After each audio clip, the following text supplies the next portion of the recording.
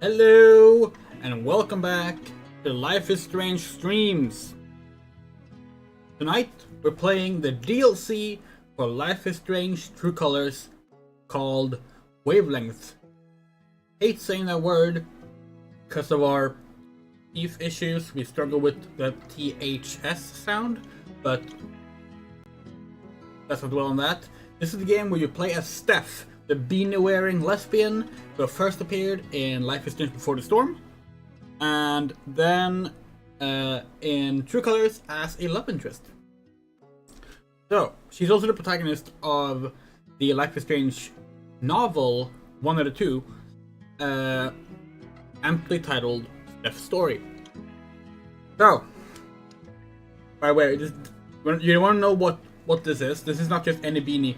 This is an official, way back in the early 2000s, Xbox beanie.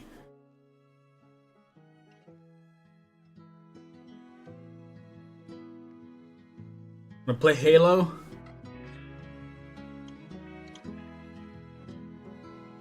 Yeah. Okay, let's go, shall we? And the game is not visible as usual. Oh, there it is. Cool. So, hello, Moto. So, one thing we want to mention before we start. We talked about doing a stream about the comics. That's still happening.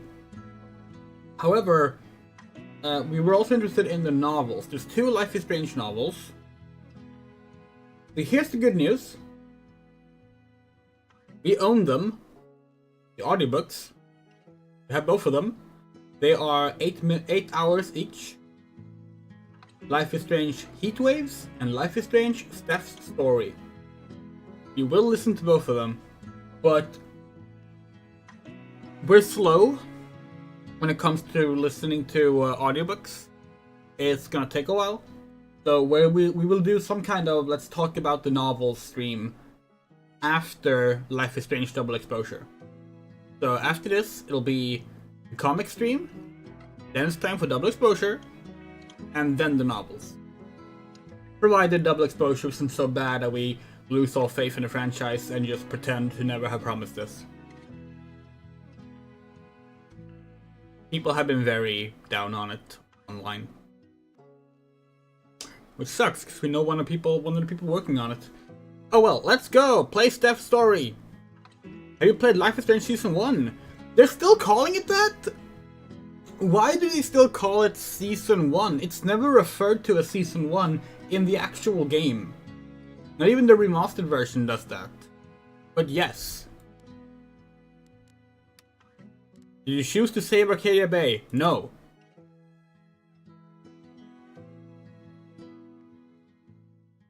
Life is Strange Wavelengths. The story-based game that features player choice. Your actions and decisions will have consequence for Steph and those around her. Choose wisely. Here we go.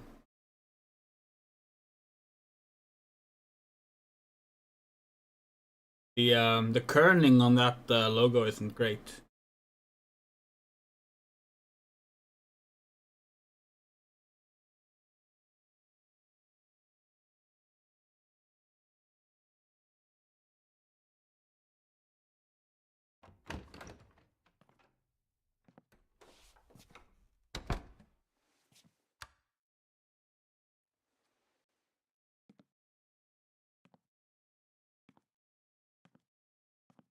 Steph, Gingrich? Is that how you say it? Yeah, that's right. What kinds of radio have you done before? God, let's see. What haven't I done? College radio, small town station, did a couple podcasts. Lots of live mixing for my band.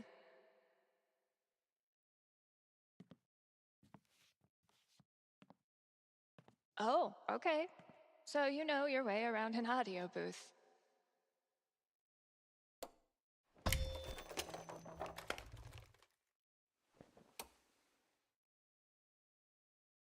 Yeah, totally. Your friend did tell me you were overqualified for this job. I just assumed he was, being Gabe, right? Well, look, If you can handle it without much supervision, the job's yours. Awesome. Now, part of your responsibilities would be managing the record store. Given all your retail experience on your resume, I'm sure that won't be a problem. Oh, right. Yeah, We no don't like problem at all. beanies. Great. In case that wasn't obvious, this feels So your very friend said you strange. quit your band to be here. Can I ask why? Hello, Mikan. Sorry.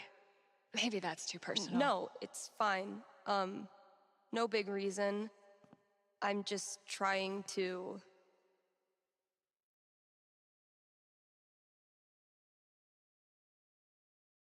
Okay, there was a breakup involved. Ah. So I wanted a change of scenery. A new job in a gorgeous place. Well, I hope we live up to expectations. Haven Springs is no Seattle. I think I'll love it.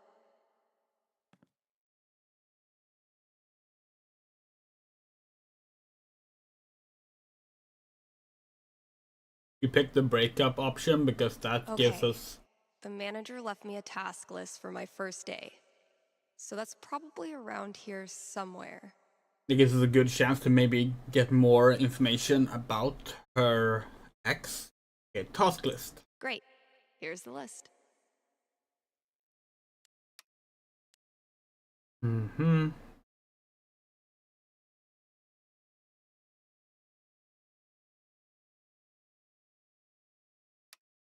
Okay. Introduce myself on air? Huh. Let's give this a shot. Are you the Haven High mascot? Bet I could get these to stick to the bulletin board from here. Sticky dinos. We love sticky dinos.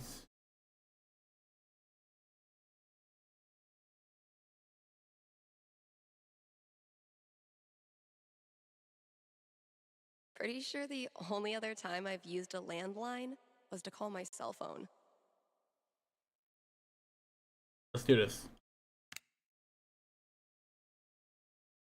What's up, kind Haven listeners? Steph here. KRCT's new maestro of music, sultan of songs, tyrant of tunes. You get the picture. We've got some great music coming up for you, so keep it here. You're listening to KRCT. Well, I promised great music, so next up, check out the playlist. Hold on. It said fling dino. We could actually do the dino fling. Ah, we missed our chance. That sucks. This is Haven's #1 indie rock playlist. Pretty sparse. It'll do, I guess. Hello? Sorry, computer DJ. It's my turn now.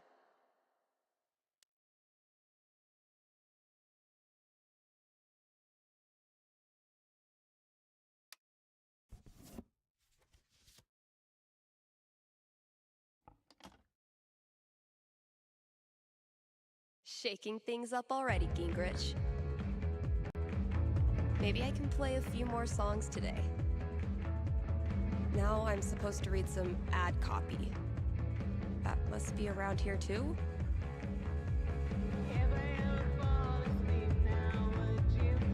Copy, add, copy, add, copy. Oh. Okay, they want me to riff on these bullet points. So I should probably study them a little first. Authentic atmosphere, good food.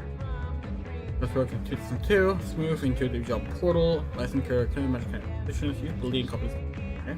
We try promo code KRCT. No track into the experience. I'm when a wife team on the end of the avalanche. Please don't call us that. Our last name, Anderson.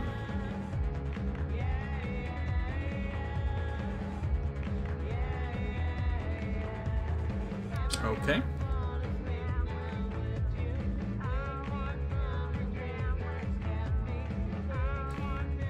swear we I saw... would ask where these came from, but I don't look a gift stegosaurus in the mouth. The ability to flick.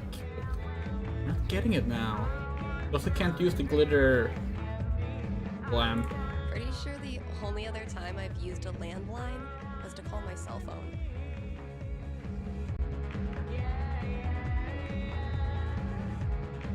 Something tells me you and I are going to be seeing a lot of each other. This is Haven's #1 Oh wait, indie there was... rock. This is Haven's #1 Looks like I indie got rock here just in playlist. time. Pretty sparse. I may have no clue what I'm doing, but the good news is maybe no one is listening anyway. I was born to hog this mic.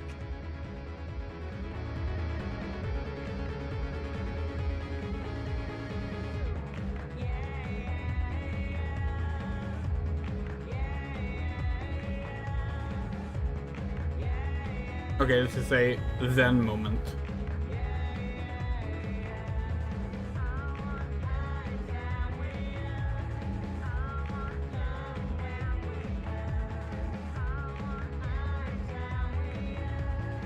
What are we supposed to do? I'm not sure.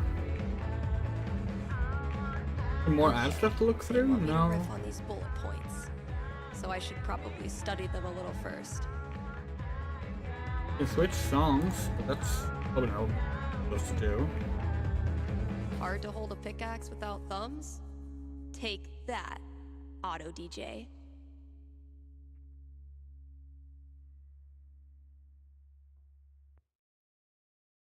Oh.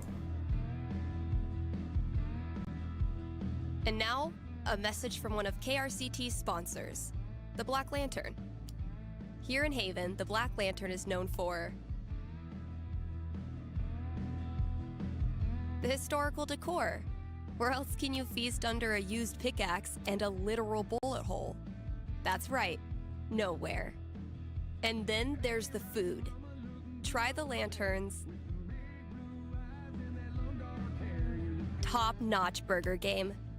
Best burgers for 20 miles in any direction. Bar none. Stop by the Black Lantern today and tell them Steph sent you. Ooh, I need a break. I'll just step away from the desk for a sec.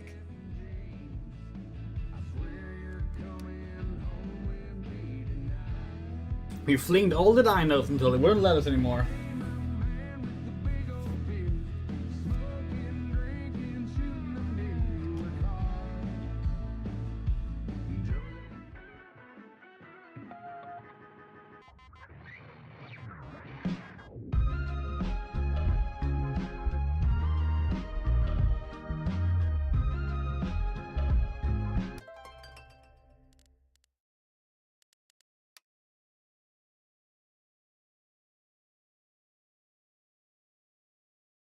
Oh damn.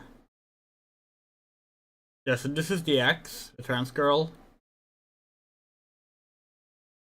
She wrote that and blocked us. Okay. Mikey from Before the Storm!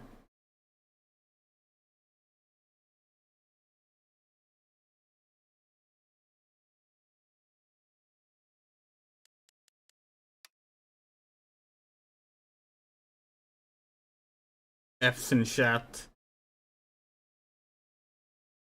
The first time we've seen F's in chat referenced in a game.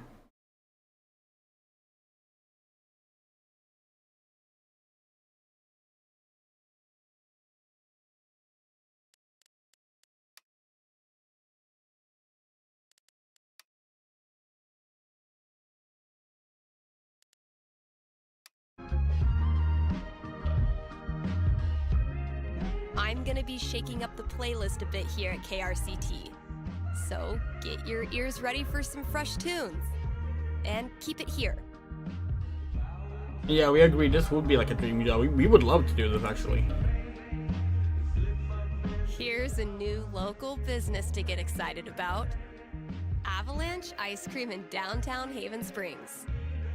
The variety of flavors they've got is gonna blow your freaking mind.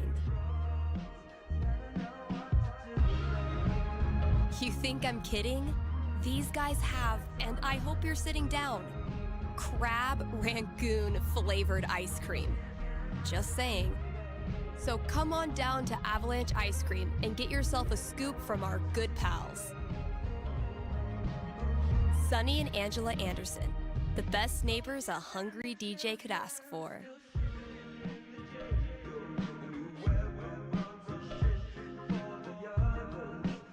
This year's Spring Festival is right around the corner. So, see Eleanor at the flower shop for volunteer opportunities.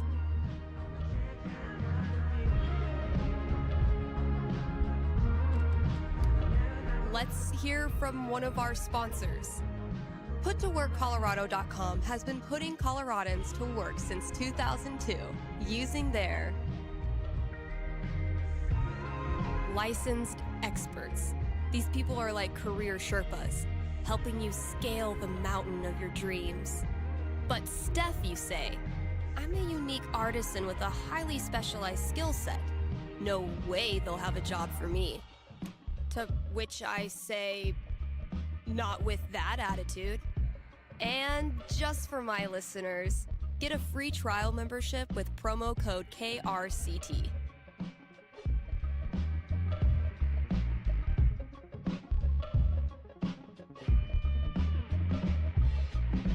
You're listening to KRCT, Haven's best and only choice for modern rock. I've been meaning to fill out my dating app profile.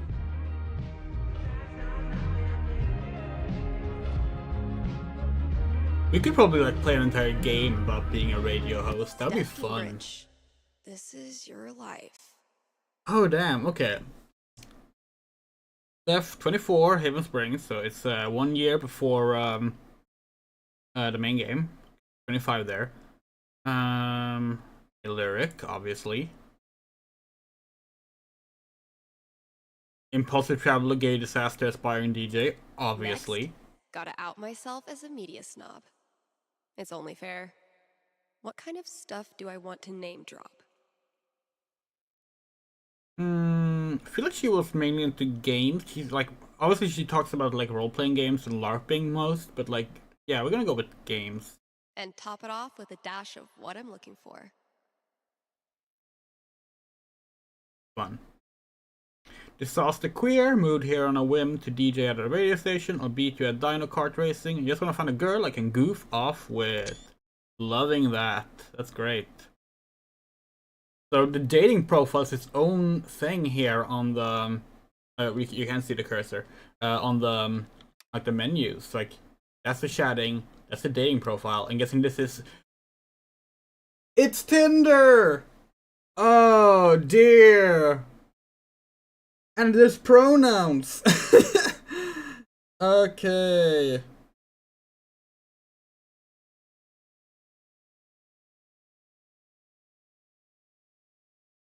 Sorry, we missed this pointer thing.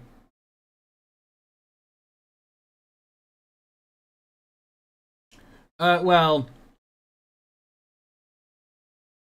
mother of two, exploring a different side of myself.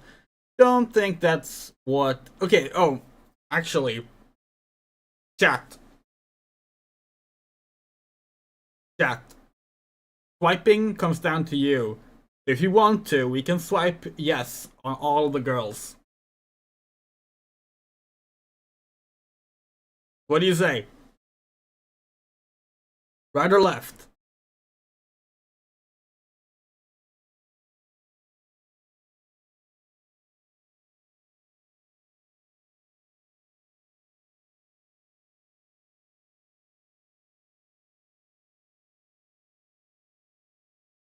Not into MILFs. Okay. Left it is. Bubbles! Your tango. This user hasn't a tagline yet. How mysterious. She, her. It's cute. Left or right on Bubbles? We're going with the first thing we're seeing because we don't want to spend too much time on this. Yes. Okay, hold on. We're gonna Keep swiping for now. We have a few more to go through. Caitlin! She, her, you miss every shot you don't take. Pigtails. She's 2 years younger. Cute. She's also cute. Yes. Okay. Oh, hey! Nice. Okay. Greta, keep Colorado Goth. She, her. Sorry, we're making an executive decision. She has a Shadow the Hedgehog stripe. Kylie, Haven Springs. She, her. Are you the one looking? Those tats are nice. Is that a weed hat? We're not gonna make a second executive decision, but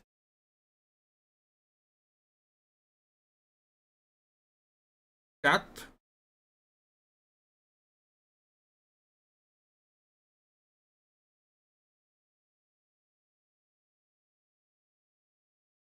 Yes. Last one. Winnie, 28. She, her pronouns. Wanna get high and watch anime? Damn. Okay. She's pretty. Love her eyes.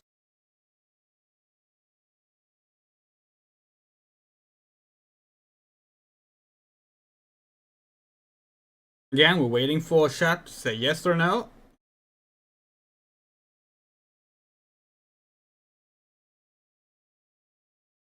Is Steph that desperate? Yes. You're kidding.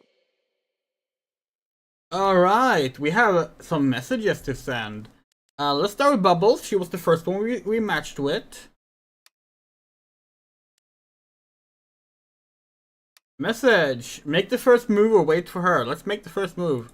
How do you introduce yourself to someone named Bubbles?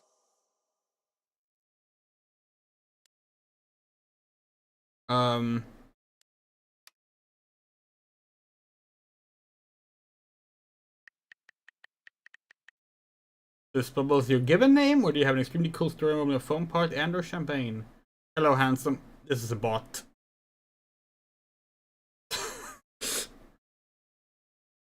This is a bot. We're calling it now. Oh, yeah.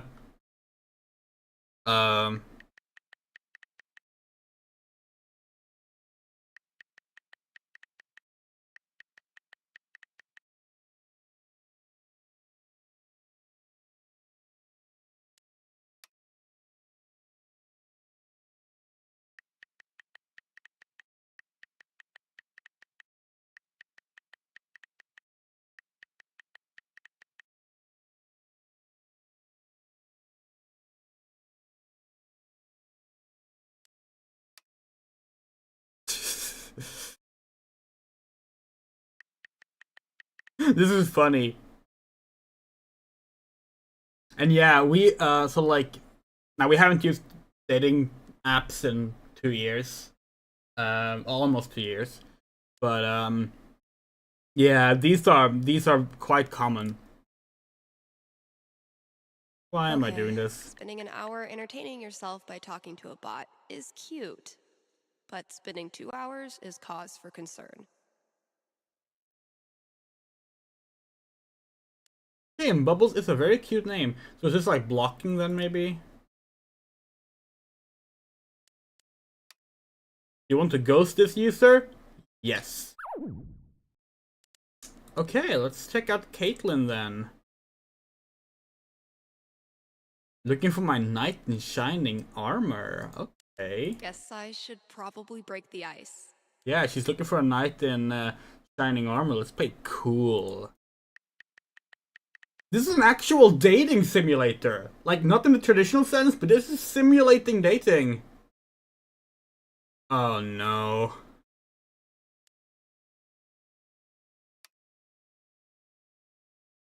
No, I won't.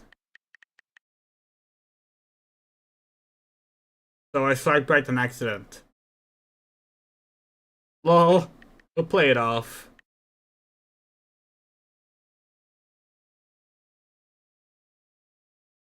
Supposed to show me dudes. Maybe I changed it without meaning to. How often does this happen? Yeah.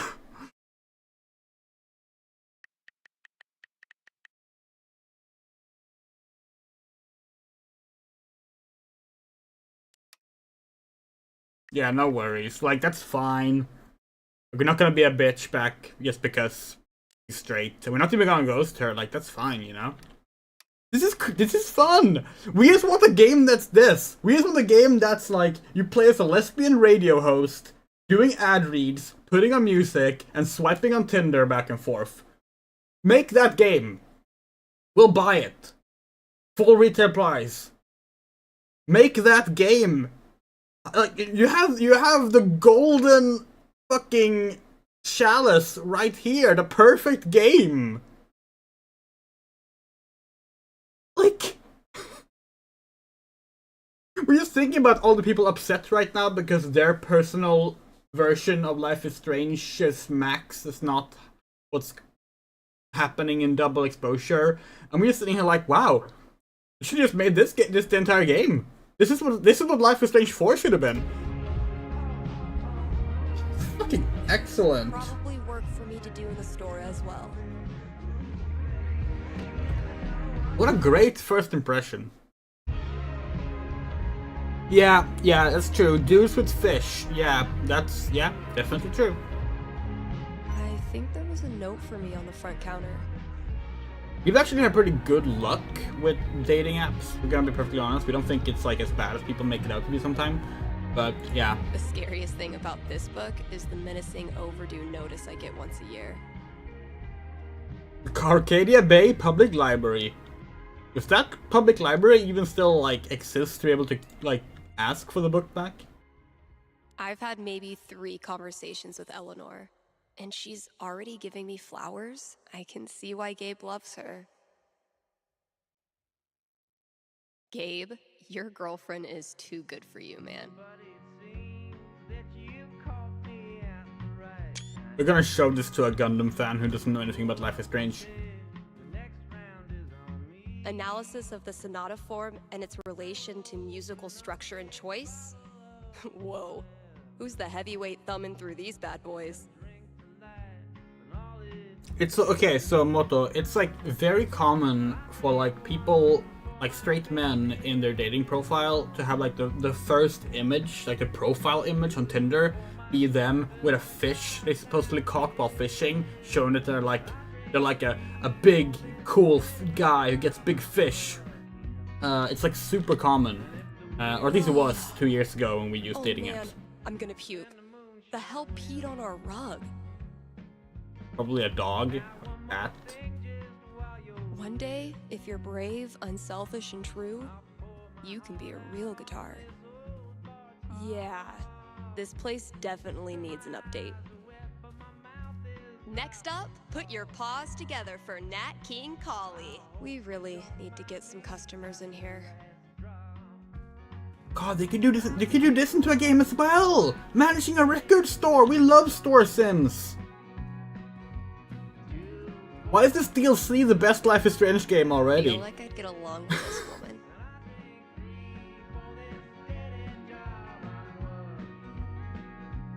Fix vent cover in the back. Been falling off for years. That's So, okay. if I read that right, Kasha's basically giving me carte blanche.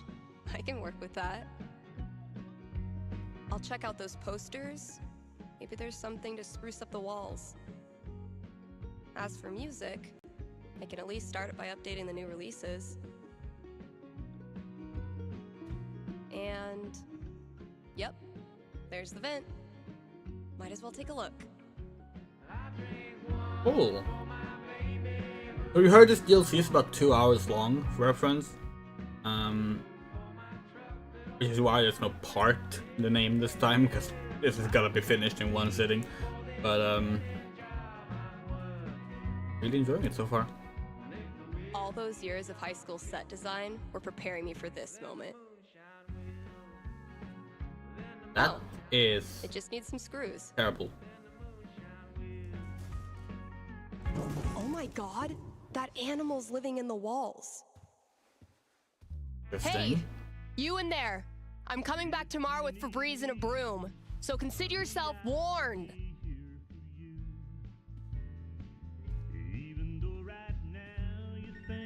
Shit, that's coming from inside the booth. My first call. Better go answer it.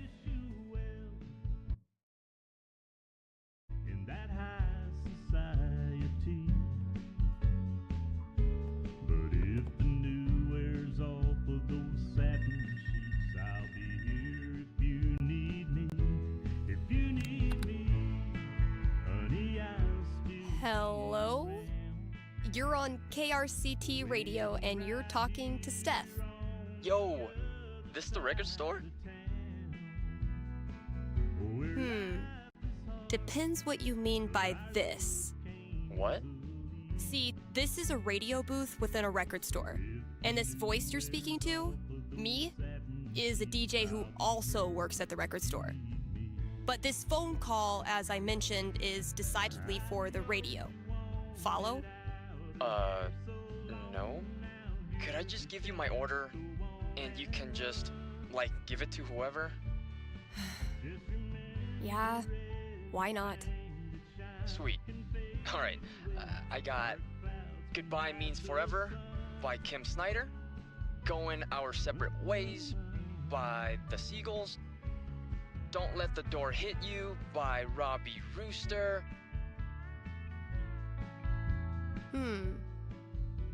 Interesting choices. What? No, nothing. Just, who are these for? My girlfriend. I saw them in her wish list online and decided to surprise her. Buy local, you know? Yeah, cool. Yeesh. I don't think this kid realizes that his girlfriend is loading up on breakup music. Okay, look.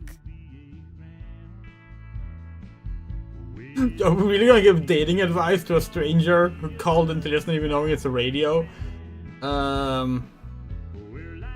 I wonder if your girlfriend might be sending out some signals you're not picking up on?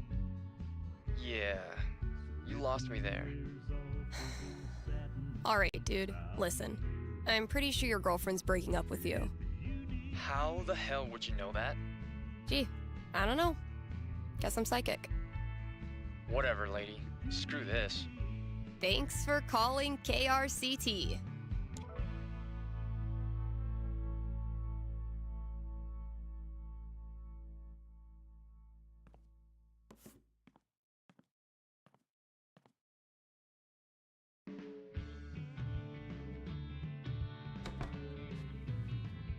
Yeah, imagine like this concept, right?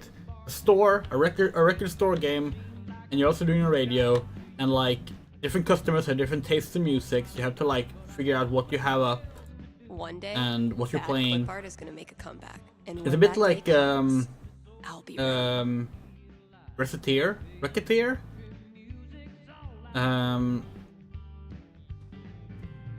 The RPG store game, but like all about music.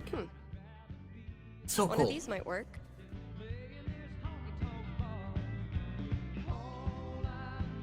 That sounds promising.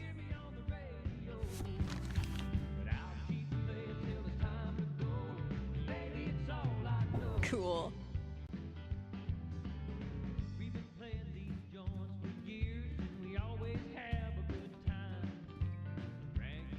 I mean, who am I kidding? I totally would have gone to this tour.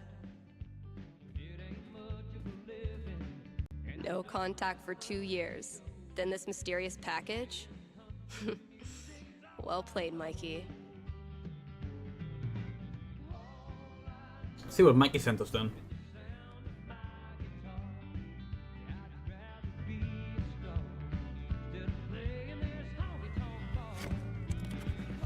All my old GM stuff. Holy shit.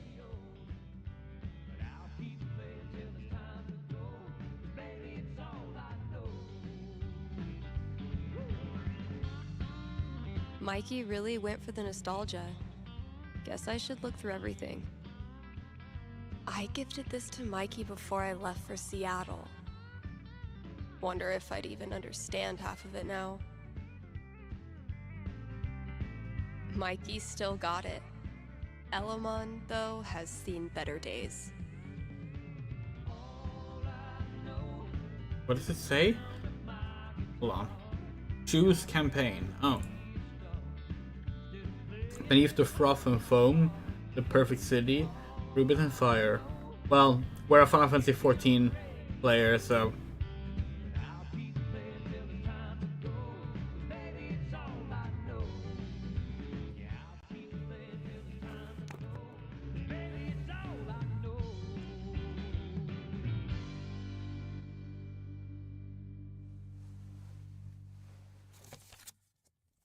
Water, water, froth and foam. It would be really fun to reconnect with Mikey. It's been ages. But am I ready to GM a whole campaign again? Fuck yeah, I am.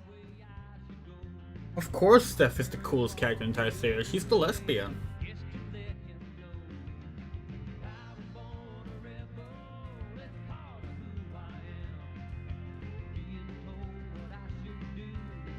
I had this melody in my head all night. Finally got out of bed and recorded it. I wonder how it... Oh. Didn't realize it was about to do another voice line.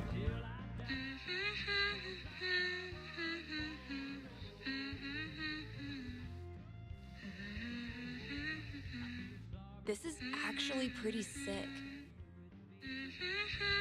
I guess upgrading from humming to actual music is a good next step.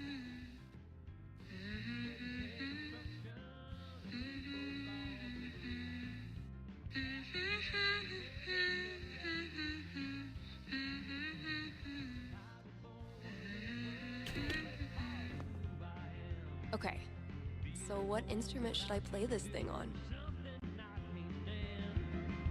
And yeah. Yeah, I bet it'll sound cool as a synth loop. We genuinely like this DLC is doing everything right now. Like this is like just Oof. like it. We need to get this sucker filled up. Not Kasha's favorite musical, I take it.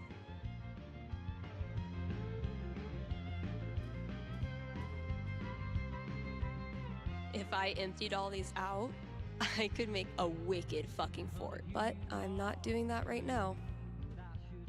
Some drummers dream of sitting in with the Stones or the Who. I know who I'd rather play with. Give me amp flow over these dudes any day.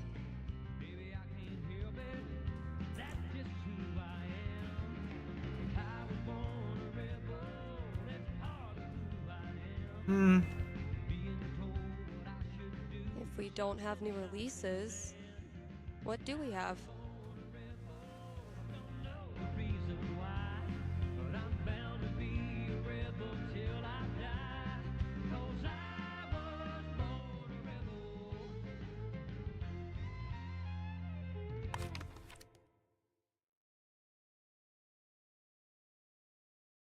It's throwback time. There's gotta be some 90s child out there looking for a nostalgia fix. Right. Oh, phone. On our way. He stole from the rich and he gave to the poor. He'd had a hand, a heart, and a brain. Jesse had a wife to mourn for his life. 3 children, they were brave. KRCT, Steph here. Hey, are you the psychic? Really? Yeah, that's her.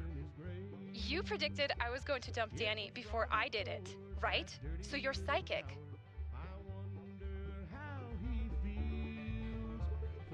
You know what? For the sake of filling some airtime, sure. I'm a psychic. I foretell shit. That's so cool. Okay, so my best friend for basically my whole life, Tara, and I both got into CU, but then I got into UC, which is my dream school. I know I'm always supposed to follow my dreams, but I'm so scared of what will happen if I go to school without Tara. She's my rock. That's... Are you sure you want to talk about this with me? Didn't we just go over this? Are you going to help me or not? Okay. Just give me a second. Yay. Damn. How do I tell this girl's future? Roll a d20. Yes! Yes! Alright. What am I going to tell this girl?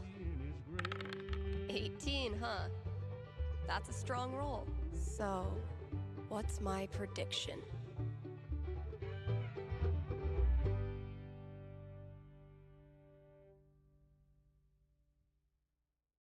Okay, I think I've got something for you. Ready? Yes. Okay. It's tough at first. No one likes long-distance relationships.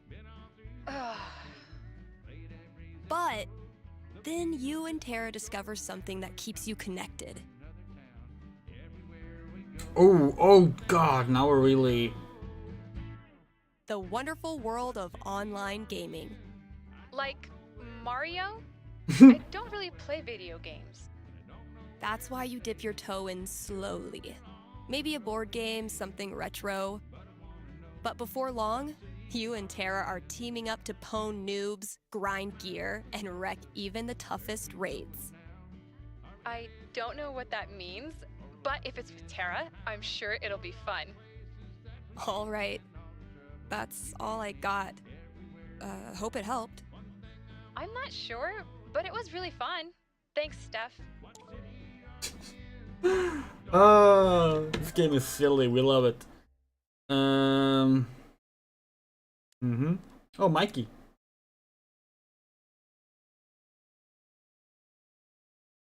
Oh, we actually have to click reply now. Finally, a game lets you reply.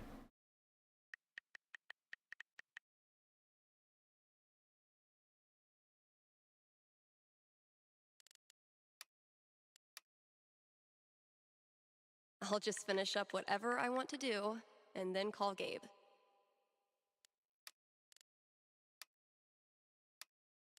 Oh, hey, Kylie matched and wrote to us. Unicorn hunters.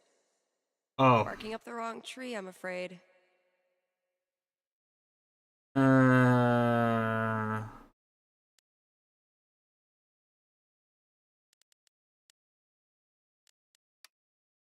Yep, no. The about me certainly did say it. Oh.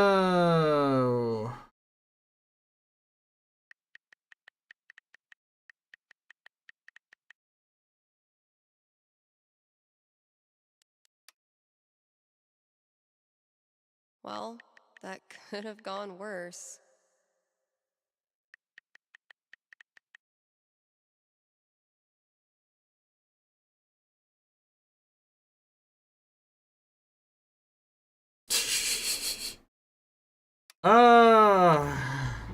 This is going great.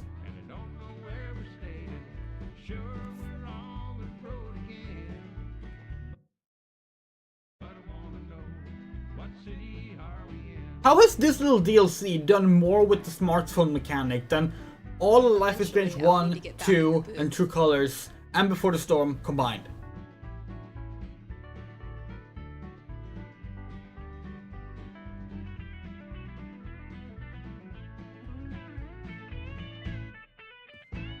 What city are we in?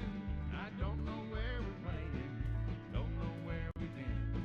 And I don't know where we're staying. Sure, we're on the road again. But I wanna know what city. We don't have anything left to do. Guess we should just call Gabe. French cuisine and you? Learn to shred on the guitar in 60 days. Mastering your email? Chapter 1. Turning your computer on. About 9:30. Slumped down in my truck. And no vital signs. So how do we call Gabe? Do we just like go to Gabe's profile? I'll just finish up whatever I want to do, and then call Gabe. No, that's not how we do it. Okay. A slow country sound. One tear in my eye. And a lonesome frown. When they brought me in, I was fading fast. They put me up on a stool. We have to use the phone in the Out a glass. recording booth? Hey, Maybe? Dr. Bartender, it's an emergency, yeah. Fire up the jukebox. Start a Pretty sure the only other No, time I've that's used not a it. landline was to call my cell phone.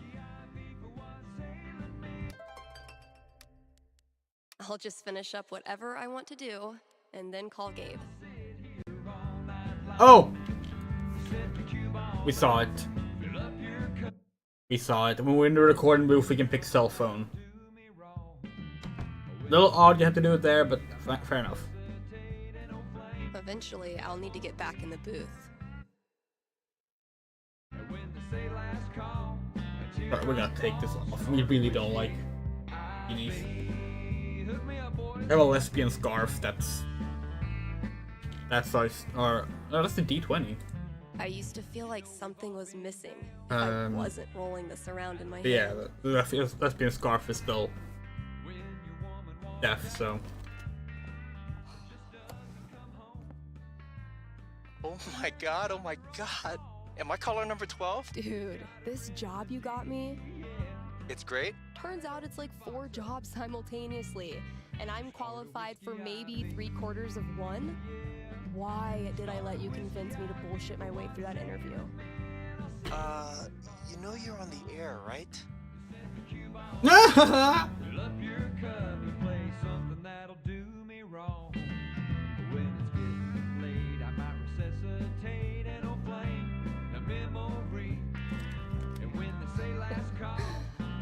Avoid situations like these with puttoworkcolorado.com. Elevate your job prospects today.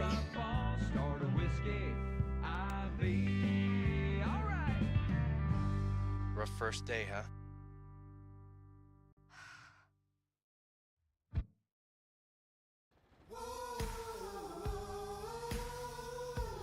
Huh? The progress flag. Oh. Kind Haven listeners, today is the last day of June, and that means we've got one more day to celebrate Pride. One of my favorite promotions this month. Contribute to our Haven Pride mural and get 20% off the Silver Dragon dispensary. I'm told this discount is participation-based and will not depend on artistic ability. But, just in case, here's how you draw a rainbow. Start drawing a circle, then stop. More great music from queer artists coming down the pike. Hold on. God. I'm getting a vision of the future. Look, she's she's like Answering your sweating. calls in just a few That's a nice minutes. detail. This DLC is laser targeted you, yeah. Like, It's too damn hot to be. What's it called? like Talk. we literally have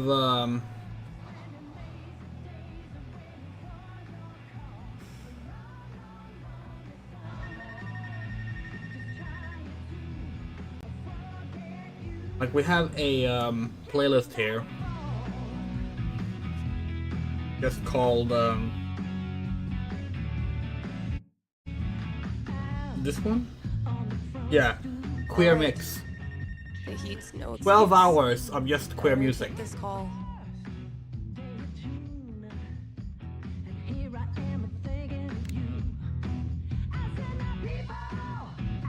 Hey, you're live. What can I do you for? Hey, well, I think I might have screwed up pretty big with my son. Oh, okay. What happened? You're gonna think I'm a real jerk, but my boy Grady sat me down yesterday and I guess the term you'd use is, he came out to me, and I could have handled it a lot better than I did.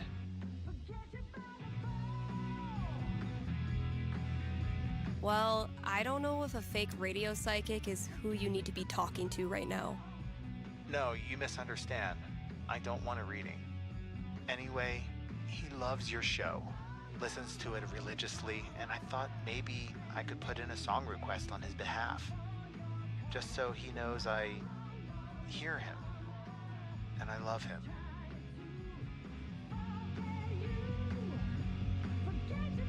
We shouldn't like read into it negatively. We don't know enough about the situation, so let's be encouraging. Hey, everybody screws up sometimes, man. I'm proud of you for trying to make it better. That's very kind of you. Just maybe try to be on board from now on. Having a queer Exactly, kid is Motto, an exactly. absolute blessing.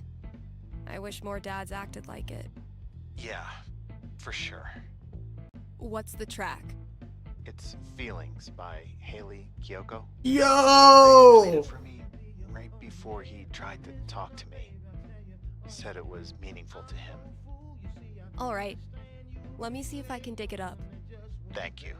I appreciate it. Pretty sure we've got that record somewhere in the back room.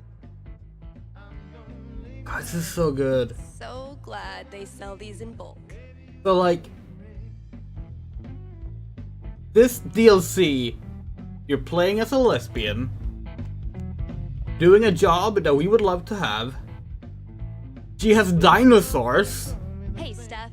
Your pals at Smolder have noticed She you're plays having D&D. a massive dry spell on account of you live in fucking nowhere. She Colorado. LARPs. Would you like to expand your dating radius? What's the worst that could happen?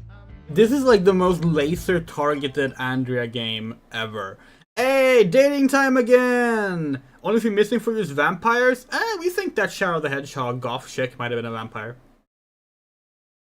Gay punks, all other punks. That sounds very, very solid. Yes or no, chat?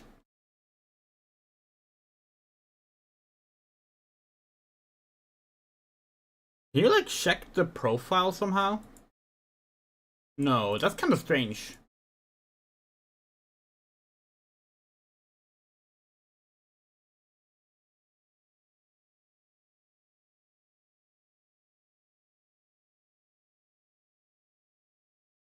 Okay, let's go with yes then. Oh, cat. 25, Colorado, she, her pronouns. Interesting, we haven't seen any other pronouns yet, like... Wonder if we're gonna see any more pronouns. Like maybe she, they, or they, them. Or hell, there are he, him lesbians, you know, like why not? We're gonna swipe yes or no on cat. Cat with a K.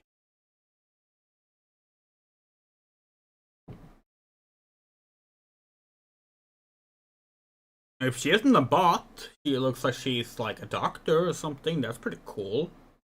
Oh my god, Hede Kyoko. Mikan, you're like a couple of minutes behind.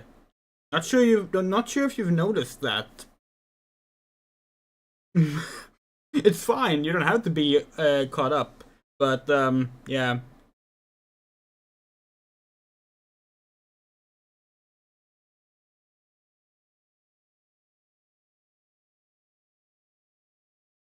Why is her phone playing All Hail Shadow by Magnify? Oh, because we opened the music playlist, so just picked the last song we listened to.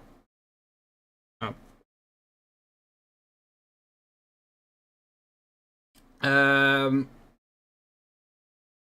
Okay, well, let's say no to cat then, seems. Pickle, 31, Denver, Colorado. Butch comedian with bad hair and worst jokes. That hair isn't that bad. 31, so she's, let's see, 7 years older than, Steph. Big gap, but you know, not necessarily a problem. Age gap's not inherently a bad thing when, as long as, like, the people involved are adults.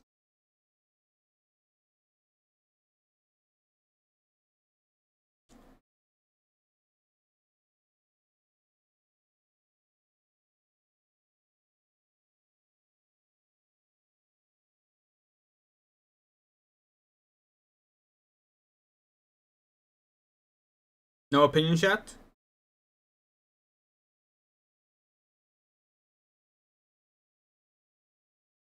No opinion means yes.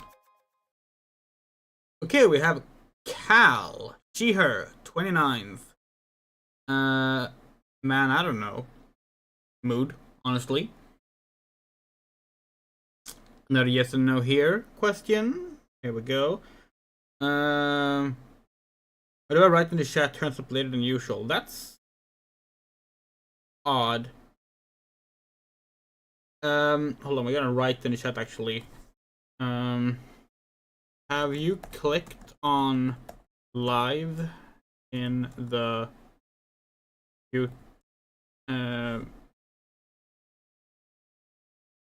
try clicking on live next to the volume button on the YouTube player and see if that snaps you back to the right time.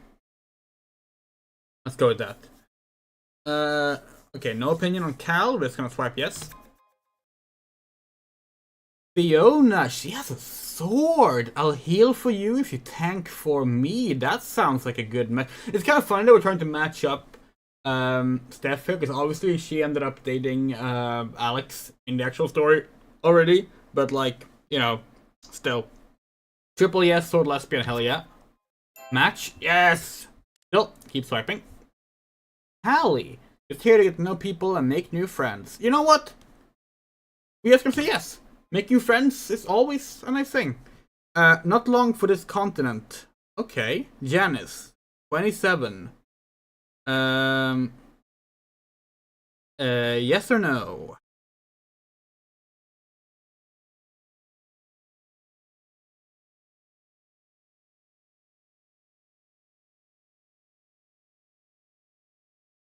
Yeah, don't worry, Mikan. You ended up behind like that as well before. Yuta can be a little tricky sometimes with that stuff. But now we're on Janice. Snake lesbian. Well, maybe not even a lesbian, we don't know. But interested in women, hopefully.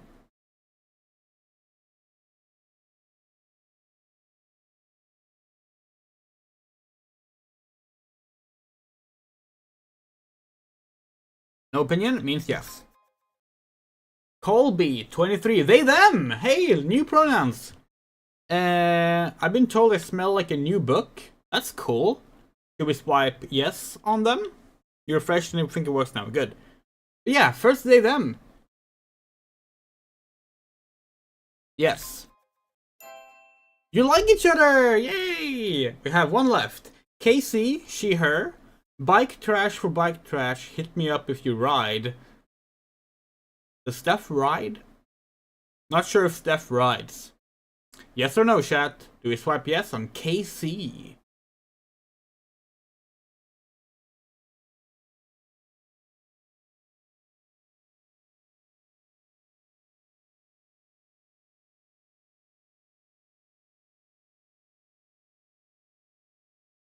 Yes. Even if I had the money, I know a sucker's bet when I see one. We can't swipe yes. Okay. Let's. Oh, okay. Let's see. Okay, first of all, we want to check something. Did we talk more with Caitlyn after that last one? Nope. Okay. Okay, Fiona. Start the conversation. What kind of opener do I want to use?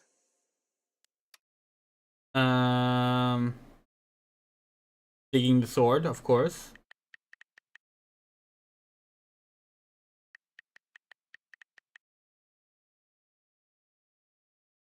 Do you play tabletop RPGs? Yeah.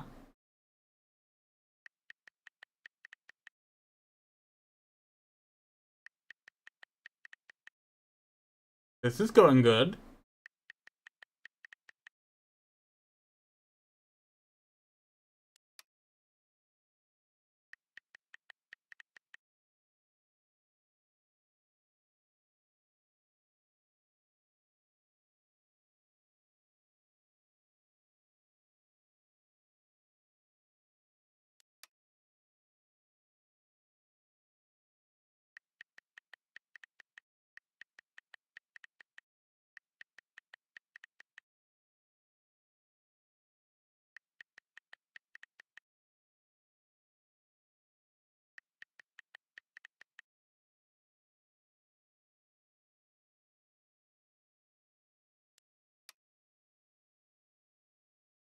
This is a cute conversation so far. We like this.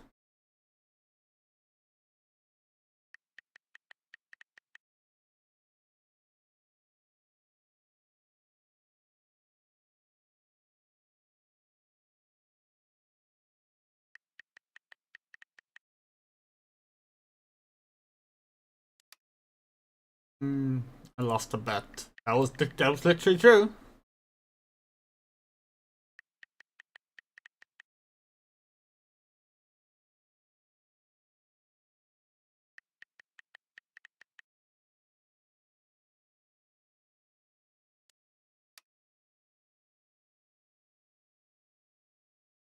Yeah, sure. We're desperate. We're playing a desperate lesbian here.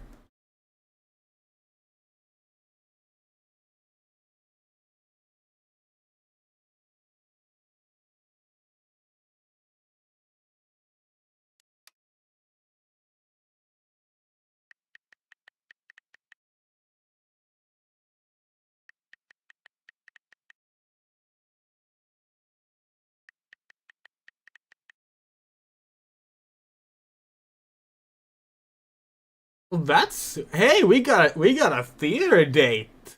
Cool. Which begs the question: Do I want to kick things off or leave it to them? should we still try and start something with Colby? There's nothing official going on with what's her name? I already forgot. Right now.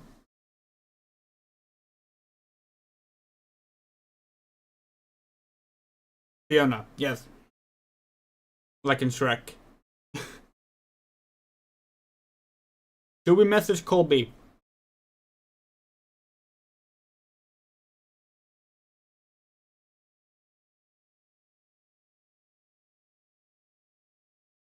I would. Okay. Let's go for it. Make a move. All right. What's the best approach? Compliment their clothes. That's a classic one. Let's go with the cheesy pickup line.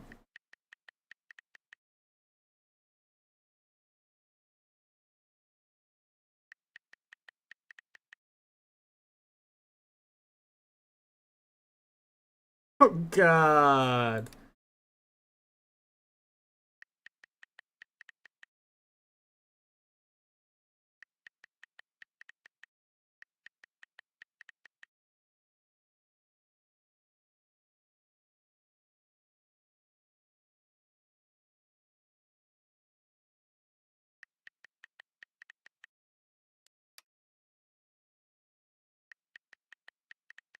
Now we agree, Moto. We agree, but like, still.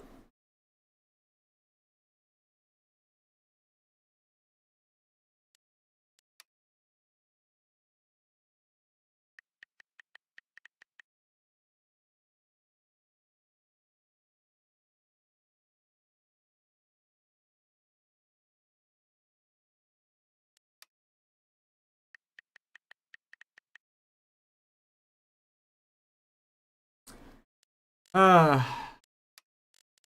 okay, let's see. Ryan.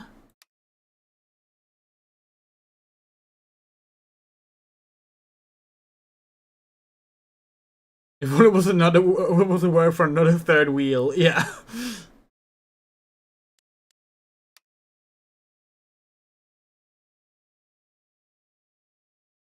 Mm-hmm.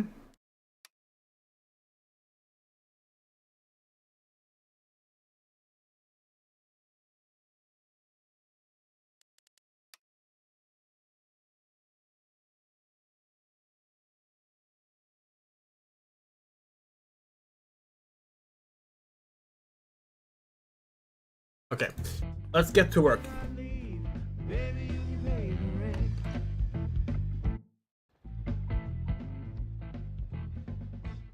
I believe it took this long for like Pride Month to appear in a Life is Strange Time to game. deliver good music.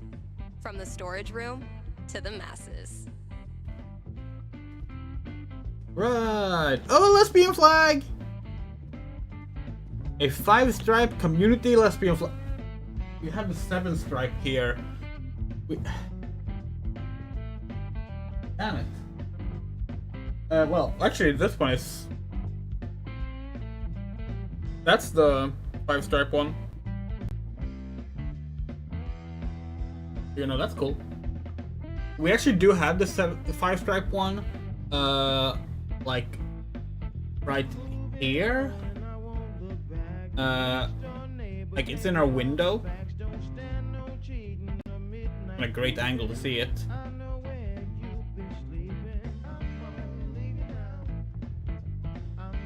But yeah. Now we gotta get them. This right again. Oops. Oh, and it doesn't want to. Wait. Please, camera. That work? Is that okay? Little more. There. That'll do. Yeah, so you know the long bacon meme. This one is obviously the wrong way around to do the long bacon meme with this scarf. But like, still like having it. My grandmother made this. Oh, hey, Cal wrote.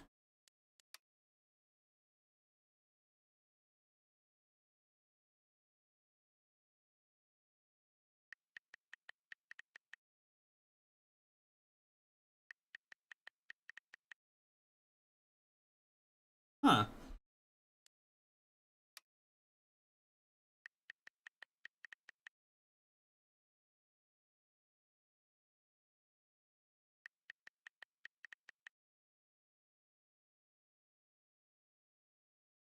That's fun. Oh, Violet wrote! Up the punks, hopeless romantic, emphasis on the hopeless. I'm stuck in ski bro hell, someone please come save my ass. Hell yeah, okay. Pop quiz, best video nasties album, go. Okay.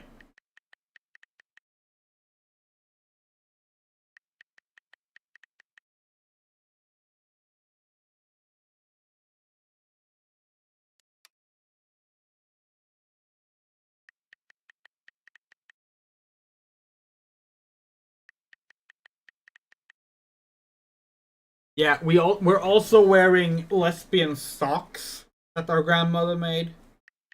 Like,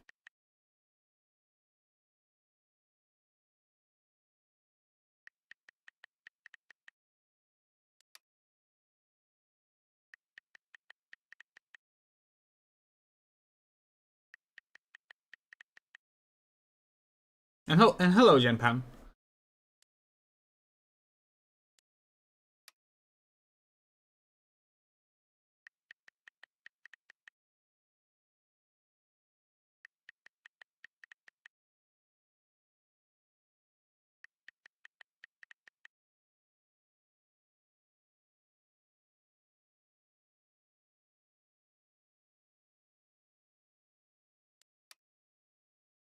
Doing what thing? Yeah, Violet, what's going on?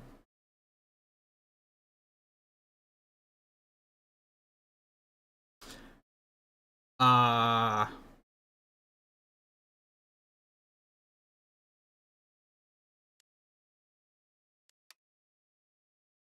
yeah, This is an expansion pack for True Colors? Yes.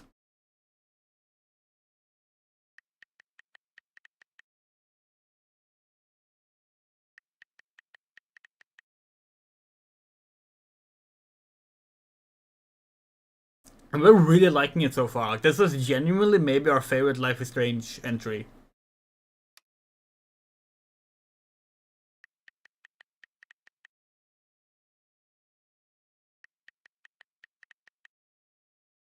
Give it to me gay then.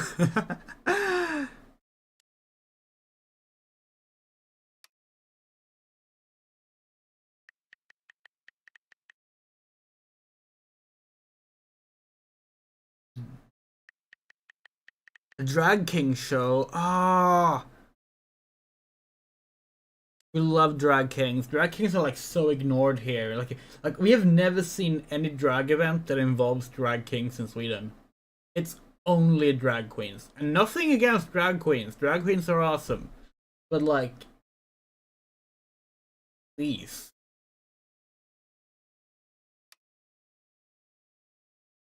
Ask her out.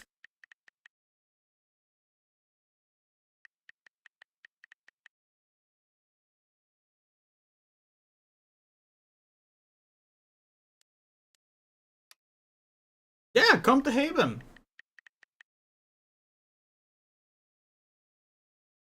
Awesome! We have another date! And Janice wrote as well. Give me a good book, a dry wine, and a plane ticket to a place I've never been, and I'll be your BFF. Alright. It was gone. Disaster queer, you have to explain that one to me. Oh.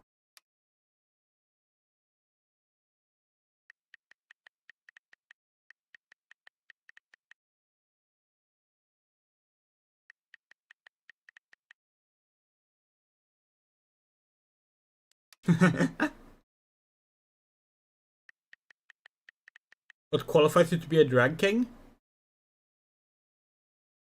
Well, okay. So like, there's not really like a super rigid definition of like how you go about these things. But a drag king is generally a woman who dress up in performatively as a man for show reasons. Obviously, as with everything gendered, non-binary people can also be considered and included, and cross any boundaries related to by gender in that regard. But like, that's the traditional idea of it. So yeah, it's like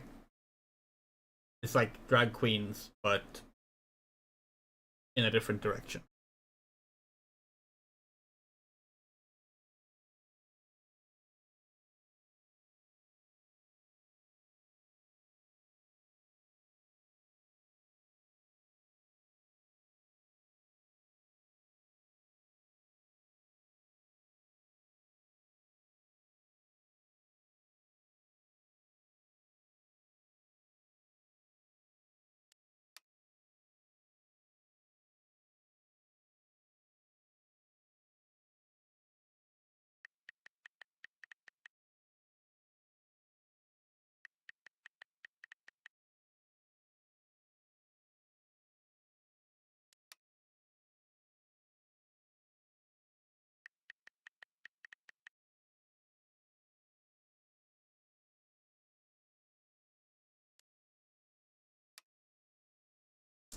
But look at it.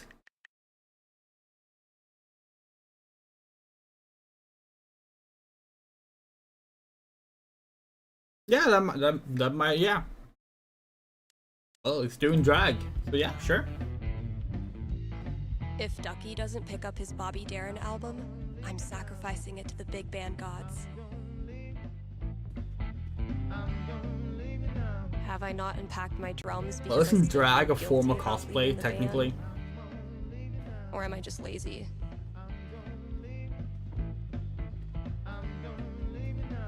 Okay, what do we need to do? Stores for requested record, tally foosball score, listen to the original song, add Ethan's drawing. Okay. Huh. Chef Betty's senior cooking class is getting popular. Not the most effective cooling system, but in this heat, I'll take anything. Been getting a lot of folks saying good for you about these, but not so many takers. I'm gonna get a few screenshots of all these Pride things, because it's so rare to see Pride represented in a game. Like, we're trying to like think of another game where like it was a thing, like an actual event that took place, and like we're like struggling to find a single one. There probably are other ones, but like,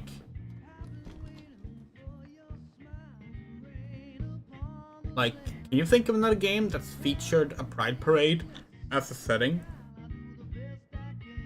And not in a derogatory way either. Sweet. Like, technically you could go with like Pride Fest, the terrible Atari published Pride game, but like, Ooh, maybe it's time that's for a little not. record store archaeology. That must have been some party. Oh wow, Cradle Snack. I think my dad had their record. Kasha ran this place for a long time. I bet you've seen your fair share of bad haircuts, haven't you? That's not even close to enough stickers.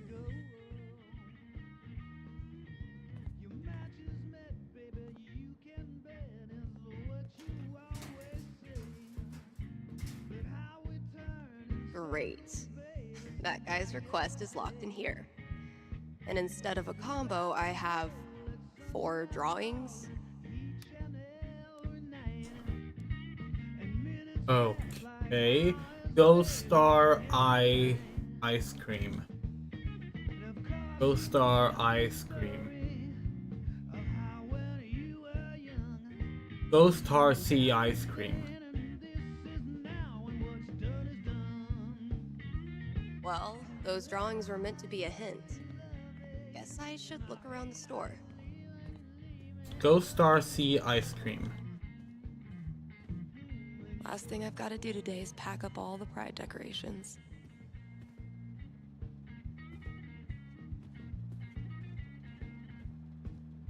It was genuinely my pleasure.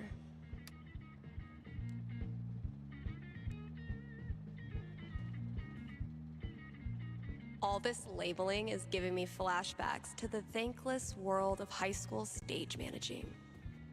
I thought cats were supposed to be low maintenance. But yeah, where is the cat, actually?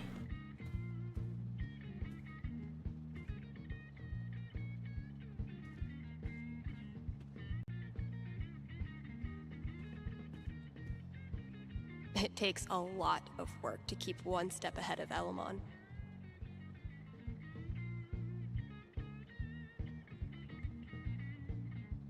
Mikey's drawing skills have gone from rad to ridiculous since high school. Oh, memory. The great and noble Elamon has been through many hardships.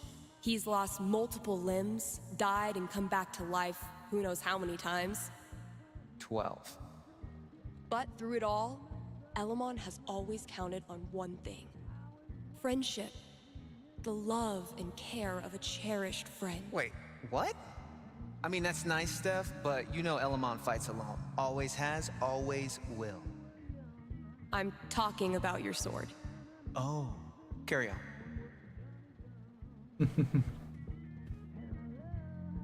Honestly, if this is as bad as Cautious seems to think it is, I'm dying to hear it. Now, if that's not an ice cream cone, I've been very confused my whole life.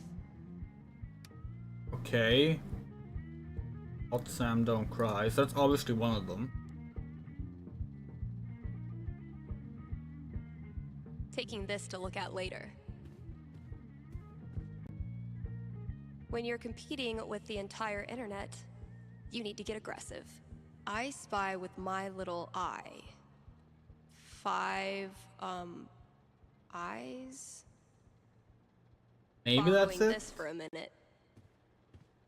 Oh, Ethan's drawing. Drew this with Ethan. That kid is surprisingly fun. Drew this No. with Ethan. That... No reason the story has to end here. Should I draw something else? Necromancer. Let's give these kids something worth running from.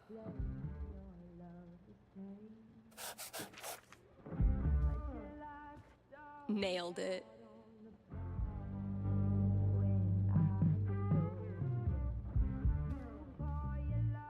Sick GTO.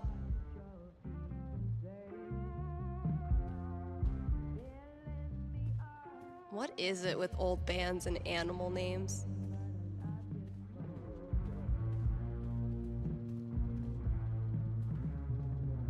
Mikey keeps sailing south to make me add more paper. Which, I'll admit, was funny the first time.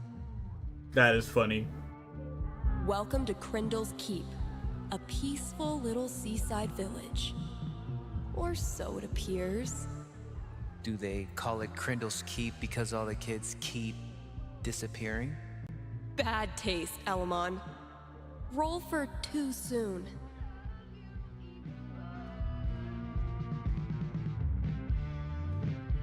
But yeah, guess it's confirmed, by the way. Mikey also survived Maybe Arcadia a Bay. handful of these could lure the cat out of the walls.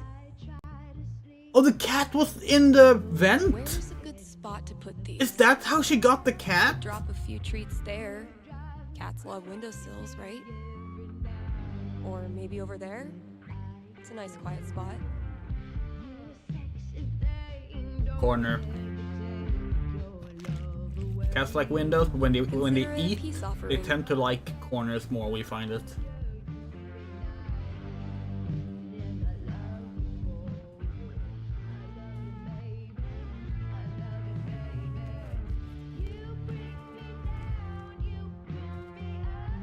Man, that guitar's seen some shit.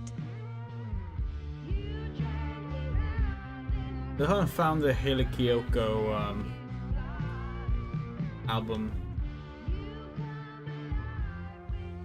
Oh wait, no, that was in the right. Those look like ghosts to me. Yeah, sure. Grabbing this for reference. But then we need Damn what's the last thing? past A days. star.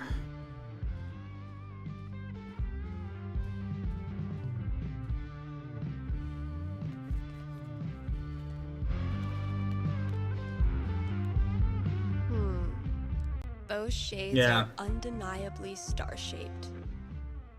Could be useful. That's all 4 records. Watch your back, combo lock.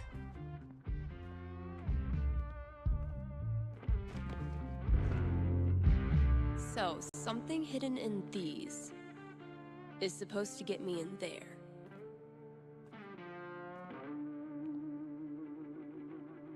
Better get code cracking. Okay, let's see. Review the Now, records. That's not an ice cream cone. I've been very confused my whole That life. looks like a 6, kind of, right? It also be that it's 3 ice cream cones. Those 4 shades stars. Are undeniable. Those look like ghosts. 2 ghosts. I spy with my 5 little eyes. eye. Okay, so it's 2, 5 eyes. 2, 4, 5, 3. Let's pop this bad boy open.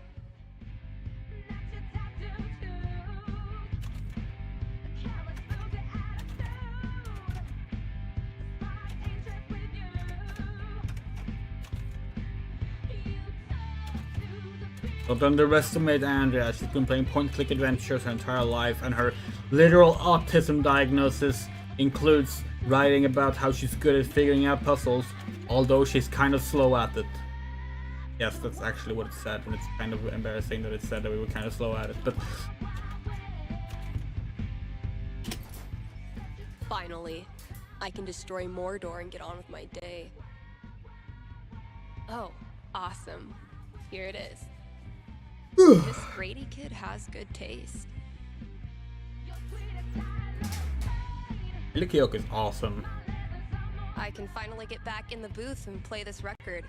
If I love anyone that still she cares. played Velma in 2 of the live-action Scooby-Doo movies.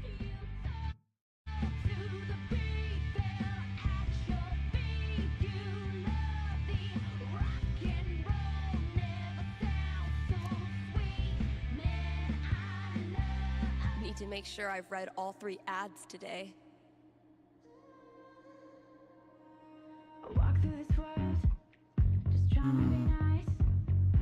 KRCT is brought to you in part by our sponsors at the Black Lantern.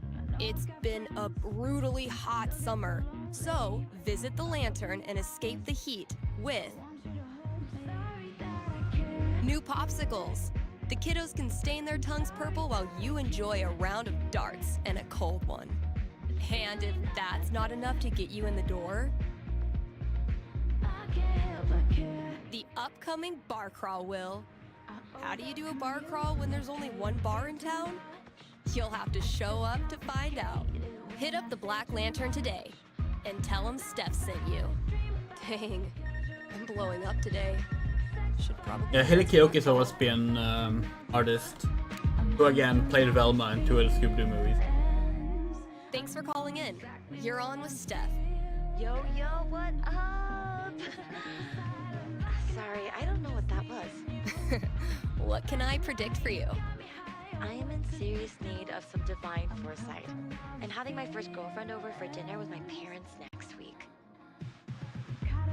Dang. Big moment.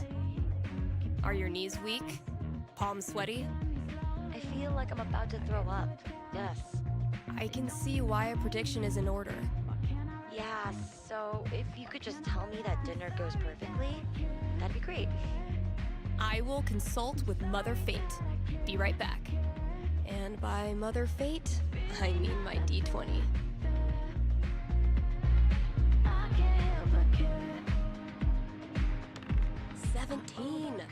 You go, girl. All right, moment of truth.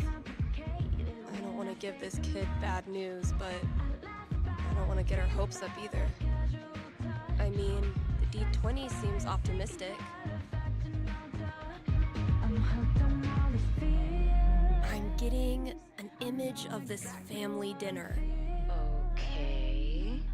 I'm seeing your parents telling embarrassing stories, bragging about your accomplishments, and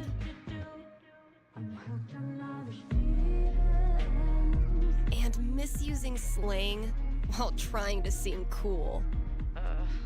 Here lies Olivia, tragically yeeted to an early grave by her parents. All told, despite your embarrassment, the evening goes really well. In fact, your lady finds your parents' antics endearing and happily follows them after dinner to look at all your baby pictures. Okay. All of this is exactly what I needed to hear. Thanks, Steph. You bet. Good luck and thanks for your call. Maybe now I can start a new show.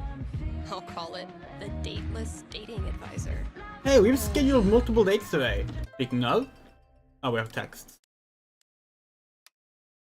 Happy Pride, Steph. Thanks.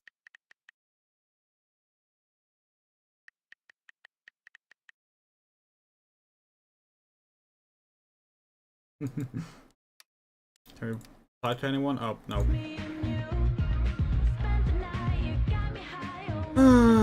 Okay. Rocky Mountain Gazette. Highlight Army is a local paper and covers impacted dedicated to okay. Let's take a quick ad break, Kind Haven listeners. Are you tired of only getting news about big towns far away? Then you must not be reading the Rocky Mountain Gazette.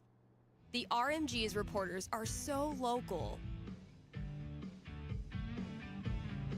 that you, yes you, are eating lunch with one right now. And you didn't even know it. And as locals, these reporters care about the things you care about. They walk your streets, shop your shops, curse at the same pothole you curse at. If you want world-class, fair journalism, look no farther than your own backyard. The Rocky Mountain Gazette. Cool. Let's see what the outside world is up to. More to offer than the Black Lantern jukebox. But barely. Bit of a learning curve, but we got this. I'm sitting in a booth talking to myself about pride. Cut off from the outside world is an understatement, but this was a sweet message. Nice, yeah. Oh, this seems like a longer one.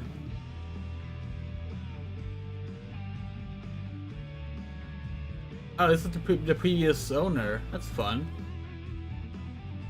Nice. Final ad. Radio drama. Yeah, please just be yourself and mention the flavor selection and our ongoing BOGO Sundays. Okay. And now, a message from our sponsors. Your friends at Avalanche Ice Cream would like... Wait. What is that?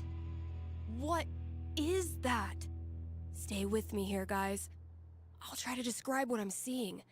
I think a UFO just landed outside the record store. Okay, there's a door. It's opening.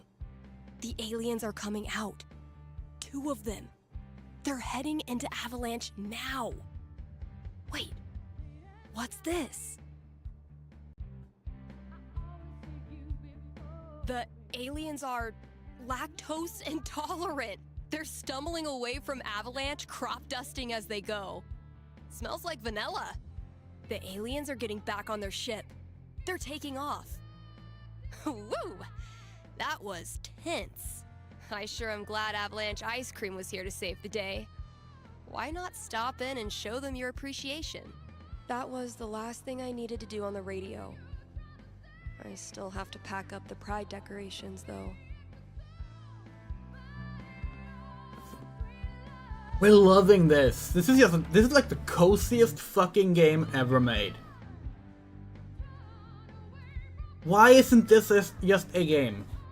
Why, like, we could play this game forever. I'll go get that box. Imagine if you could like tie it to like a Spotify account or something and play your own music too. Like, yeah, it's a streamer's nightmare because of copyright, but like, just radio roleplay, store management. It's like, this DLC is a gameplay experience we never knew we needed. And it doesn't exist as far as we know anywhere else. Let's see, we have to listen to our original song and tally football score. Let's do the tally football score then. I'll catch up with you eventually, Jen. Anyway, I still need to add the tally for last night's match.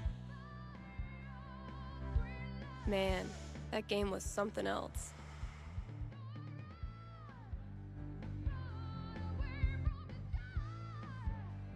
Rematch. Although this time we're playing as Steph, so we're not trying to get her to lose. You're getting better. I might have to actually try this time. Try all you want. This is my game. Pride cometh before a fall, Stephanie. Okay, we're white. Good to know.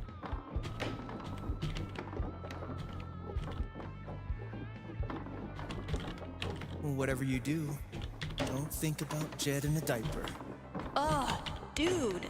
I said not to think about it. Goo goo gaga, Steph. Let me pour you a glass of my top shelf formula. I'm not listening. Wow, Steph! Where'd you go, damn it? I haven't developed object permanence yet. So, how's the fake psychic gig?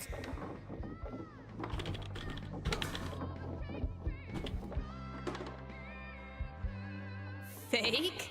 Bitch, I'm getting a premonition right now. It's of me whipping your ass. Did you just call me a bitch? Oh, damn. What happened, Gabe? I thought you were going to try this time. My hands were sweaty. It's the poor craftsman who blames his tool. Yeah, same Jim Pan. In Sweden, it's My just first it's victory just on the board. it's just like Not gonna make a big deal. boot football. Don't want to jinx it. Football is the American term. Well played, Gabe. Now, I will destroy. Remember how we talked about that Life is Strange Before the Storm is a prequel, but it's not good to play it before Life is Strange 1. It focuses a lot on like giving you context for things you've already learned. This kind of feels the opposite. Right now, we feel like this would actually be a great introduction to True Colors. Play this first. Maybe that'll change by the end, we don't know yet, but right now, yeah. This honestly feels like a solid, like, thing to start with, actually. That's not... Wait. There, see? Not a raccoon. I could listen to that melody I've been tinkering with.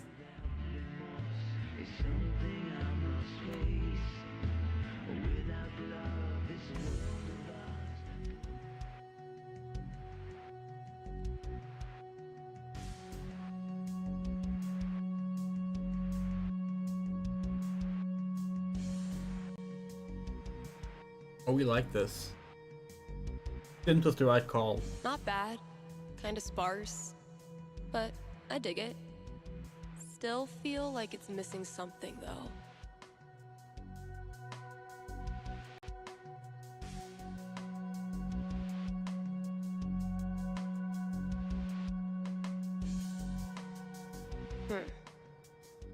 Guess it needs a hook. But what kind? Maybe like a really anthemic hook.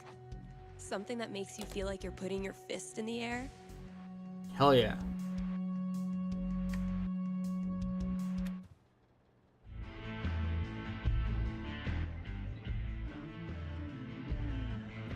This is really turning into something.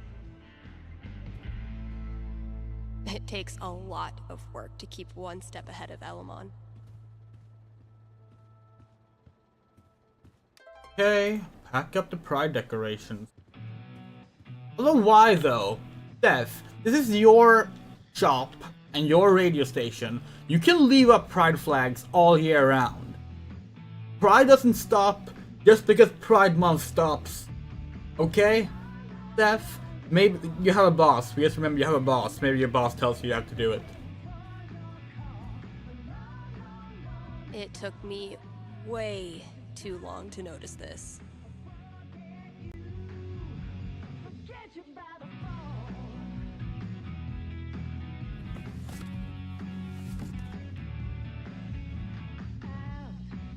This place looks great.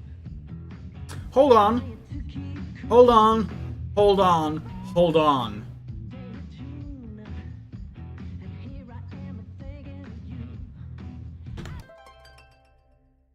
Hold on.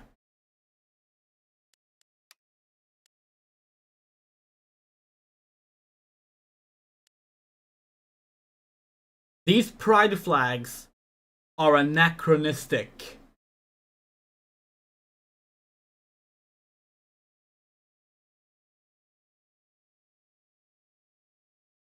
Thought we wouldn't notice, did you, game?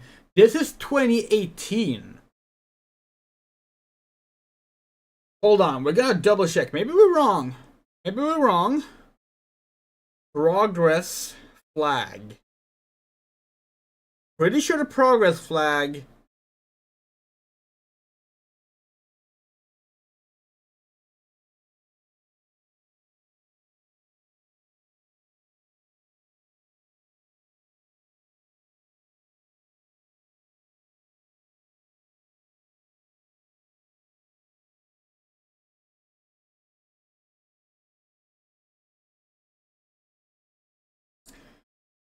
Oh, damn! Damn! June 2018. This takes place in June 2018. The Progress Pride flag is not anachronistic. We're wrong. We're wrong. Although, getting a big Progress flag that same month? Maybe in the US actually. It was made in... It was made in the US after all. Fair enough. Fair enough.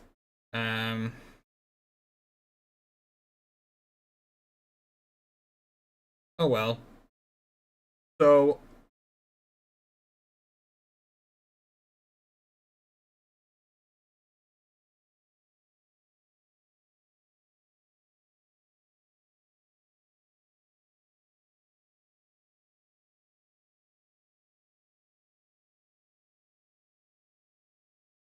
Aha! We're still right! The lesbian flag is still anachronistic. It was also created in 2018, but not by June. It was in the fall.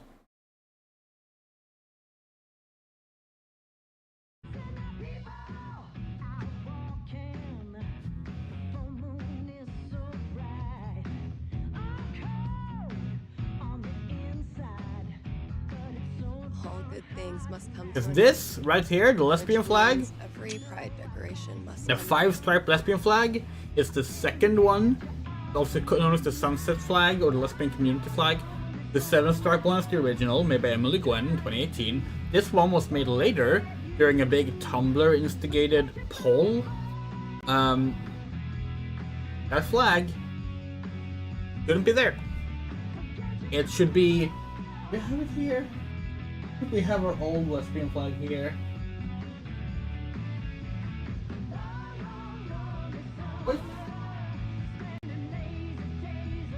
You could have had this one. That's an option. Or the lipstick lesbian flag, although we understand might not want to include that. A lot of people don't like using it because of the creator having Kind of a bummer to take down all the opinions. decorations. But that flag is anachronistic. Haha, game. Izzy bought this for my kitchen table. Our first Pride together.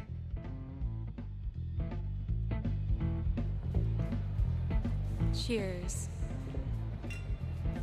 You look happy.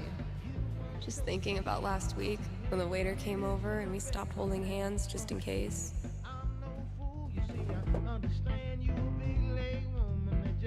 We're gonna pick the lesbian flag Fuck. for last. It feels good not to worry about shit like that. Even just for one weekend. Yeah, one little oasis in the year where you don't have to feel like it's you versus the world. I love these so much. Our lettering was on point. Isn't it weird? The event we look forward to all year basically boils down to sitting around on the grass all afternoon. And spending way too much money. And meeting cool people. And recharging my entire soul. Sensational. Alright, signs are dry. Let's go! Every time I look at this, I feel part of something. Why do we celebrate? Why is it so important? For generations, we have had to live in hiding or reject who we are in order to protect ourselves. To this day, queer people live in fear. That is why we celebrate, to show the world that we exist and that we are not ashamed. We are proud. Just having the courage to be here, to be yourself in this world, that is an act of rebellion, of resistance. I want to be her. Same.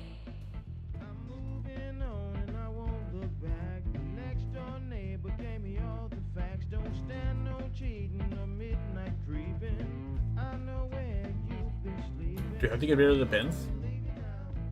People are always afraid to take the ones Chloe made.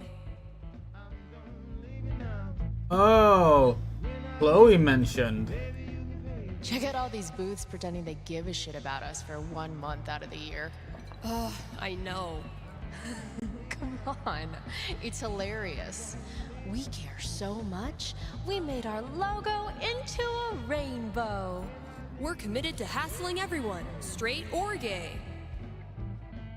Would you two ladies like to become proud new credit card holders? I'm gonna go mess with her. No, don't. Chloe, I swear to God. Is that a different Chloe then? That didn't sound like either of Chloe's voice actresses. Okay, we're gonna risk spoiling ourselves now. We're gonna go to Chloe Price on the Life is Strange wiki and just look at only look at voice actor. It only lists from Life is Strange 1. True colors. He's mentioned in the bonus episode Wavelengths. Voice actor Rihanna DeVries. That's the same one as in For the Storm then. That means that like Did I miss any other Pride stuff? they have met since then. That's pretty cool. Cool, yeah. Yeah, it's Chloe Price. Kind of sounded different than Rihanna, but oh well. That's fun, because like one of the things that we've been like annoyed with was this like supposed leak about the Life is Strange developers, a Life is Strange developer on Reddit claiming to be a developer. One of the things they said was like Square Enix refuses to ever bring back Rihanna because of the backlash against her casting. But like if you played Chloe there, they already brought her back once. Oh well. Pride isn't over until the flag comes down. Oh, okay. I think I'll save this for last.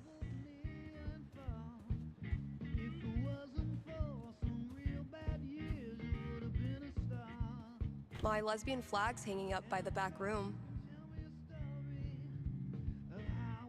Can we like get that line to trigger again? We want to screenshot that because of the mention of both. Because of lesbian appearing twice at once, and that's kind of fun. That's so rarely said in games.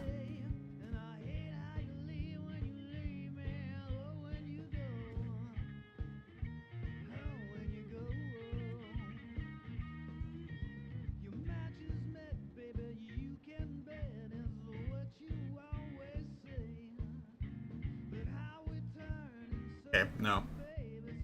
Eventually, I'll get this hanging over my drum set again. Yeah. Happy Pride, Seattle! Real quick, thank you guys so much for coming out tonight to support the LGBTQIA youth shelter. Also, I just want to say, holy shit! You all have made this the best Pride ever. Literally ever. So we don't know if the memories are actually specifically tied to the items. If they are, it's even more anachronistic. The song is called Compton Cafeteria. 1, 2, 3, 4! Guess that's everything. But the flag on the front door.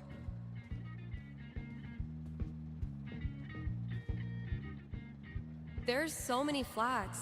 I have no idea what any of these mean. Genderqueer pride, bi pride, pan pride, lesbian pride, bear pride, I think. I look like a normie.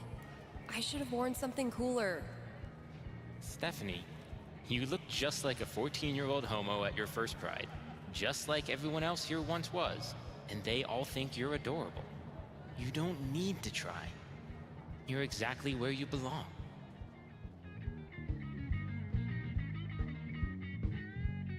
What the hell am I doing here?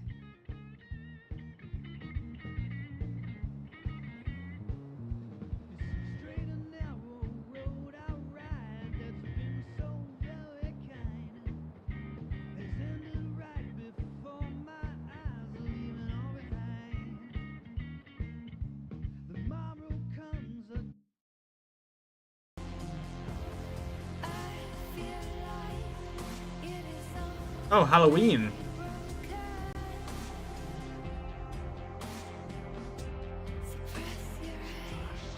Steph, you know you can talk to me, right?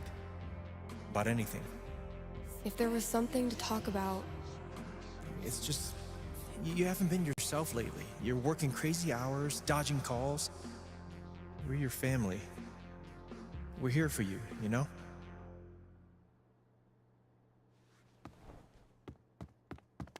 Citizens of Haven, do not touch those dials. I have a jam-packed show for you, going all night long. Of course, I'll keep playing you the dopest music in all the land. Of course, I'll answer your calls and your futures. And, of course, I'll update you on the saga of the record store Devil Cat and my futile attempts to tame her savage heart. But first...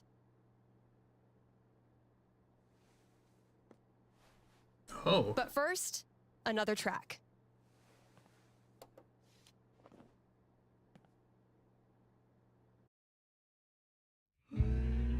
Okay, work mode, go. Read all ads, answer to calls, complete record store tasks. During your result, type football core, add to Ethan's drawing. Okay. Alright. We have another round of swiping to do. We have 10 potential matches this time. Let's start doing it. Yes or no on Liz, 33 years old, she, her. While you decide, we're gonna check the messages here.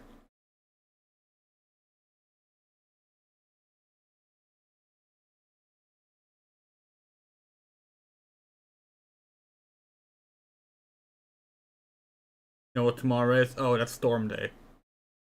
Yeah.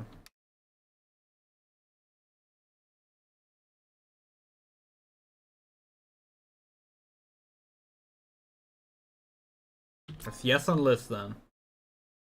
Jocelyn, 26. Not so much a gym rat as a gym weasel. She, her? Yes or no on her?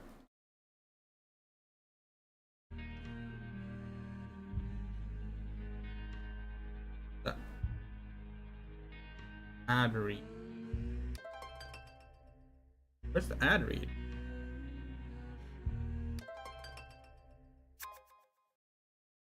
Rita, 29. Let's wait till it's time. She, her. About her, should we get her as well? Where the hell are... Look out for sticky meteorites. Where's our ad stuff? Oh, there. What the hell? Oh, no. Oh, fucking Valkyrie. What am I supposed to do with this?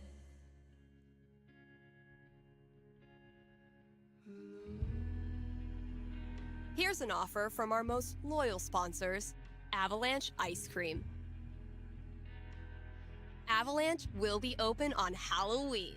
So, if mom stuffs a coat under your princess dress, know that you can swing by Avalanche and stick your sweaty face in the freezer. They'll be giving out free cones to anyone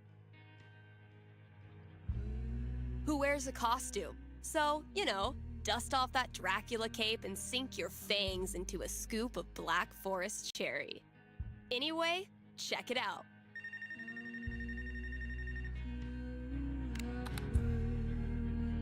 Hey, you're on the air with Steph. Hey, all right. Thanks for taking my call. Don't thank me yet. What can I predict you for? Well, I don't know. I'm out here for a 3-week stay in the Firewatch Tower outside of town. I was actually just kind of hoping to chat with someone. Dang. 3 weeks alone in a little box? I thought I was a boss for surviving 6-hour shifts in mine. What can I say? I'm a level 90 loner. How about yourself? Probably closer to like level 10. All right, fireman. Since this is still a fortune-telling show, how about this? You can tell me my fortune. Well, I'm no radio psychic, but I'll do my best. What would you like to know? What are the odds I end up being alone forever? Okay.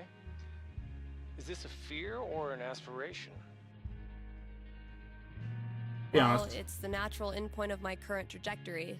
And I guess if I'm gonna end up there, I want it to at least be on purpose.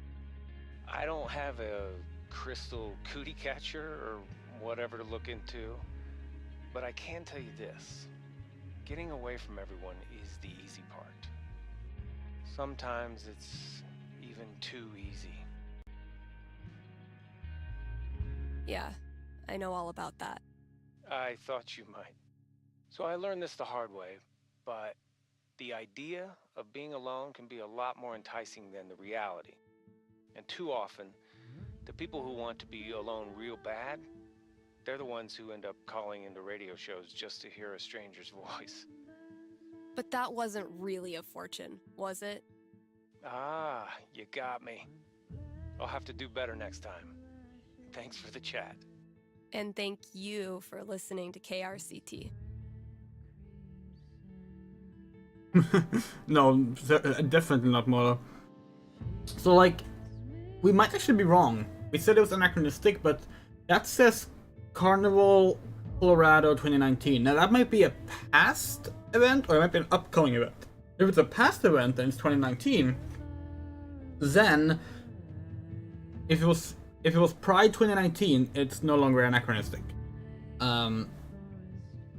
I still need to talk up our sponsors if I want to get paid. A nerve-wracking event on the horizon? Wish you knew how it all turns out? With one little call, you can. Give me a ring and have your fortune told right here on air. It's cheaper than life insurance. Don't worry, old guy. I also sometimes... Man, it's almost like we're a real radio station now. Haven't been on top of my game lately, I guess. Psh, Kasha. You're still cool as hell. What does it mean for one to stan? Yeah. Aw, I was kind of pulling for Steph too. Oh, that's how the name was picked. That's funny.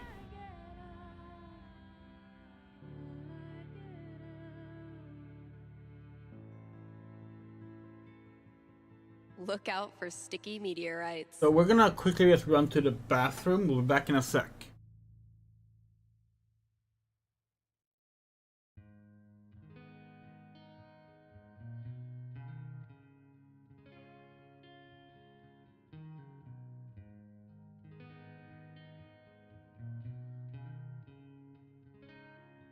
Maybe I can make out another ad from today's copy.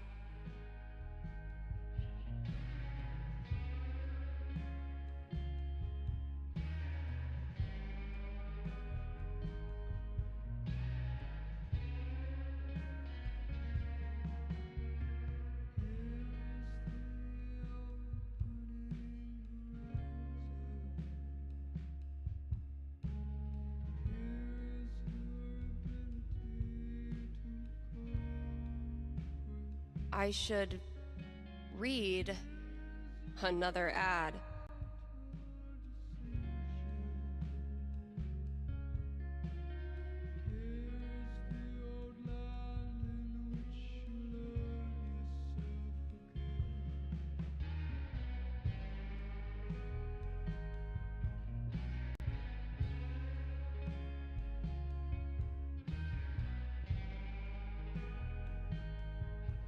Okay, and we are back.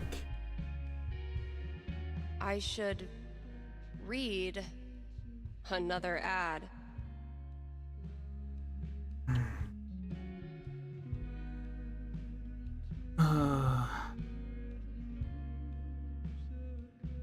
KRCT is proudly sponsored by Grimley's Auto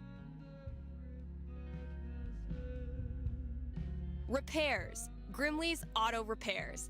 Haven Springs' most trusted name in automotive service. Let's talk about Grimley's record. They've proudly served our community for a darn long time. Like, since the caveman days, when you had to stick your feet through the bottom of the car and just walk real fast. That's a level of experience you can trust. So if you or someone you love is a car, you owe it to yourself to check out Grimley's.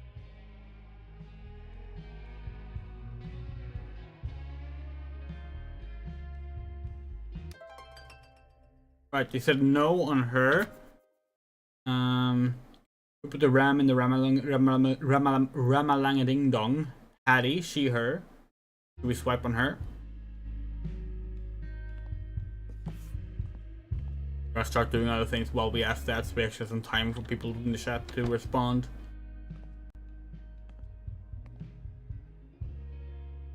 That's a yes, I stuck the okay. chore list on my laptop. Let's see what still needs doing. Oh, Fiona wrote to us.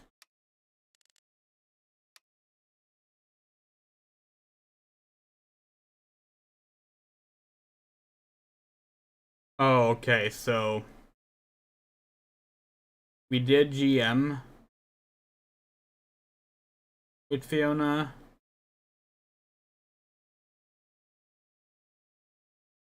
And we went to the play.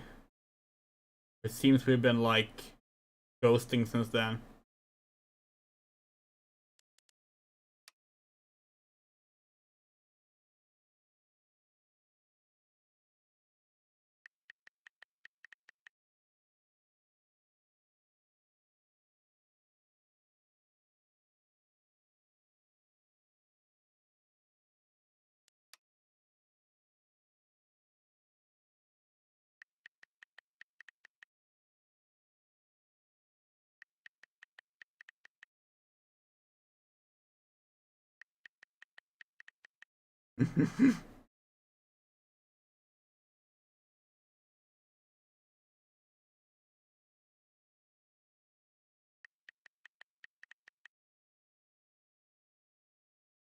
Oh, Violet I wrote. left her on red like a week ago.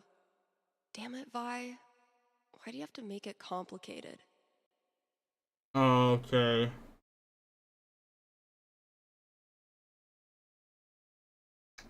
Okay. Okay. Was this the one that's like, yeah, this is one like easily like gets super brushy and stuff. Okay. Yeah, let's respond.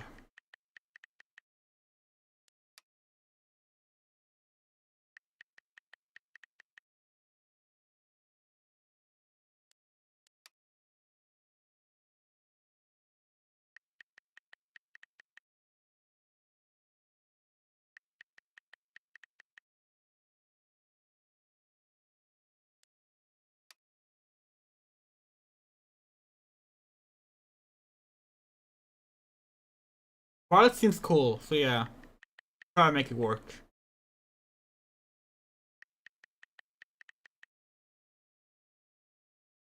We know it won't work, because we've played the colors, but you know, still.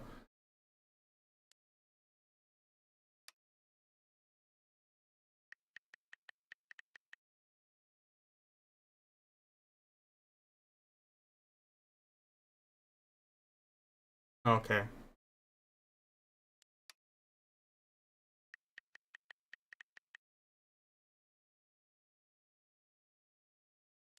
Bad times.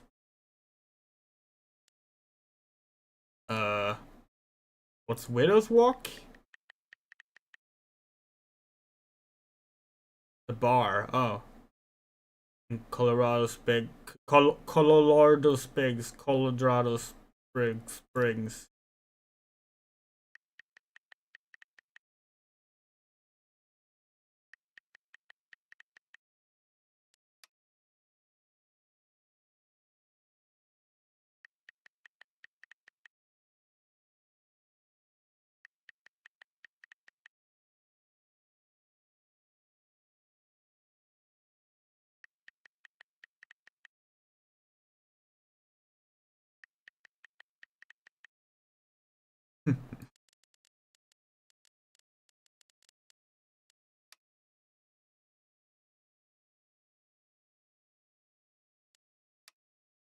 Tory.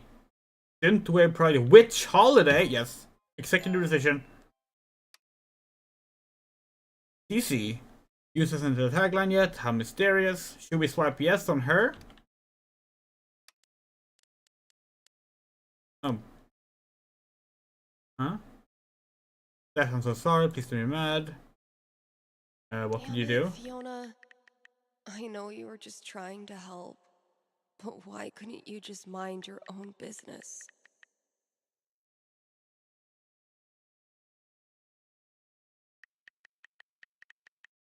Oh, God.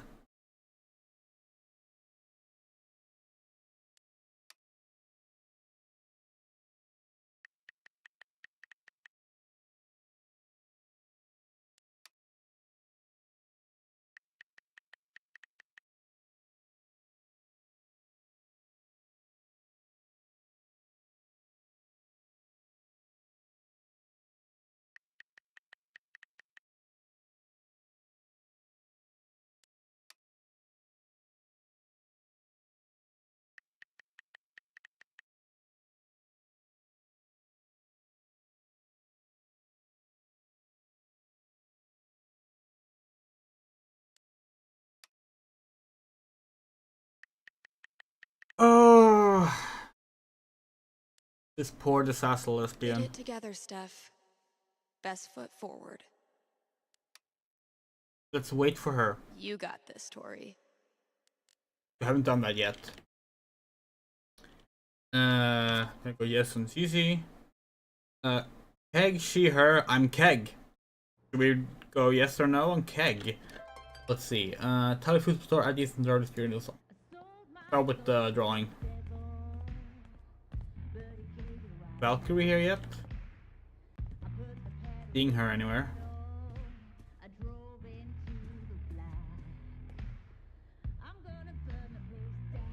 Been a while since I've worked on my song-ish thing.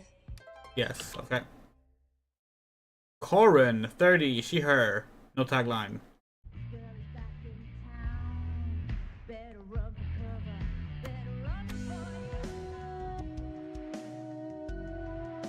I've been tinkering with this one for like half a year, and I still don't know what it's supposed to be.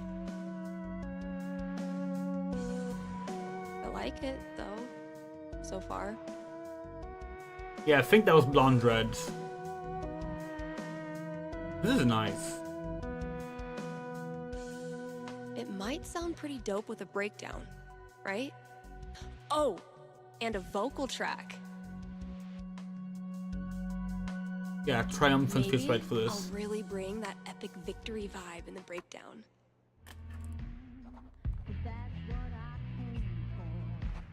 Swapping yes or no on the Blonde Dreads. That.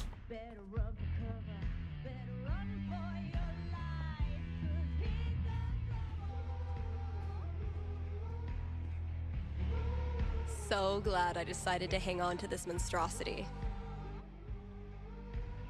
Laserdisc, fuck yeah. This filled up like a week after I printed a new one, which is one of those good problems. Can't believe this was gathering dust in the back, when it could have been gathering dust out here. Just checking out some other options.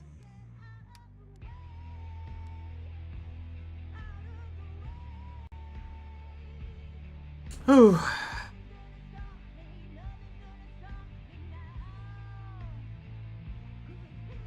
Let's see what I have left. Oh, good. All of it. All right. Just a few chores left. Phone call.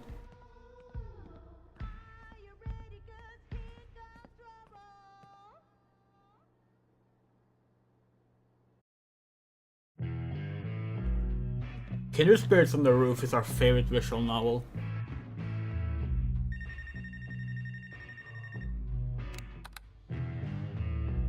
You're on with Steph. Yes. Okay. I need your help. I'm in trouble with HR. What did you do? I screwed up. I was chatting with my coworker about the gym. We were talking about leg day, and she said she wanted to work more on her lower body. Here it comes. What did you say? I said her butt was fine as is, and she shouldn't worry about it, which was dumb. Yeah. You think it's dumb to talk about your coworker's butt?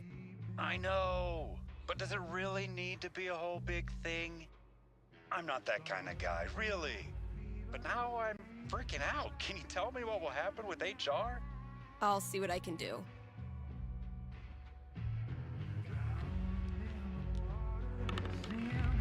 Let's roll for casual sexism. Almost nothing number on the die. A conversation with HR. Not much to go on from the dice roll. So, what do I think this guy deserves?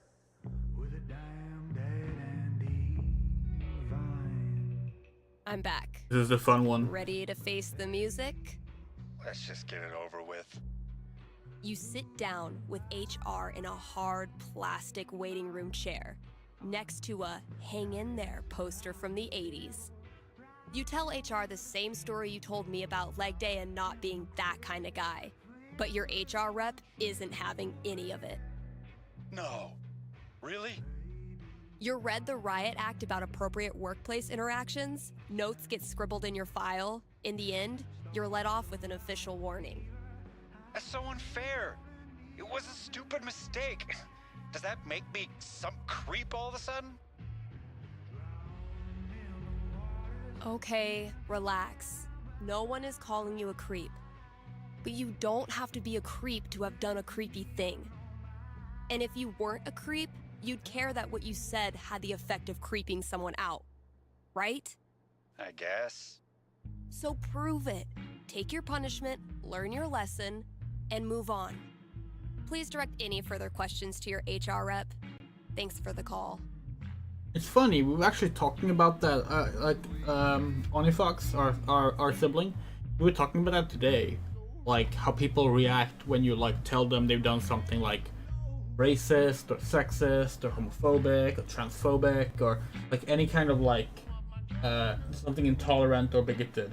People, like, get this instinct to be like, are you calling me a insert uh, I still need to talk up our sponsors. a if I noun want to get for paid. bigot there. And it's like,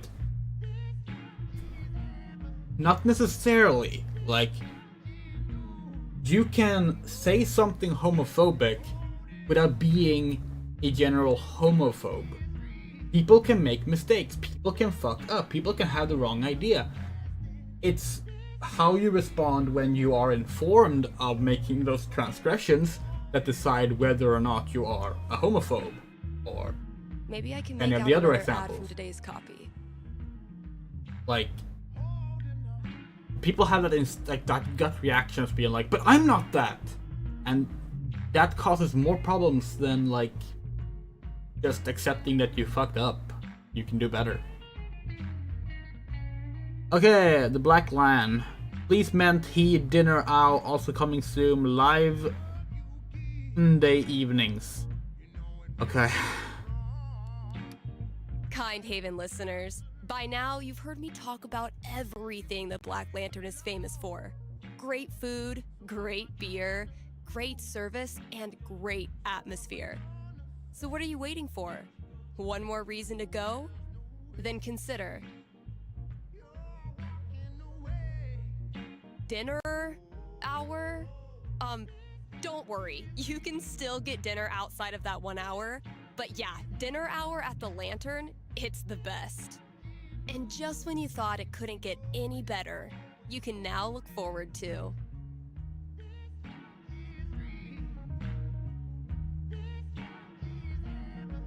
live music on Monday evenings. Or maybe Sunday evenings? If you show up on Sunday and there's no music, that's how you'll know it's on Monday. Drop by today and tell them Steph sent you. Still got chores to do in the store. Better head out there. Okay.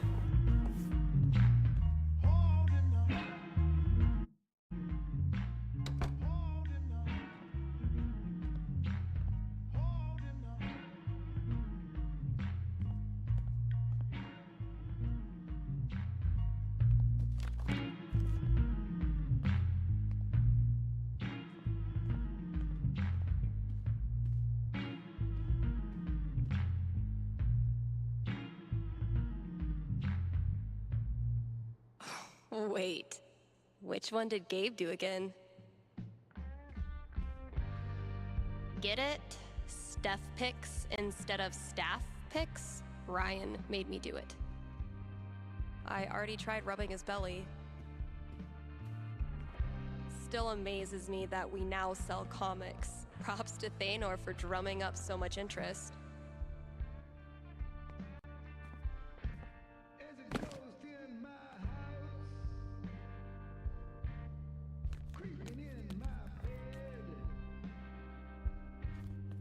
Oh.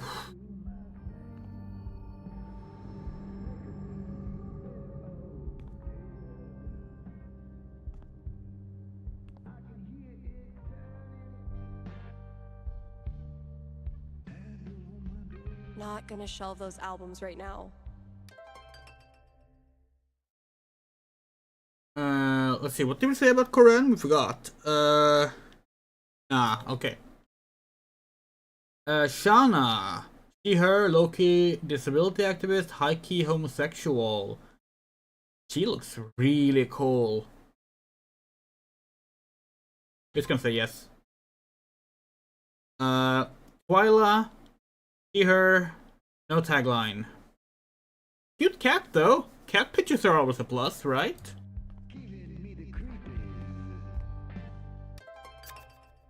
Fuck you, app. Ah. No, we don't have any messages. Okay.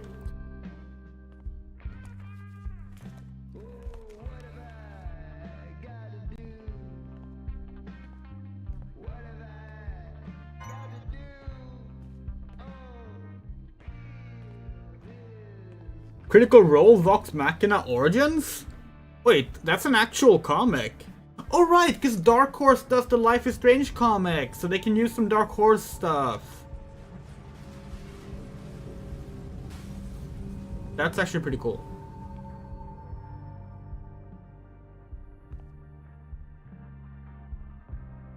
Come on, Gingrich. This is like, we're really liking the fact that this is like dealing with the hurricane, the storm.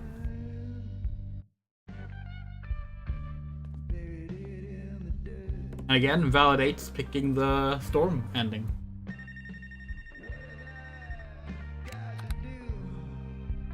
Thanks for calling KRCT. You're on with Steph. Hey. Hi. This is my first time calling, so sorry if I get it wrong. Hey, don't worry. There's no way to get it wrong. Just tell me what's on your mind. Right. Thanks. Well, I played on my high school soccer team last year, since all the rec leagues here stop at age 16. And this girl on the team is just, I don't know, the worst. Like, I know I'm awkward sometimes. I'm not like a cool girl, but that's no excuse for her to torture me like she does. I don't want to stop playing. Soccer's the only thing I've ever really been good at. I guess what I want to know is, I want to stand up for myself, but will that turn out well? Or should I just call it quits now? That legitimately sucks. Let me see what I can see. Okay.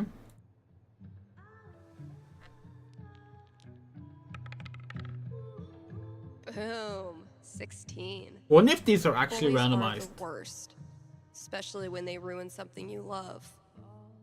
What do I tell her? She rolled pretty high.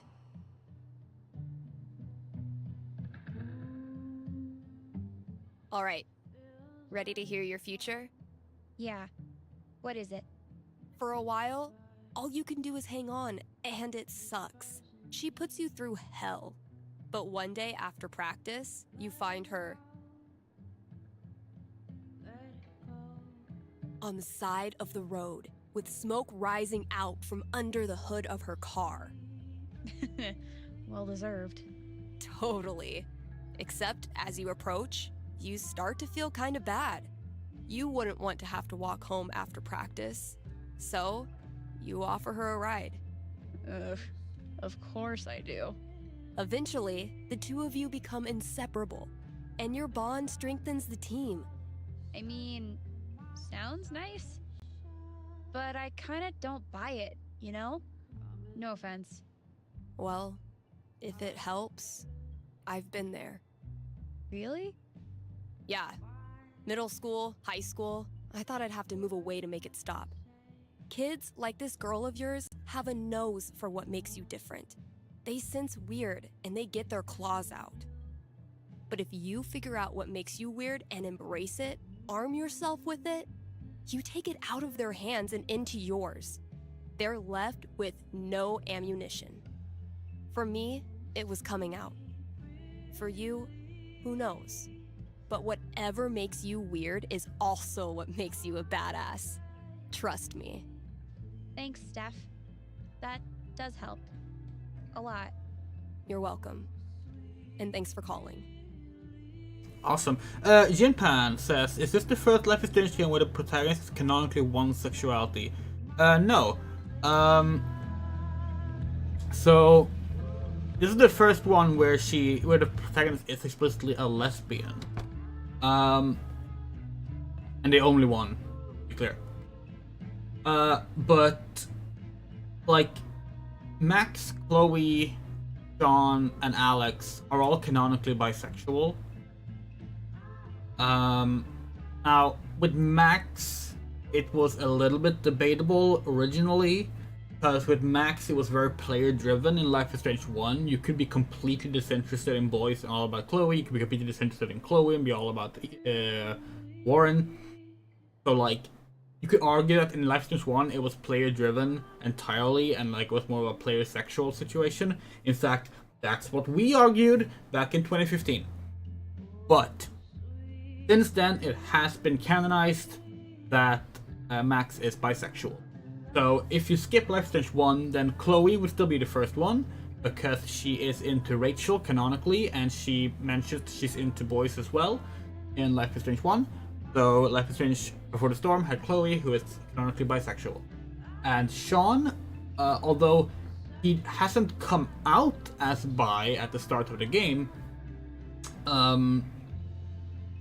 his interest in boys is textual regardless of the player.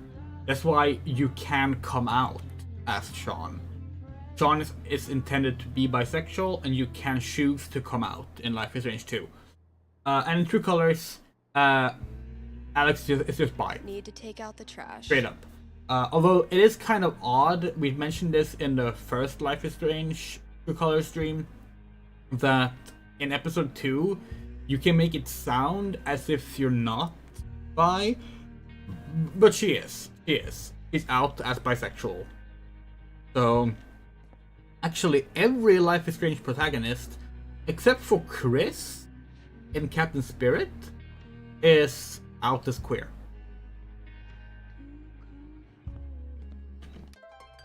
Find Andy's CD, add to your drawing, tell people to go clean up trash. Oh, hey, we got a message from Shana. Knew was Steph in high school. She was like the most consistently positive, cheerful person ever. Let's be uplifting.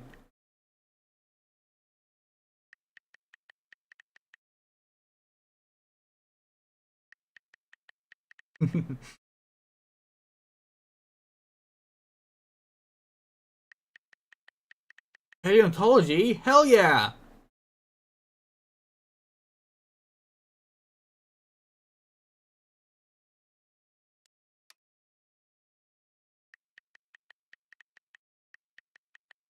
Yeah, so there's like a rumor, it's completely unconfirmed, but there is a rumor that Deck 9 wanted to canonize Max as a lesbian rather than bisexual.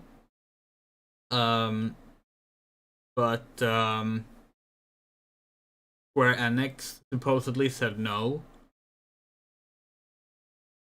But we don't think that's true, because Square Enix, well, first of all, they have this, obviously, where you play as a lesbian, and like, they have, as recently as last year, published an entirely lesbian game as well, which is Little Goody Two Shoes. So it seems out of line, even though there is reports of Square Enix being worried about Life is Strange being seen as the gay game during True Colors development. But yeah, we don't know.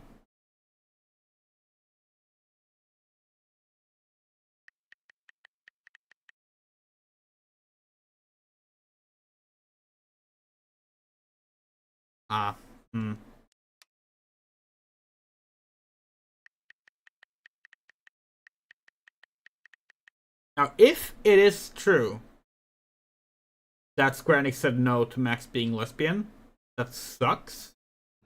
Because, while some would say that it would like erase her bisexuality in Life is Strange 1, we're still of the opinion that Life is Strange 1's Max is entirely player driven in her sexuality. We would understand that viewpoint. So if that's a criticism you would have to that, perfectly valid, we get it.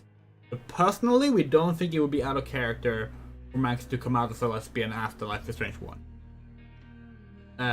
But we don't think that rumor is true. It's completely unsubstantiated, and yeah.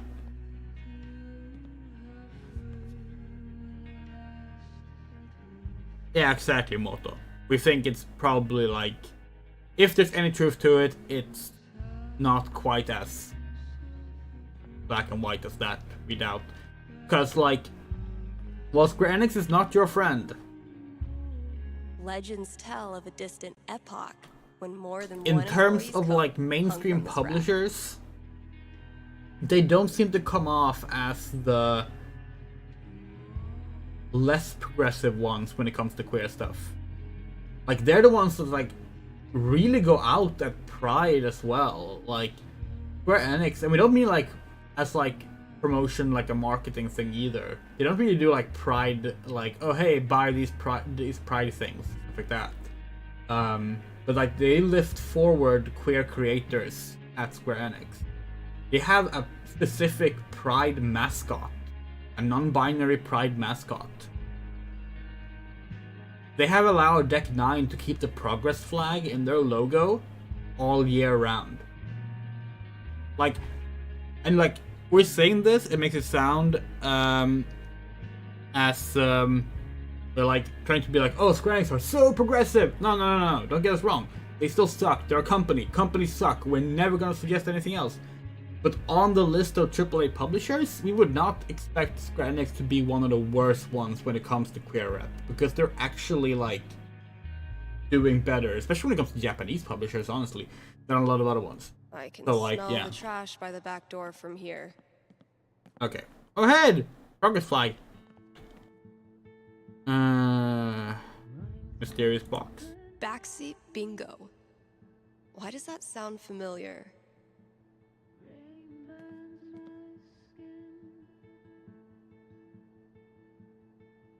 This looks like a Heroes of Might and Magic battle. But wait, there's more. The kids are wanted. Looks like some vigilante justice to me. Yeah, Mika, you might feel like we do that Max being a lesbian would make sense. But we do know a lot of people who view like Max being bi as like a very important key part to a character, and that's completely valid. But like in the end, our opinion is as well that like we haven't played Double Exposure, right, and we're avoiding spoilers for it. But let's say we end up hating Double Exposure, and we feel like it completely contradicts how we view Max. Wanna know something cool? That's fine. We've already established multiple timelines exist, so if we really care about continuity, our version of Max probably exists in another continuity. Even if that wasn't the case, who cares? Stories sometimes get a bad chapter, characters sometimes go out of character for a bit. That's fine. You can still enjoy Life is Strange 1 even if we don't like Double Exposure, you know? So like, that's why we're really upset with how annoying some people are being with this stuff, where they're like, Max would never do this, Max would never say this, Chloe would never break up with Max. And it's like, the storytellers decided that was gonna happen. If you don't want it to happen, fine, don't play the game. You don't have to decide to continue the story, it's fiction. You choose to engage with it. If you don't want to engage with that story, fine. Don't do it then. You know? No one's forcing you to. I've got to take out the trash I left in the back room. Found this just dumped in a corner. I'm hoping the wiring's still good. Like, it's one thing if you, like, was hoping for something good and you didn't end up liking it. Of course you should be like, yeah, this wasn't, we didn't like this. Like, yeah, of course, say that.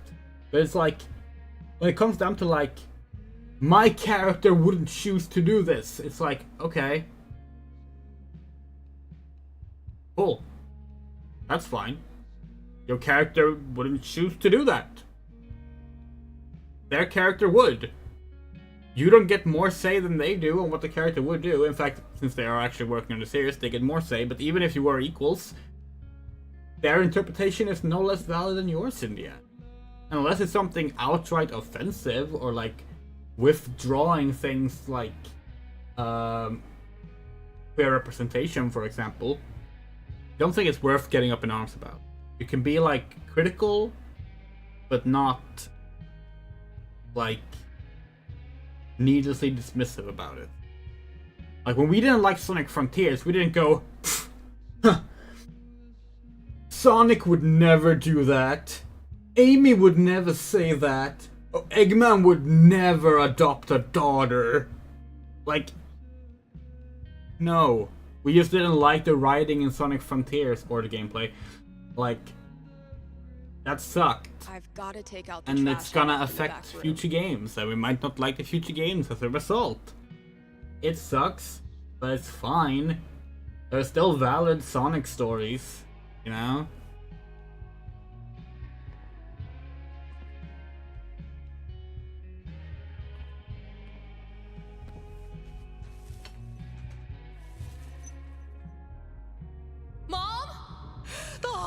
town is rubble. It'll hit our house soon. I'm taking shelter, but I love you, okay? Mom! Mom! Damn. I am so not having this right now. Last chore. Just get it done. This entire part of the game would be so like we want to like it's gotta be completely different, right? If you pick the Save Arcadia Bay ending, right? But like it's still valid to something that online on the story feels like a fanfic. Oh, we really don't like that. We really don't like that because it like suggests that fanfiction is a lesser thing. Now, if you mean it in a context of this seems overly concerned with fan service, fine. But say that in that case. Because fanfiction is not lesser than real original fiction. And we really dislike it. Like there was something like come up with I think it was Resident Evil Revelations. When Resident Evil Revelations came out, some people said like this reads like a fanfic. And that was their way of saying this is badly written. It's like through the CD section in the side room. Fanfiction doesn't have to be badly written. Fanfiction can be cool. And yeah, like all stories that like you pick up from another creator and continue onwards is basically fanfiction. You can say the Deck 9 games are fanfiction because, you know, the original creators aren't the ones writing it. The original creators also said the same thing about like Before the Storm, for example. Like the original writer of Life is Strange was like, yeah, Before the Storm is not what we would have done. Does that mean that that's fanfiction? Or is it only fanfiction if it's bad?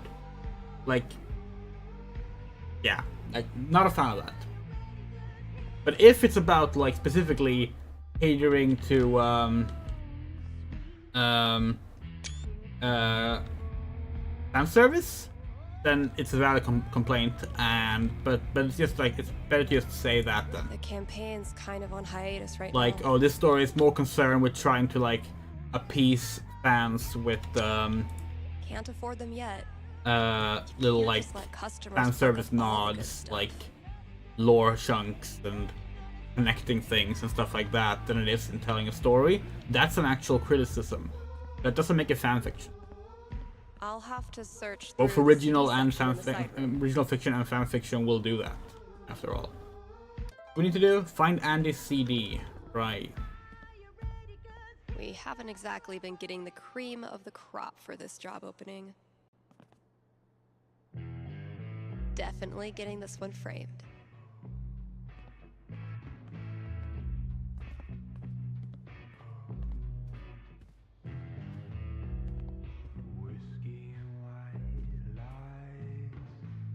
Yeah. Hopefully that answers the question, Mikan. How we feel about that. Found it. I don't know if you started with it. Oh yeah, right. We remember that. Otto.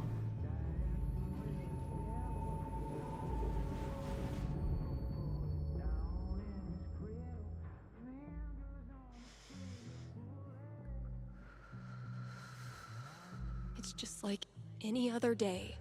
Just like any other fucking day. Yeah, no, we know Jinpan. Gabe. But Gabe's a great friend. the thing is like More importantly, he's people got mean booze. badly written fanfic, but like why say Done that? Here, I'll close up the DJ booth Like and call there's it. no need to do that because you can just say it's badly written. Like the moment you bring fanfiction in for the sake of making a derogatory comment, you are being derogatory towards fanfiction as an entire genre. Like you just are. Like if you think something is tropey, say it's tropey. If something is fan servicey, say it's fan servicey. If think something is badly written, say it's badly written. None of those things are exclusive to fanfiction, or always applicable to fanfiction. You know, like fanfiction doesn't mean anything. It's a neutral word. It's literally just a category. It's like saying like this reads like a teleplay. Like, oh, okay. What do you mean by I that? should close up the DJ Like, booth. the moment you have to like add new qualifications to explain what you're saying, you have failed the original critique, because that means you didn't actually say anything of value.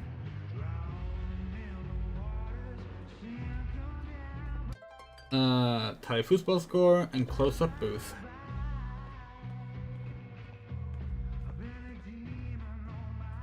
Charlotte and I started this book club where we read the trashiest crime novels and then talk about how much we love them. I read bad fanfiction as a hobby. So do we. Like that's still the thing though. Like, bad fanfiction is bad for various reasons. It's not bad because it is fanfiction. Therefore, original fiction isn't bad because it's like fanfiction. Bad because it's bad. That bad can be that it's tropey, that it's fan servicey, that it relies too much on romantic pairings, that it's disloyal to the original character motivations in a way that clashes with storytelling. Like, there's a bunch of stuff you can say about that. It's why it also bugs us when like people complain about like 50 Shades of Grey. That started famously. That started as a Twilight fanfic. And people are like, "Oh, this is what happens when fanfiction becomes like a mainstream success." And it's like, no. That is a badly written story. It's badly written in many ways. It being fanfiction was not relevant. It's just a fun anecdote that didn't make it better or worse. Oh yeah, I should add a tally for yesterday's match. That game took a lot out of me. But then, they all do. We're gonna skip this replay because we don't enjoy the minigame that much.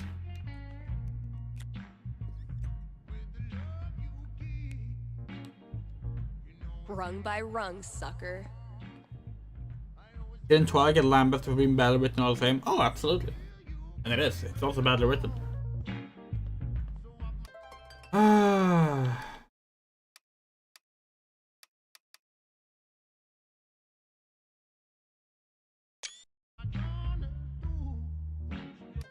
Yep.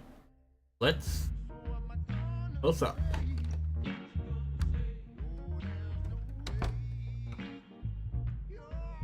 Yeah, we've seen people talk about double exposure as like, oh, it's basically like fan fiction, and it's like, I'll be right there. Doesn't mean anything. Please actually like form a criticism rather than just try and like make a derogatory statement that also like drags down and throws an entire category of stuff under the bus, you know? That's what we're saying. Weird how the author George R. R. Martin really hates fanfiction. A lot of big name authors, especially older ones, do hate it, which is interesting.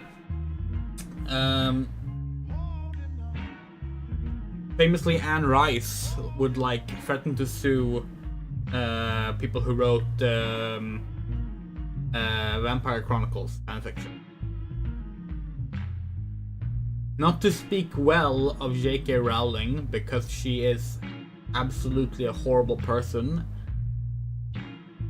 but she did genuinely have a positive impact on fanfiction becoming more respected, in that she actually encouraged it during the early years of Harry Potter, which led to it becoming more accepted as a practice among mainstream authors. There are other authors that did this as well, of course, but she is, unfortunately, the one that had a big impact with it. But yeah.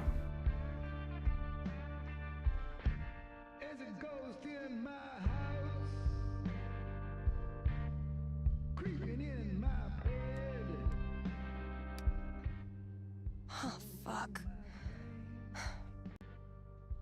Damn it, Mikey.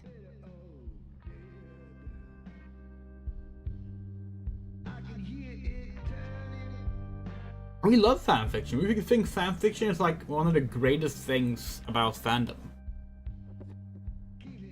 There's a Life is Strange fan game that we are going to stream. We haven't announced this yet. But like, we love fan Really fiction. glad we could hang out tonight. Like I said, this time of year for me, it's well, you know. Yeah. Damn. Why am I such a downer? Come on. Let's see what monsters and trickery you have planned for Elamon to breeze past this week. You're on. I just need to do a few things to get set up. Okay, where were we? Yeah, so there's a Life is Strange fan game called Love is Strange. And if we just tell you now, we will be streaming that as well. After Double Exposure. Haven't gotten much use out of the screen in our virtual campaign, but I like having it around. I believe Elamon was about to enter the laboratory's engine room. Sounds right.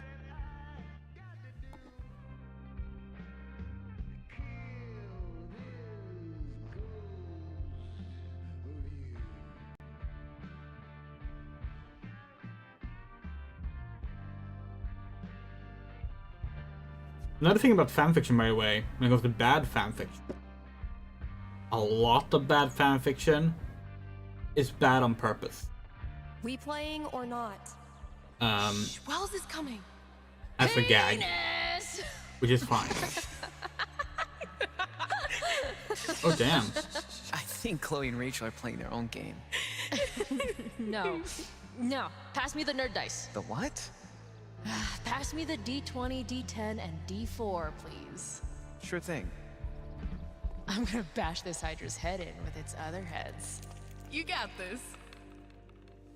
Rachel and Chloe played with them. That's okay? awesome.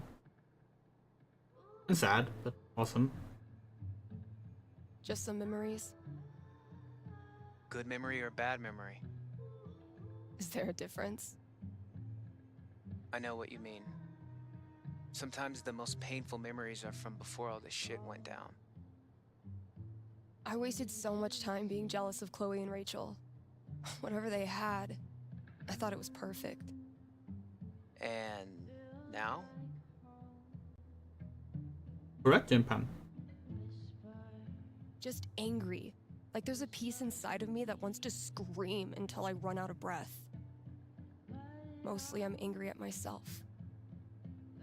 Why do I deserve to be here when all of them don't? You ever talk to Chloe? No, I hear she's off the radar like me. The two wandering weirdos. Look, Steph, what you're feeling... I'm fine. Come on, let's keep playing. Everyone's favorite anime in recent months, Delicious in Dungeon, is literally wizardry and D&D fanfiction.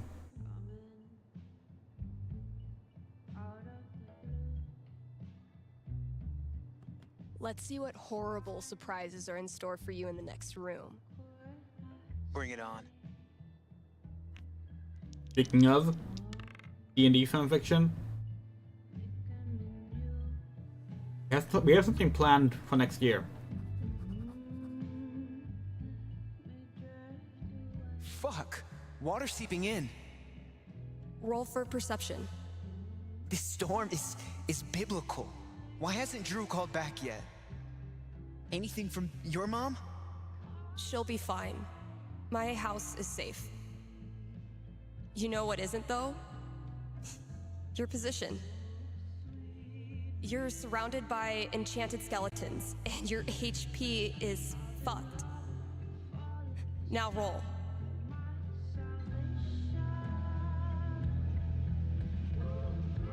Fuck. I'm sorry. This was a bad idea. It's cool. We can stop. Yeah. No. I don't know. How do you deal with the thoughts that won't go away? What do you mean?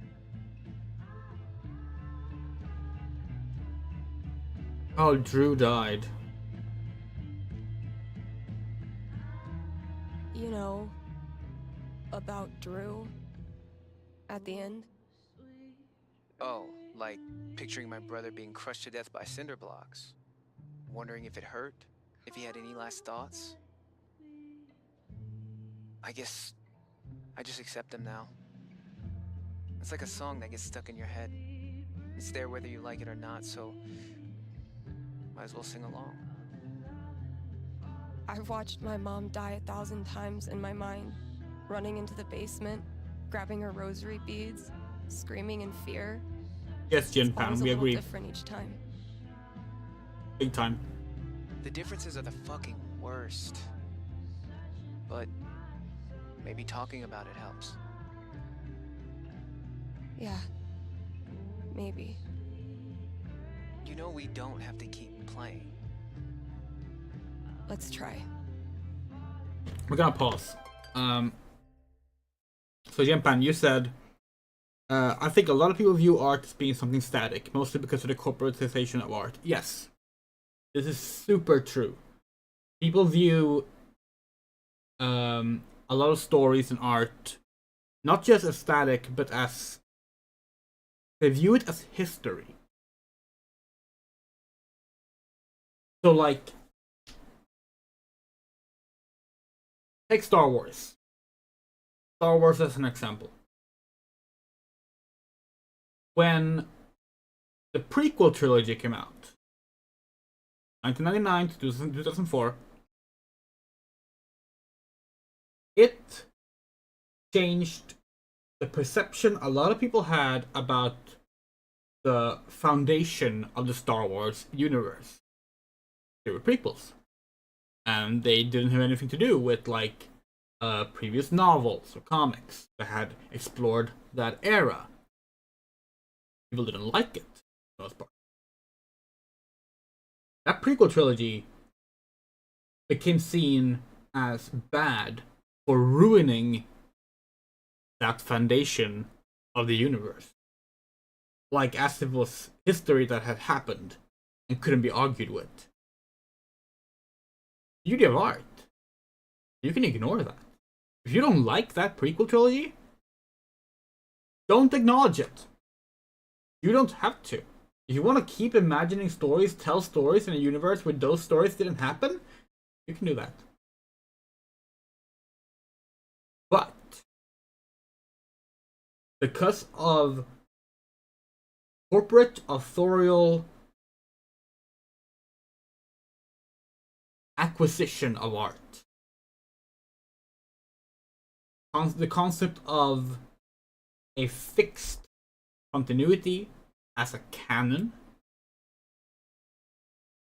is the new idea of, like, how media is. Art and media is meant to be seen. Everything is a fixed canon event. The canon is now referring to a timeline of actual events that happened. They all had to have happened the way they were depicted. You can't argue with them. It takes away the creative spark. It takes away the agency of the viewer who engages with that art. And it sucks. You know what canon originally means? It dates back to the biblical canon.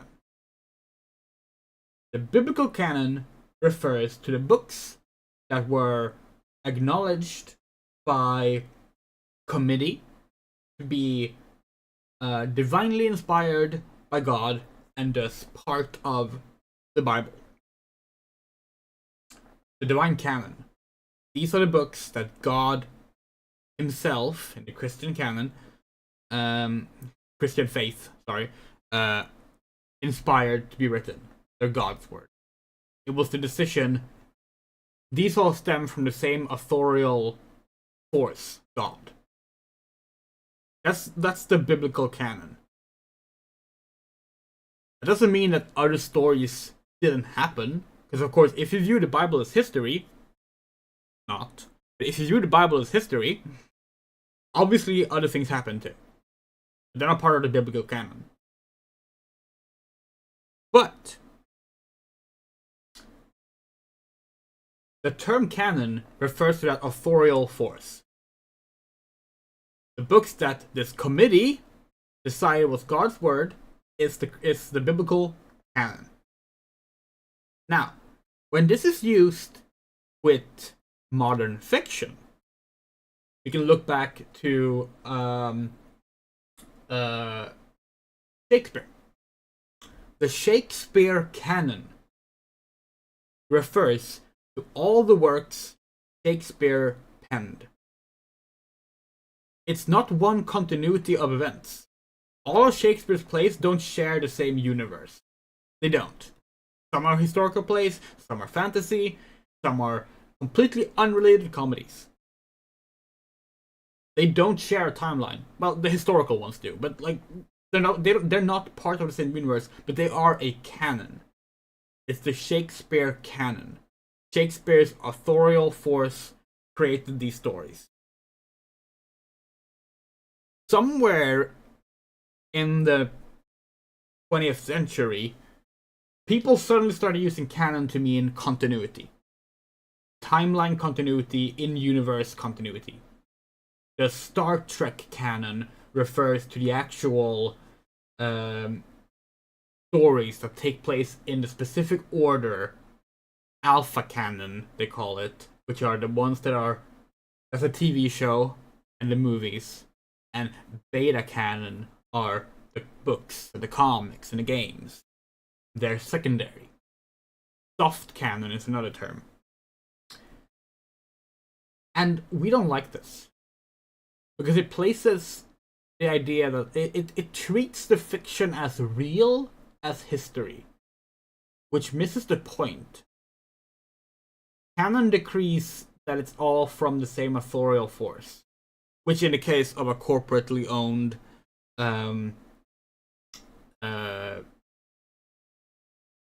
work of art, like Life is Strange, would mean everything Square Enix publishes, that is part of the Life is Strange brand, is canon. That's the canon. The Life is Strange canon refers to Life is Strange brand stuff published by Life is Strange's authorial force, in this case Square Enix. But that's not how people use the term canon. No, they instead go, this can't have happened because of this little inaccuracy, or my character wouldn't do this, so why would this happen? That can't be canon. And like, it's not real. It's not real. It's not history. It's stories that we share and tell. You can find messages in there. You can relate to it. You can not relate to it. You can critique it. You can appreciate it. But the moment you start treating it as history, you are taking away a core essential part of the art, which is that it's trying to convey something outside of history, of reality. It's fiction. And how you engage with it is your choice. Now, colloquially, we use canon the same way as people do. Refer to continuity and timeline. Because if we don't do that, people don't understand what we're saying. So when we say like, oh, Sega removed Sonic Chronicles The Dark Brotherhood out of canon, we mean that it is no longer part of the timeline. We don't mean Sega no longer claim authorship of Sonic Chronicles. They do. Of course they do. But we can't use the actual term canon the way it's supposed to be used, because if we do that, we will be like, oh yeah, Sonic Boom, Sonic the games, Sonic the comic, Sonic the Archie comic, Sonic the manga, Sonic the movies, Sonic Prime, Sonic X, they're all canon. They're all part of the Sonic canon. That's accurate, but not in the way people would use the term. And that's a shame. We think the original meaning of the word canon is better than what it's becoming. And the nature of language is that if use of a word changes, then that is what the word means now. So maybe we've already lost this battle and canon just means continuity now. Maybe that's it. But we like the original meaning more. And refer to the authorial force and not this weird... That's a bad word, sorry. We don't like that word. Unnecessary historization of fiction. This was a rant. I feel like we had one more point we wanted to get to with it, but we completely lost track. Oh, yes! This is also why we hate the modern multiverse. So, going back to the corporately owned art. The multiverse is the worst thing to have happened. Because that's corporations that figured out, hey, it's difficult to maintain this hardcore continuity thing going on that people are now expecting of us. So what if we just said all continuities exist and there's an endless amount of them and they can all be different in various ways, but they all feature everyone's favorite character over and over again in many, many different ways. That way we can milk everything, still rely on the current understanding of canon and the importance of historical accurate fiction, while also just regurgitating the same shit over and over and collaborate with everything ever. Because why not? Why can't the Marvel Universe multiverse itself into Fortnite that is also connected to Resident Evil, that is also connected to Street Fighter, that is also connected to Teenage Mutant Ninja Turtles, that is also connected to Power Rangers, that is also connected to Doctor Who, that is also connected to Star Trek, that is also connected to the Jurassic Park series. And suddenly, we're all part of the same gigantic corporate mega universe where everything we do is ordained by the prices we pay to enjoy the latest marketing stunt, pay for the new ad, play your Fortnite Snoop Dogg skin, buy the Funko Pop game, get that Harley Quinn skin in fucking Overwatch and play your Magic the Gathering Final Fantasy card against that Magic the Gathering Doctor Who set. Nothing matters anymore. There is no authorial canon. It is all part of the corporately conglomerated mega canon in which everything exists to sell itself to you over and over and mixed up without any cohesion. It sucks.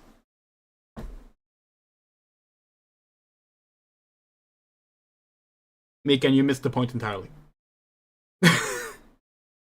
That's not what we were saying, Mikan.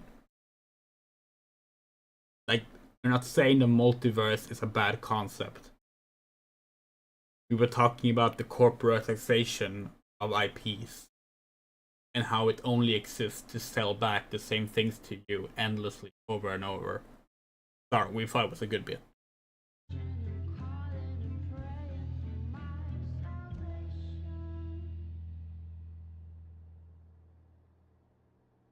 Where are my notes? I need to check my notes. Well, we kind of qualified the multiverse as the modern corporate multiverse. And Corporately owned art that's multiverse. minus 5 HP. Oh, come on. How is your GMing even more devious from Seattle? Must be the rain. Hey, listen. You know next week is the... Well, it's the thing. 1 year. I was thinking... Why don't you come? It'll be... Well, you know... It'll be fucking horrible, but... Maybe a little less horrible if we're both there?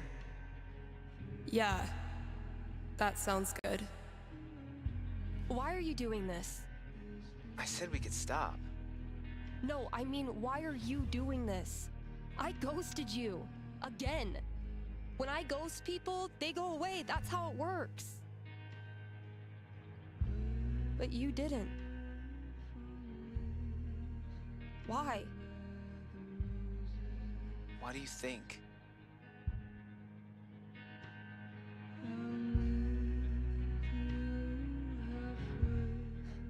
Because I'm such a car wreck of a person, you can't look away even if you want to. Is that really what you think? Fuck. Steph, I've taken a lot of shit from you over the years, but this...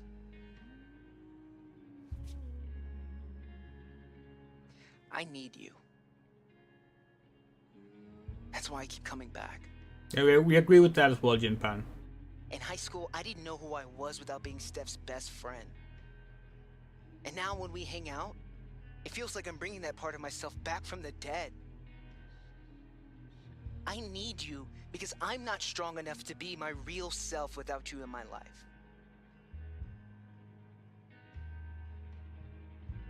That's it. It's pretty fucking dumb of me, huh? Mikey, I'm so sorry. I know you are. It's not just you. If it makes you feel any better. I do this shit to everyone. It doesn't. But continue. Ever since Arcadia Bay, it's like the moment I start to care about someone or someplace, that's it. It's a matter of time before I find something wrong. And I'm out. Maybe that's okay. Maybe being a wandering weirdo is your destiny. Like Elamon, adventure will always find you. I never thought of it that way. Hey, that's why I'm here. I don't deserve you as a best friend. But I promise I'll do better. 'Cause the truth is, I need you too. Now will you quit stalling and take your damn turn? Just because Elamon's totally screwed doesn't mean you get to distract me all night. He is? I think you're forgetting about the protection amulet I got off that Cyclops last session. I don't forget anything, and don't think I don't have any Halloween surprises planned for you. Ooh, spooky.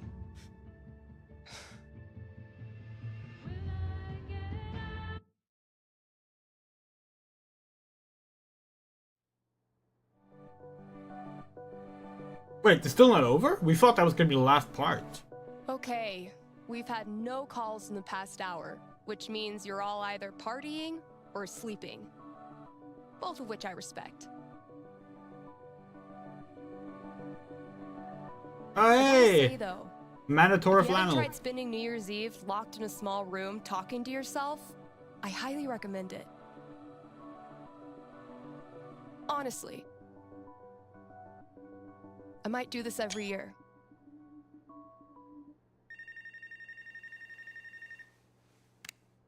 Hey there, you're live on KRCT and I'm not alone in the universe. Who's this? Hey, it's Gabe.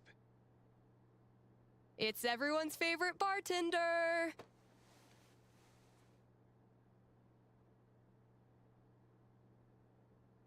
How's the Black Lantern? Anyone make out with the taxidermy yet? Yeah, this entire DLC has been I really left good. work so I could talk to you about something. Great. Let me throw in a song and then call you. No, I meant... I called the flannel show to go so on I with could it. talk to the psychic. Oh. All right. What's on your mind?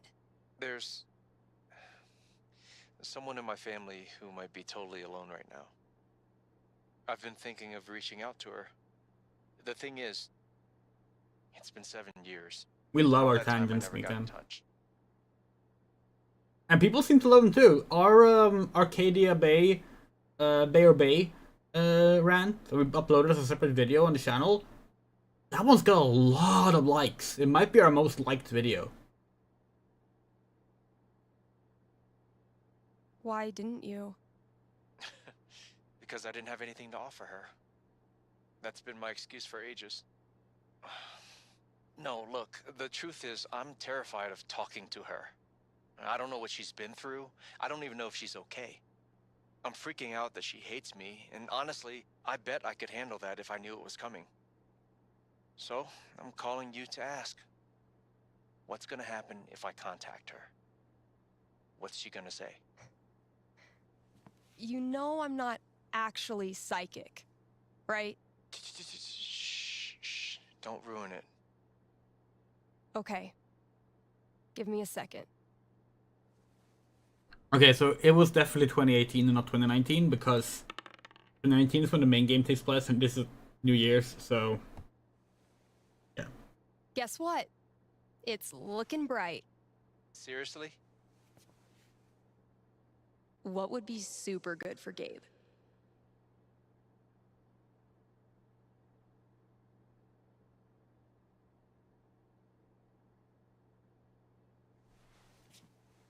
The day you call her, you're a ball of nerves. You get the number wrong 4 times. And when she finally picks up and says hello,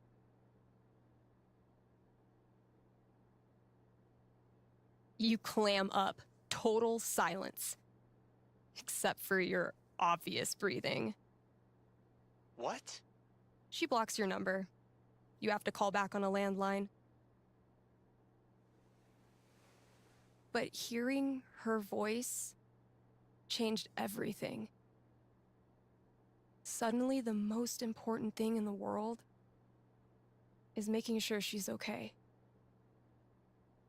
Now you're on a mission, and your own fears don't matter anymore. You're too busy sending her jokes and making time to hear about the worst part of her day. You're still afraid you'll screw things up. And you do. A lot. But underneath, there's a sense of security. Because now you're driven by a purpose that will always steer you back to her, no matter what happens. Thanks. Thank you for calling. How's the station? You lonely over there? Honestly, no. Things are pretty great. Okay. Then I'll see you. This feels like the ending.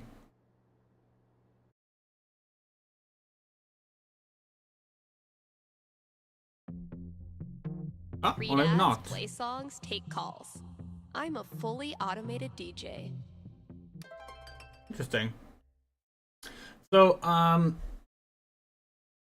we do want to add something to what we said earlier. A big little rant there about the corporatization of everything. No, we don't dislike multiverse as a concept.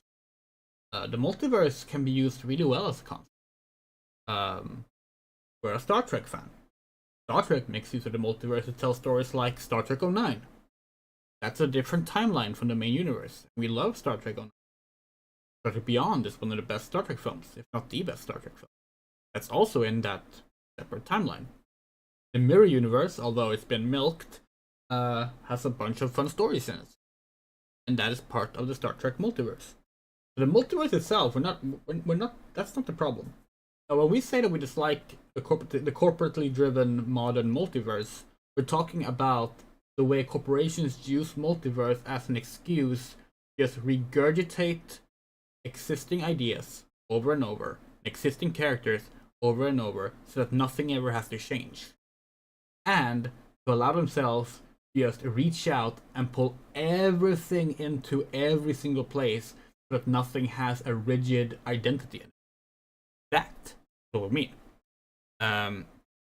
Like, for example, Magic the Gathering. Magic Gathering used to just be Magic the Gathering. It was a universe with a bunch of lore and stories and stuff pertaining to the trading card game. Then they started doing little like charity-driven special cards. Like they were like very, very limited special things, not related to like you couldn't like get these out of a booster pack, like this one, and you couldn't get them through a booster pack. Like they were like My Little Pony themed special cards that were like auctioned off for charity. People were cool with that. Like it's a fun little special thing. It was cute. It was nice. People liked it. It was neat. There was some people who disliked it, but overall, it was cool. It was like cool little exception to the rule. You know, it was a cool little special thing. It was for a good cause. Whatever. Then Magic was like, okay, what if we also added in some thematically cohesive cards from other franchises as well, like. You have it right here. In the Lost Caverns of Ixalan, you could potentially get one rare Jurassic World card in the set booster. Low chance, but you could get them. They were like special rare little cards, and this was already a dinosaur-themed expansion, so it fit. It was like a cute little thing, like, hey, you got the Jurassic World card in the dinosaur set. Like, okay, fine. That's also kind of cute. It's a small little thing. Then they went, okay, what if we made an entire Lord of the Rings set? It's okay. It's not part of the main releases. It's a special little separate thing. The Magic the Gathering Lord of the Rings Universe Beyond set. Don't worry about it. Okay, well, post that Lord of the Rings is still fantasy, so it kind of fits, but still, it's like kind of like now it's starting to detract a little from like the existing stuff for the sake of just pulling in brands, and that's a little odd. But for the most part, people still liked the Lord of the Rings cards. They were kind of cool. They were like new takes on the characters in Lord of the Rings, and Lord of the Rings doesn't have its own dedicated trading card game, so like it's not like. You know, if Lord of the Rings fans want to play a trading card game, now they could get into Magic. So, you know, fine, cool. No problem. Then they did Doctor Who. Just like, okay, that's a little different. Kind of a big step from Lord of the Rings. But still, it was still a separate thing. So, okay, fine. Then they did thing that we actually showed earlier. The Dungeons & Dragons Battle for Baldur's Gate Commander Legends. This is D&D themed. It's Baldur's Gate themed. It's based on Baldur's Gate 3. And that's legal. Like, well, that means that it's part of, like, the core rule set. You can play with those as part of the regular Magic stuff. It's a tournament legal thing for Commander. Which meant that now there was non-Magic stuff. Like, a non-Magic world was now part of the main cards. That was also kind of strange, but at the same time, Wizards of the Coast owns both Dungeons & Dragons and Magic the Gathering, and they're both fantasy-themed universes with a lot of overlap. So it kind of still works. It kind of is okay. Like, people were mostly okay with it because, you know, they kind of blend together well, and it's all under the same authorial umbrella anyway. So, like, okay, fine, that's no big deal. Last week, Wizards of the Coast announced that half of all Magic sets moving forward will be other franchises. And they will all be part of the main cards, not a separate thing. Half of all future Magic cards, as of now, will be franchises unrelated to Magic. This includes Final Fantasy. Andrea, you love Final Fantasy. We do.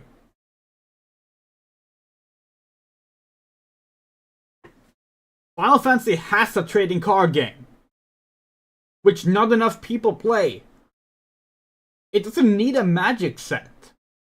The Magic set doesn't need to be part of the main decks. Now people who play Magic for being Magic will get less Magic cards because Wizards of the Coast want to sell out to other brands, including ones that already have their own trading card games. imagine if half of every Pokemon set, every Pokemon trading card game set, suddenly was like, we need to bring in Magic the Gathering characters instead of Pokemon. And also, let's get in Doom and Worms. Like, it starts diluting the brand and the entire universe in a way. And the multiverse is used as an excuse for it. Magic always had a multiverse. It's used the multiverse forever. At least since the 90s. And like, it's only in the last couple of years that Wizards of the Coast, as a corporation, and Hasbro above them, used that as an excuse to try and turn into this way of selling marketing back at you. You're basically buying ads. That's what you're doing. You're buying ads for other brands. And all brands start merging into one. It's very off-putting because it dilutes the brand. It takes away the thing that people were enjoying for the sake of marketing to audiences that could very well get good products without this one also needing to cater to them. And there are already card games dedicated to being mashups of franchises. Vice Swords is our favorite trading card game. That is all about that. It's been designed to be that. Every set is its own franchise. You don't mix them. You can't mix Love Live cards with Star Wars cards. But they both exist. It was designed to be that. Similarly, Smash Brothers. Smash Brothers is designed to be, here's a bunch of video game characters fighting. It works, it was designed to be that.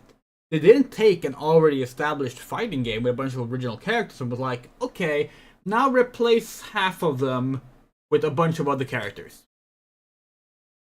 Why? Multiverse! That's the in thing right now. See, now it fits into canon, and now it's historically accurate to the fiction, which is what matters, more than artistic integrity and cohesion. That's our problem. So yeah, like, we like the multiverse just fine. Final Fantasy also uses the multiverse in interesting ways. But it's similar to like multiverse itself is a neutral thing. Just like fanfiction. And the problem is the corporate hijacking of the multiverse. And art in general. So that's what we were trying to say. Fortnite is a great example. Alan Wake in Fortnite uses skin. Fortnite, people forget this. Fortnite did not start as a game with a bunch of characters from other franchises. It started with original characters. It started with an original identity that has now been diluted entirely for the sake of selling brand marketing. And that's a shame. A damn shame. It makes us sad when people ask for that stuff. People ask for like, they should make a Sonic and Tails skin for Fortnite so we can run around as Sonic and Tails and shoot people. It's like, first off, if you want to do that, just install Quake 3 and download the free mod that lets you play as Sonic. It's been around since like 2001. Second, why should that be an official thing? Third, why should we have to pay for it? It's literally just marketing. Like, you're buying an ad for another product. You might like the ad. Ads can be funny. Shouldn't cost anything. Now we're done, we promise. Should we swipe right on Janine here or not? She's pretty.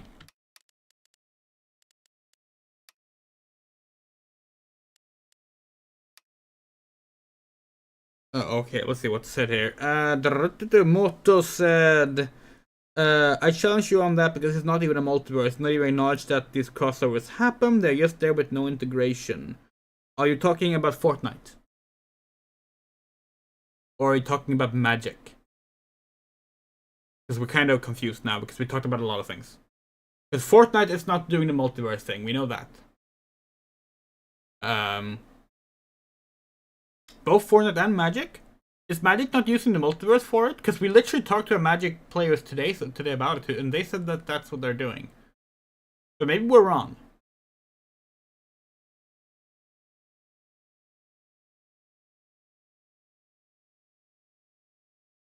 Yeah, okay, it says like it hit 2018. We just realized. SpongeBob cards.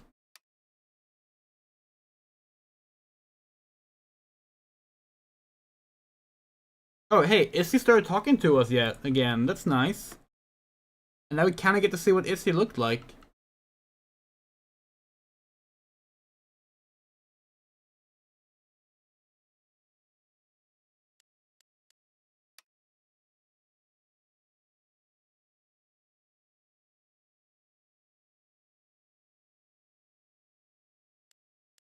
Okay, sure, but you don't have to interact, Moto. Like, it's still like the fact that they're calling it Universes Beyond is enough, you would say, for it to still apply to the multiverse selling aspect.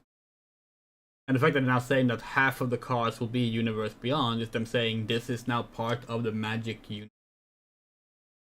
You know? Or the Magic multiverse, if you. I'm not gonna linger on this more. We've already talked way too much about this in a game that's not about the multiverse.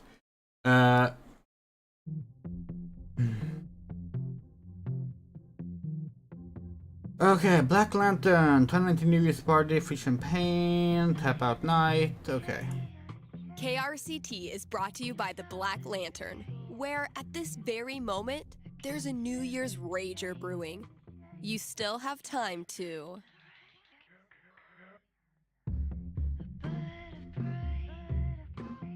grab a complimentary glass of bubbly in time for the countdown. Also, Tap Out Night is the last Thursday of every month. The Lantern offers... Okay, well, it says here they offer Dink specials. So, head there on Thursdays to score a discount Dink. Happy New Year from the Black Lantern, the beer-scented heart of Haven Springs. So, we do want to add this, All okay. Right, Gabe. What did you leave out there for me? Yeah, one more thing, okay. We promise this is going to be the last time we talk about the multiverse today. Kingdom Hearts. You just mentioned Kingdom Hearts. Kingdom Hearts is a multiverse story. True. However, it does not try and actually connect to the existing universes in the way that we're thinking. It tries to do something, and they try to like actually weave me into the original story, and that's the point of the story. So like, Kingdom Hearts is closer to I'm to think of another example of it. Like again, that's a story that like the story was created for the sake of like mixing these two things that wouldn't normally cross. And it's not that they're like, it's not that Kingdom Hearts is not part of the continuity of say Final Fantasy X.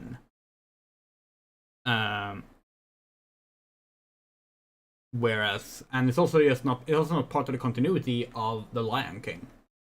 But both the Lion King and Final Fantasy X have characters and events that get integrated into Kingdom Hearts, which is fine.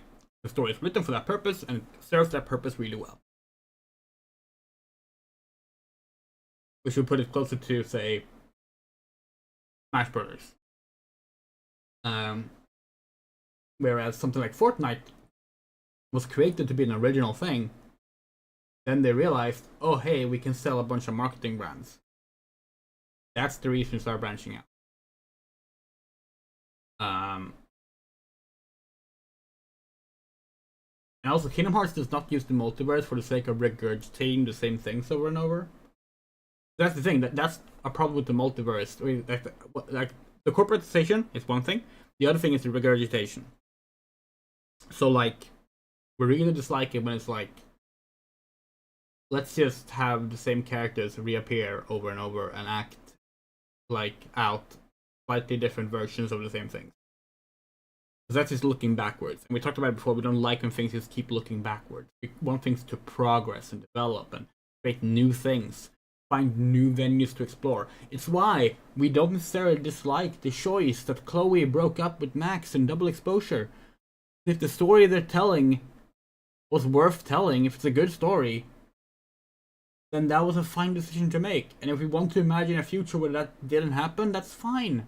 That can still happen. Life is Strange 5 might have a different timeline that takes place in it. It's fine. It doesn't have to all be like the same rigid history. That's what we're trying to explain here. Art should be fluid and interesting and creative and growing and expanding and be beautiful. Art is beautiful. Let it be beautiful. That's all we're really trying to say here. We're not trying to say that any particular concept is bad or any particular approach is always doomed to fail or that every single thing is like another thing. That's not what we're saying. We're just saying that when you engage with art, engage with it as art.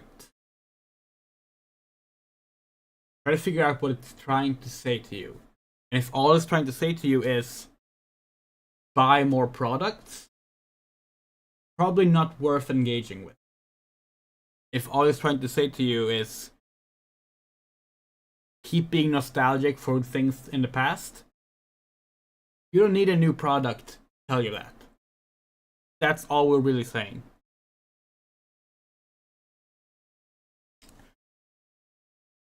I'm gonna swipe yes on this girl. As well, but we're making executive decisions now because we want to actually get through this. Cosplay is not consent is true, but pretty picture.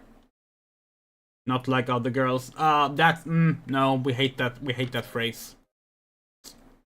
Gel. We only have one more swipe left, so because of that, we're gonna say no. We want to see if we can like find someone that's like really like just fuck yeah, fuck yeah. Oh shit. Oh cool, we get no. That's as good a sign as any. Time to say goodbye to this app.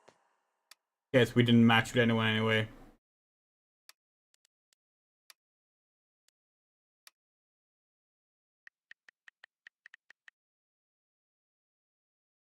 We get more viewers when we're just not playing the game and just ranting. Okay, let's look at our tasks.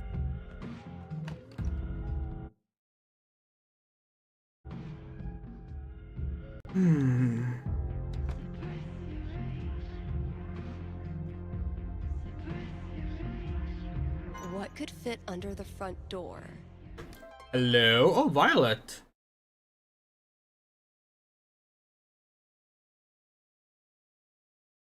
What kind of dyke would it be if my friend group wasn't primarily composed of exes? Dyke being said, that's cool. Like seeing that being used.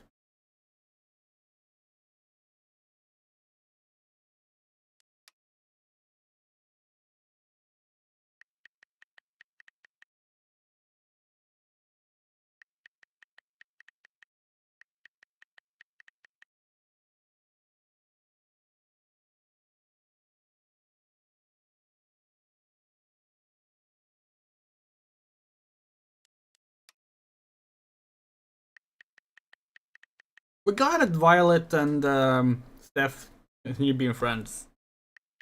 We're really annoyed with the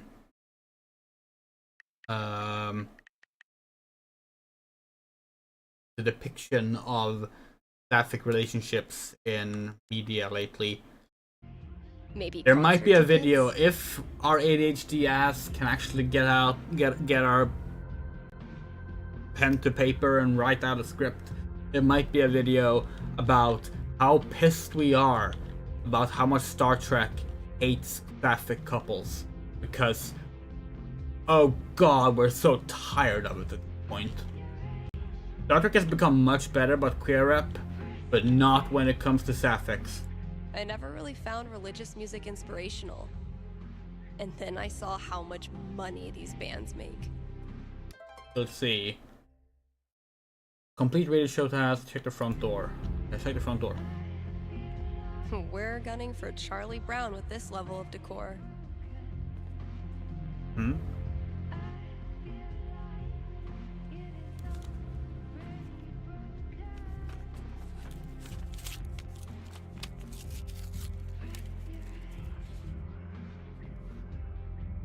A fucking scavenger hunt on New Year's Eve.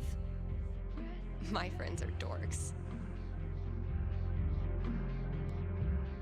Steph is witty, bold, and fun, but she's also a great listener. Okay, so the listener's corner.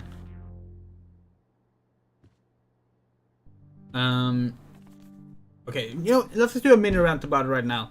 So, Star Trek and queer representation has always been kind of tricky, right?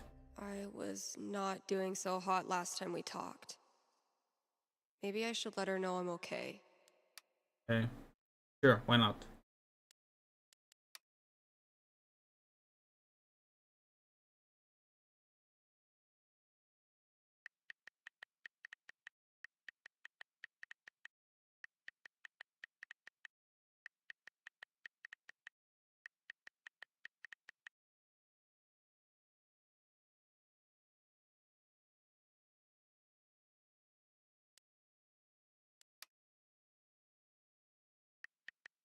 Yeah, so, okay. So, Star Trek is kind of famous for, like, pushing a bunch of, like, social political boundaries back in the 60s, right? One of the earliest interracial kisses, for example, was there. Of course, a woman on the bridge was a big deal. A black woman, no less. Multiculturalism on the bridge. All these things. Like, it's famous for all that stuff. And it's famous for how much, Gene Roddenberry, though a dog shit person in many regards, did push for these things to be part of the show, right? Oh, hey! Fiona's coming out as a trans guy. Awesome. Sorry, where the fuck's in this now?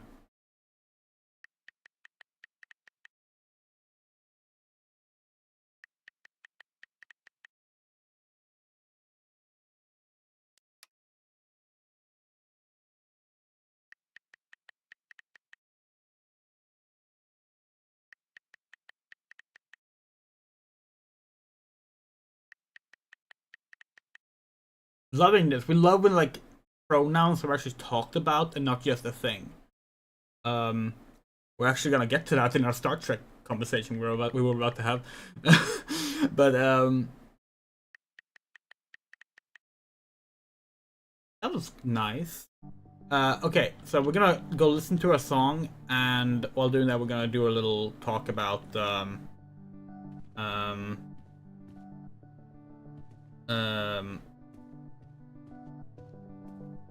where's the song? We'll talk about queer rep in Star Trek and why we want to make a video about it.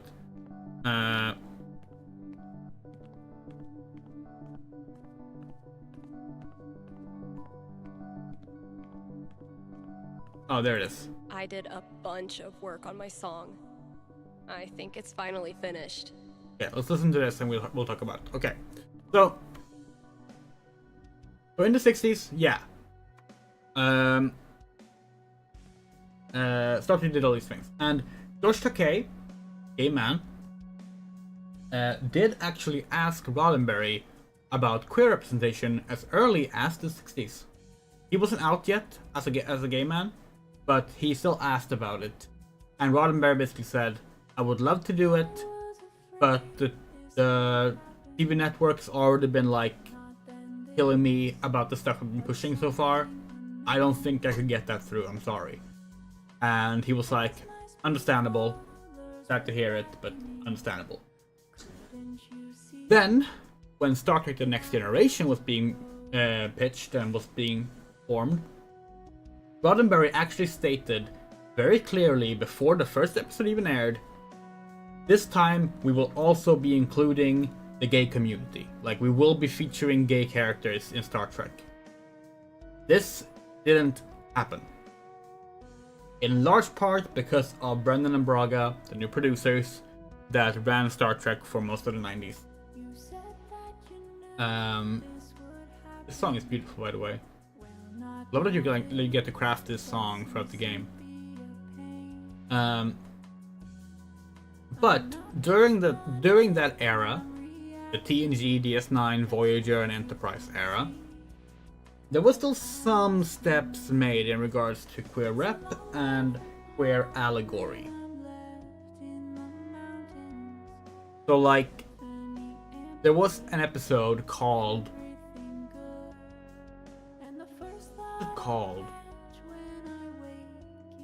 You want to say The Outsider, but that doesn't sound right. Anyway, it was an episode that was literally about gay conversion. Not gay conversion is bad. And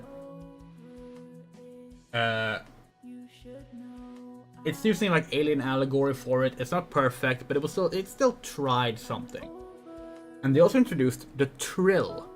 And the Trill is basically a species that have this like slug that they carry inside of them in symbiosis with themselves. That like when someone dies, they pass the slug on to the next person, and like their memories remain in them, so they're the same person still ongoing. And that includes sometimes changing gender. So like someone who was once a man might now be a woman.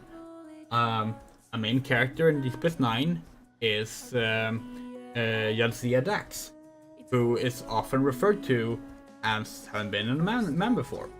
And people who will know her will be like, oh, old man, I know you. And she's like, oh, like, I'm Jadzia now, I'm a woman. They'll be like, oh, Jadzia. And like, it's all allegorical stuff, but it's really good. Although it does include, like, in TNG, it does include a pretty homophobic thing where, like, they suggest that even in the far future of Star Trek, sapphic relationships still aren't a thing. But again, Brendan and Braga sucks. Let's not focus on that. It also introduced some canonically bisexual, evil characters. But still, we got a little bit at least. And then came the new era of Star Trek, the Kurtzman era of Star Trek, starting in 2009 with Star Trek 2009. My little idea has grown up into a whole ass song. There's nothing queer in that Maybe film I should share except it with someone. Obviously Kirk and Spock are in it, and Kirk and Spock shipping is a whole separate thing that we can talk about some other time. But the point is that during this era, we also got Star Trek Discovery. It was the first time queer main characters were explicitly queer. So we got a gay couple, Dr. Kober and Stamets. They're a married gay couple. 2 men. They're played by gay actors. They're wonderful. There are still problems with this. It's kind of a spoiler, but it's an old show now. It's 7 years old. They do a bury your gays thing in the first season, where Dr. Culber is killed. He comes back later. It's science fiction. But yeah, 2017, we finally got the first actual gay relationship that's an actual explicit gay, between actual explicit gay characters in Star Trek. I think it started in 1966, by the way. So the second season of Discovery introduces our first lesbian character, played by, we believe, an out lesbian actress, who we just lost the name of. We had it.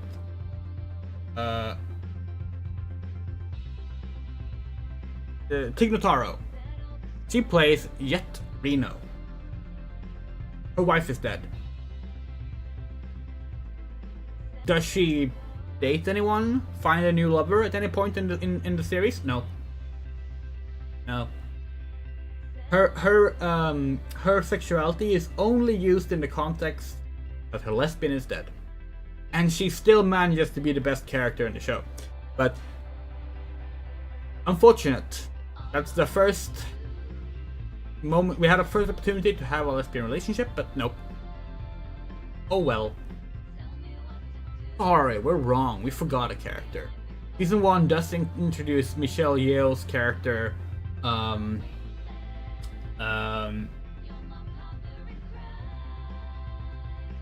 Why are we so bad with names today?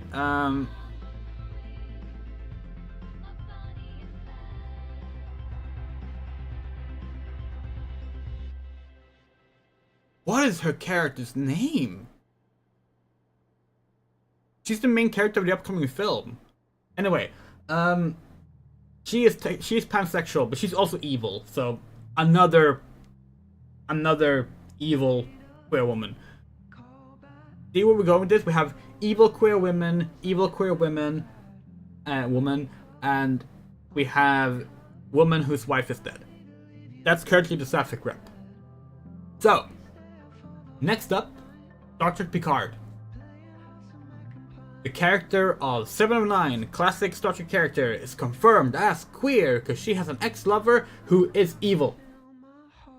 They're not together, and she's evil, and pretty sure she's killed at the end of the episode that she appears in. So, that's not great. Captain Giorgio, thank you, Moto. Okay, right. Well, at the end of the first season of Star Trek Picard, she's holding hands with Raffi. And they promised that meant they were gonna get together. And they do. They get together. In fact, they wrote an entire radio play where they're together. By the start of season 2, they broke up.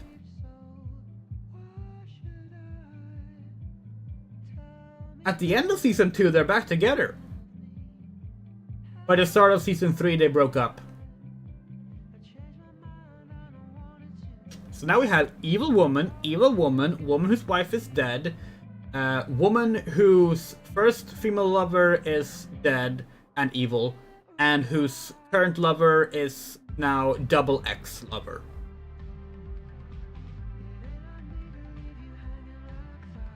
Okay. Okay. Star Trek Lower Decks! I don't know. Let's skip forward. Star Trek Strange New Worlds. Legacy character. Nurse Chapel is confirmed to be bisexual, maybe? Question mark? Because she ends up mentioning that she dated a woman. Although she says it was a misunderstanding. Was it a misunderstanding because it was a woman? Or was it the relationship itself that was bad? We're not sure. They don't specify. But now we have evil woman, woman whose wife is dead, a woman whose first lover is dead and whose next dies. And now we have a woman who dated a woman, but it was a mistake.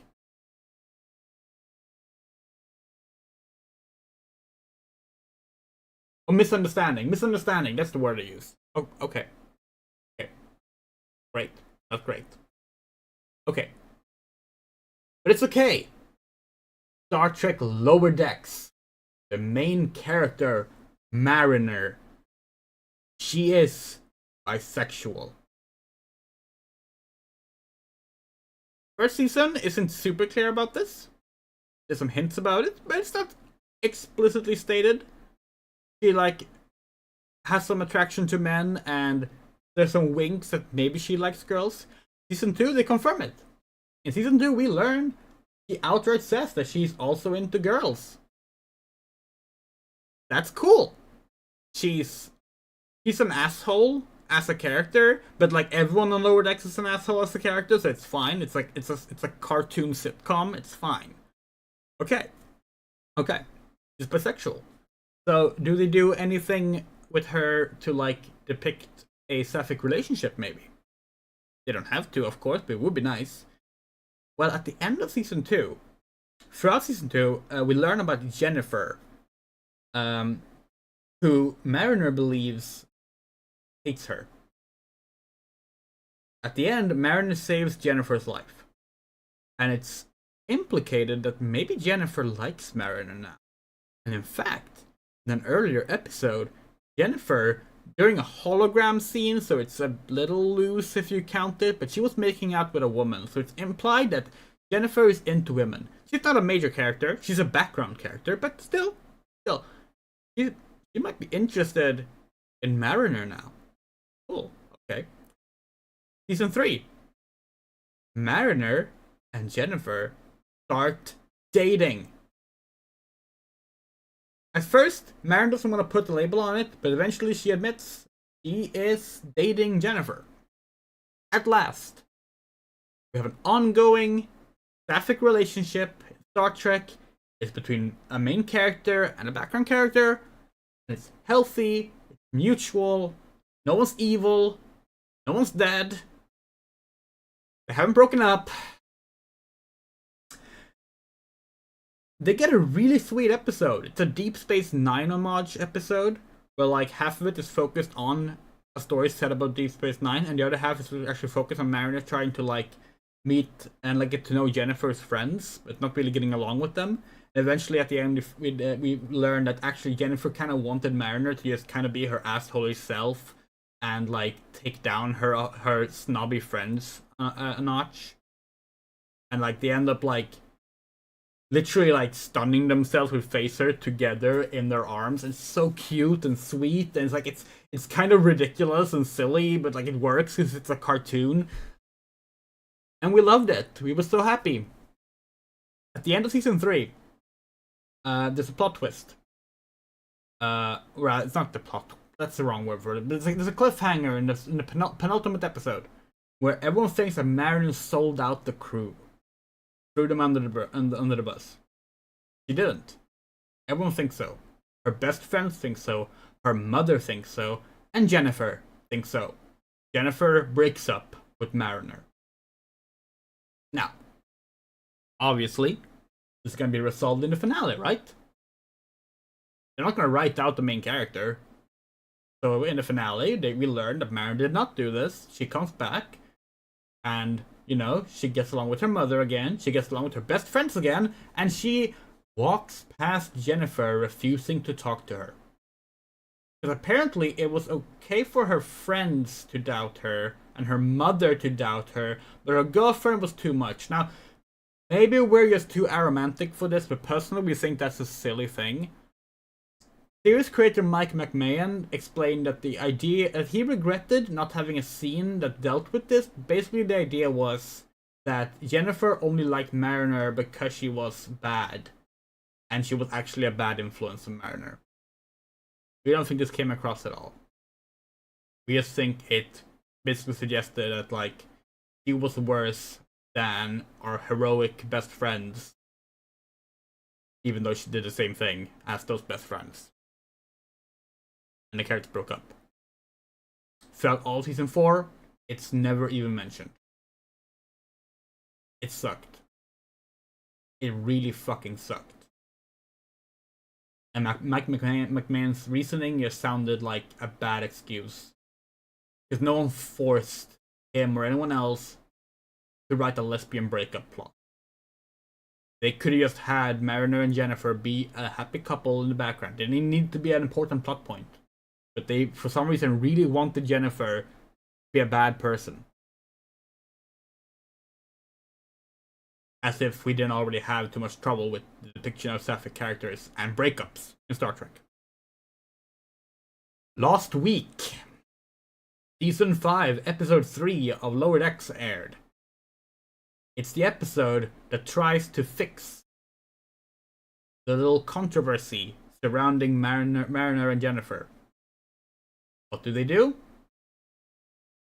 had them break up. They established, like, we technically never officially broke up, but now we're gonna break up for real and talk it out, and we're gonna be friends afterwards. So, like, they didn't actually change anything. They basically just went like, we are winking at the camera, acknowledging what we did, and now you get to like it. Also, Jennifer mentions, like, finally I have an ex that I'm not enemies with, because, you know, sapphics are just so vindictive and awful, and couples, they never work out, and they all just end with everyone being miserable.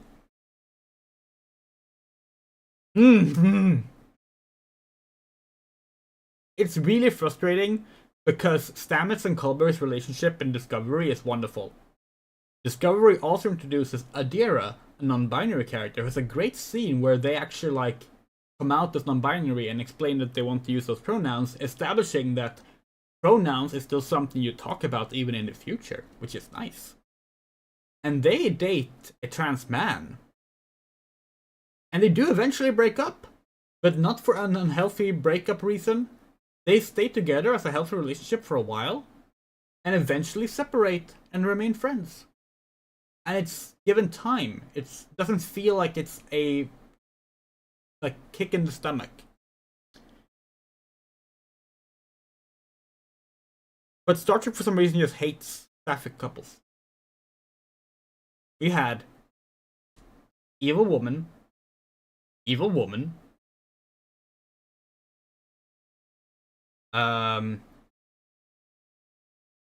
woman whose wife is dead, woman whose ex-lover is dead, who is dating another woman who break up twice. Oh yeah, the reason they had to be broken up in season 3 is because they can't be bridge officers and also in a relationship, even though straight people are that all the time in Star Trek. And we had woman whose relationship with a woman was a misunderstanding, and woman whose only other relationship was only there so that they could write her partner as vindictive and mean so that they could break up, and then make an extra episode to make very sure that everyone understands that they're absolutely broken up forever. That's the sapphic representation in Star Trek, and that sucks.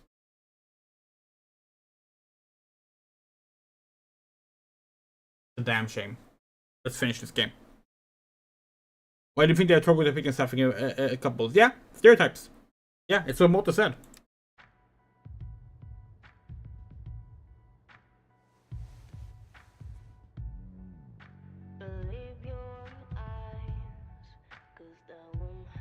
This game is 2.5 hours long. Almost at 4 hours now.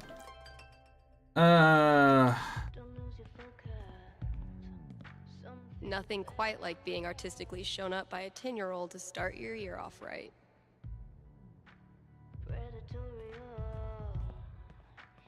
Yeah, let's follow the clues now.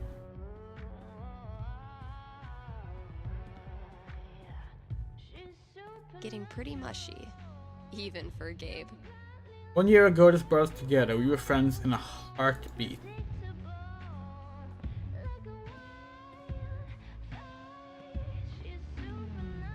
One year ago.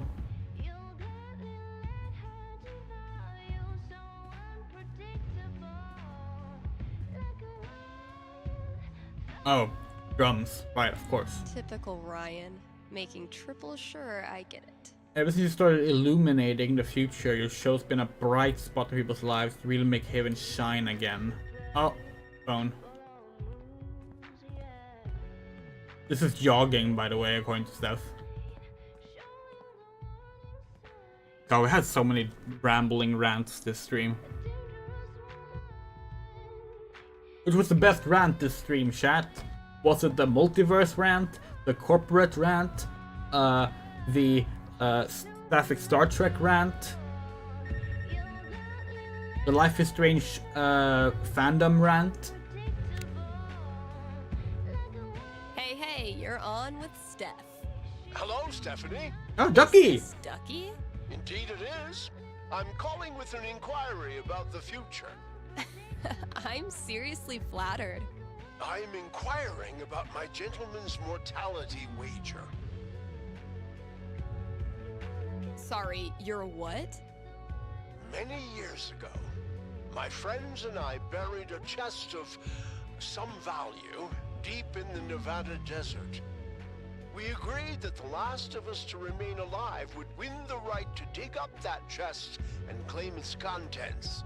It's a common arrangement, although it's admittedly fallen out of favor and legality. You may know it as a tontine. How old are these friends of yours? Considerably older than me. And how old is that? You rascal, Stephanie! I'll consult the fates and be right back. So glad this is up to the D20 and not me. Oh, it's from The Simpsons? Oh yeah, isn't that like is Mr. Burns and Grandpa? Sorry, Ducky. Or yay? So, Ducky's taunting.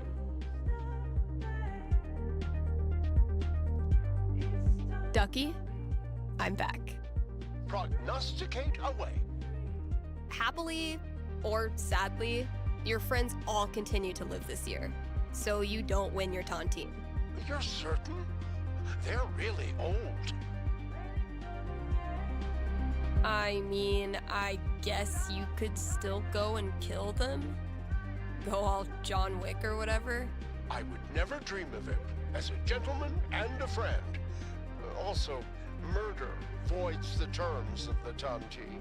Yeah, the flying Seems like a hellfish, smart thing to put into the contract. But thinking about your friend's death so much causes you to remember why you were friends with them in the first place. You decide to visit each of them over the year and have a great time reconnecting on a totally taunting-free level. If I cannot be rich in gold, I will be rich in friendship. Thanks for calling, Ducky. Yeah, like this DLC is so good. Like genuinely, this is our favorite Life is Strange 3.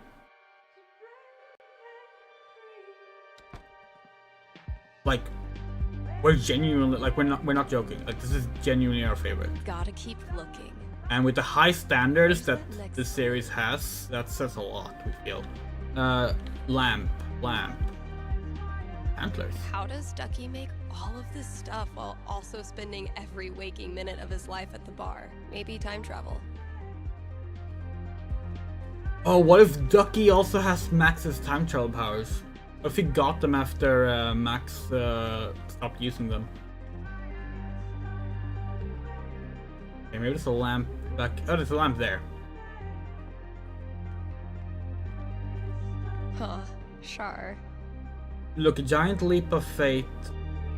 You took a giant leap of faith and moved to a strong town where you've forged a badass creative life for yourself. Find the next clue in the record bin that describes what you are.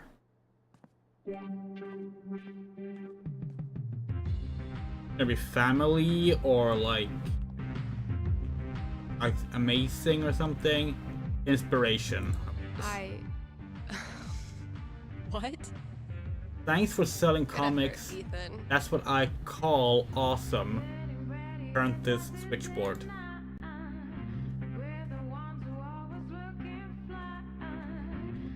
Pirates of betraying you. It's probably the end soon.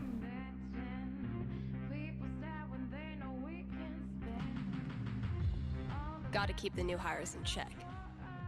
If we ever get new hires.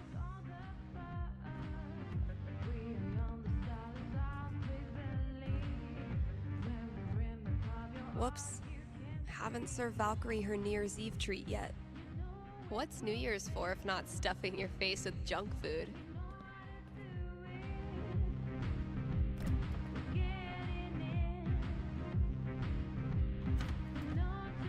Oh, you see that? Smoked salmon for my little terror. Look at that. Unisex restroom. Awesome. Okay, so did they mean the switchboard in the... Oh wait, hold on. Let's tally the foosball score first, because we might end the game when we finish the... Gotta add the latest game. thing. Definitely a worthy match to close out the year.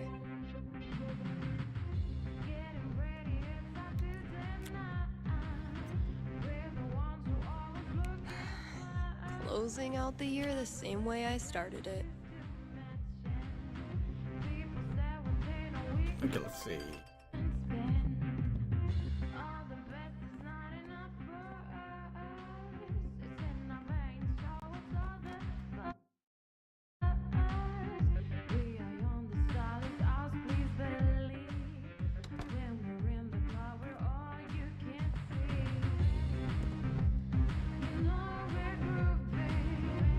Okay, that clue's in here somewhere.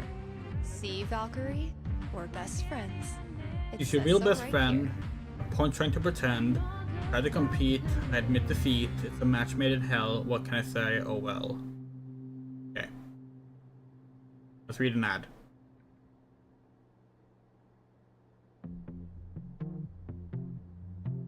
Are you sorry to see the winter season go? Not sure how you're gonna survive the long holidayless stretch until Valentine's Day? Not to worry, Spam's Grocery has you covered. Keep the winter cheer alive with sales on your favorite holiday foods. Treat yourself to a discounted novelty-sized candy cane, but this time without the excuse.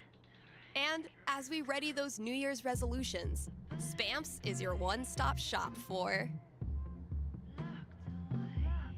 healthy foods to eat during the 2 weeks you actually use your gym membership. Happy New Year from Spamps. Kind of amazing how like this game only uses Steph's character model. Like you don't meet any other people, and yet it feels really alive. Really cool. An example of less more.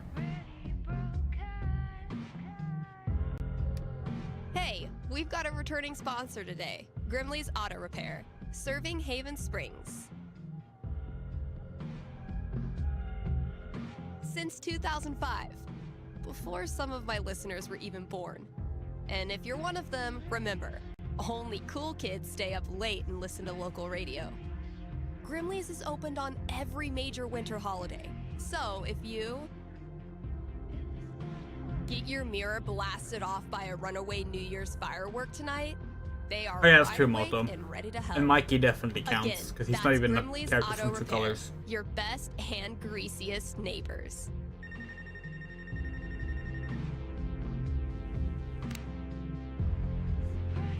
Happy New Year. You're on with Steph. Oh, wow. Hi. I have a major problem I'd love your help with. My college minor was in major problems. Let's hear it. Okay, it's about a Christmas present I got this year from my grandma. Grandma gifts rule. They pull out all the stops. Yeah, that's kind of why I'm calling. My grandma bought me a $4,000 video camera with the lighting rig. Whoa. I know.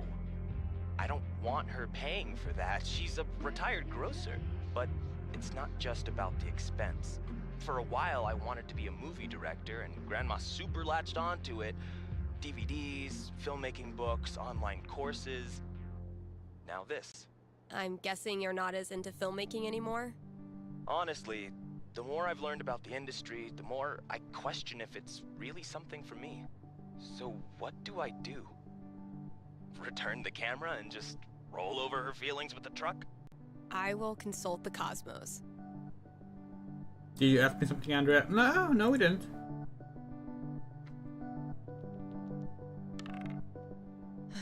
A 12 doesn't tell me much. What does one do with an overexpensive gift?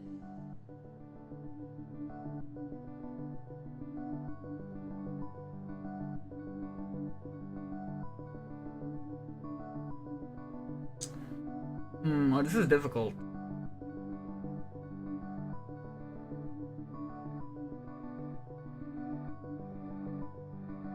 I'm gonna go keep the camera. Cosmos consulted. I'm braced for it. You keep the camera, even though it hurts your insides thinking about how much Grandma paid. And since the gear's taking up half your bedroom anyway, you start putting it to good use. You start a video blog and kick it off by interviewing the person who made it all possible. Grandma would actually love that. Hey, look at that. She tells you all about her childhood, which is already interesting enough. But it's her sweet demeanor yet shockingly salty language that makes it go viral.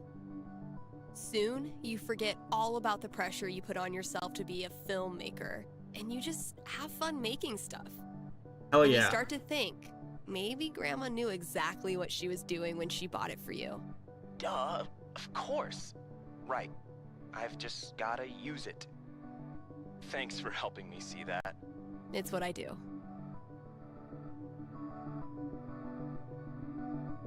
Pretty sure we're about to get the end of the game, so we're putting on the beanie again. The Xbox branded beanie.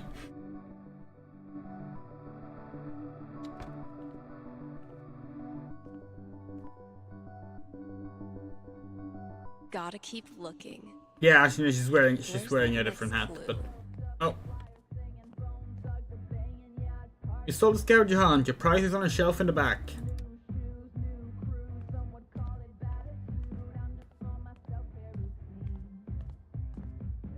Oh, dang. I'm gonna have to put another t-shirt order in. Guess I finally clicked with the customer base. Holy shit. This is rad. Oh. You wonderful bunch of absolute geeks.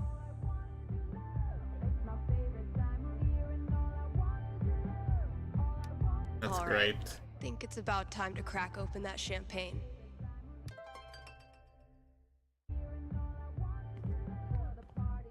A little sad Valkyrie didn't show up.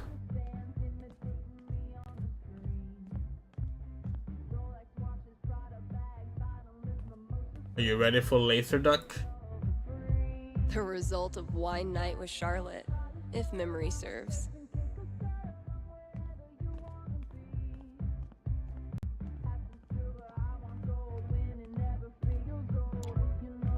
Oh, he's gonna.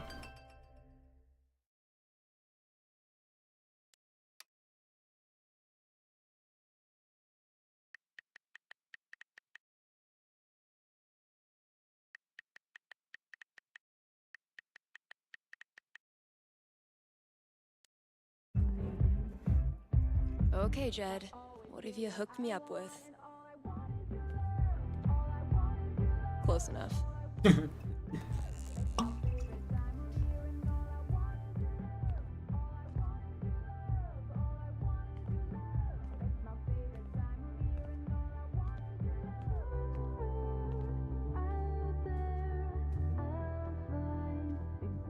Happy New Year, Valkyrie! Wherever you are.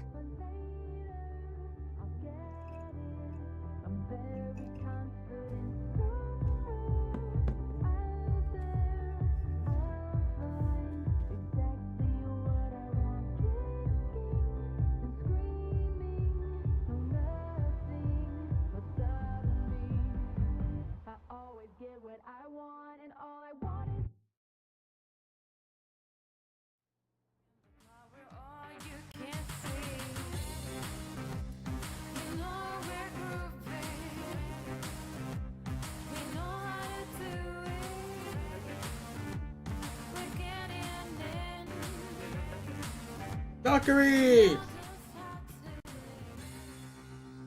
Oh yeah, this is the day that True Colors start.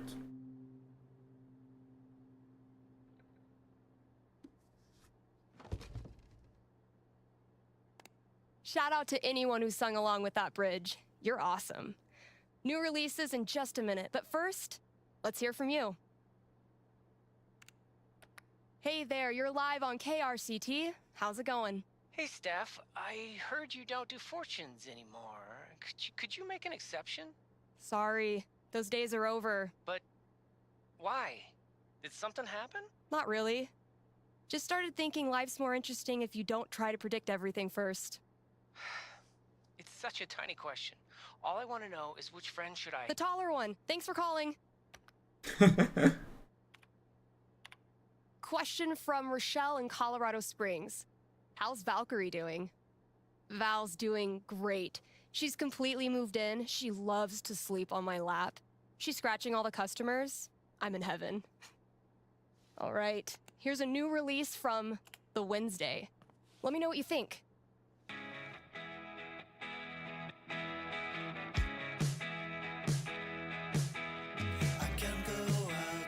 Yeah, okay, so like,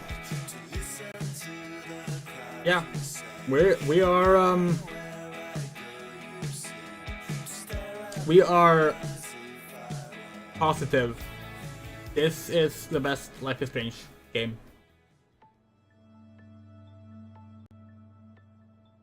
Like, specifically this DLC. You're ranking it higher than Life is Strange 1 and Life is Strange 2.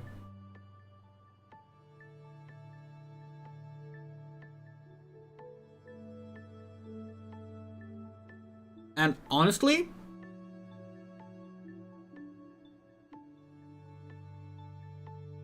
we think you can definitely play that before True Colors. We think you might actually appreciate True Colors more if you play that first. Which is very rare for us to say. We are not a fan of prequels first.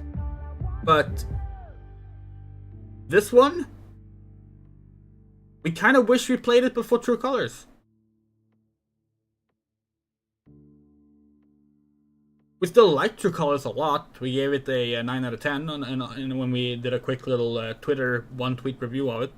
But like, damn, that's good. Damn, that's good. Just absolutely fantastic. No notes. We loved every part of that. Beautiful. Now,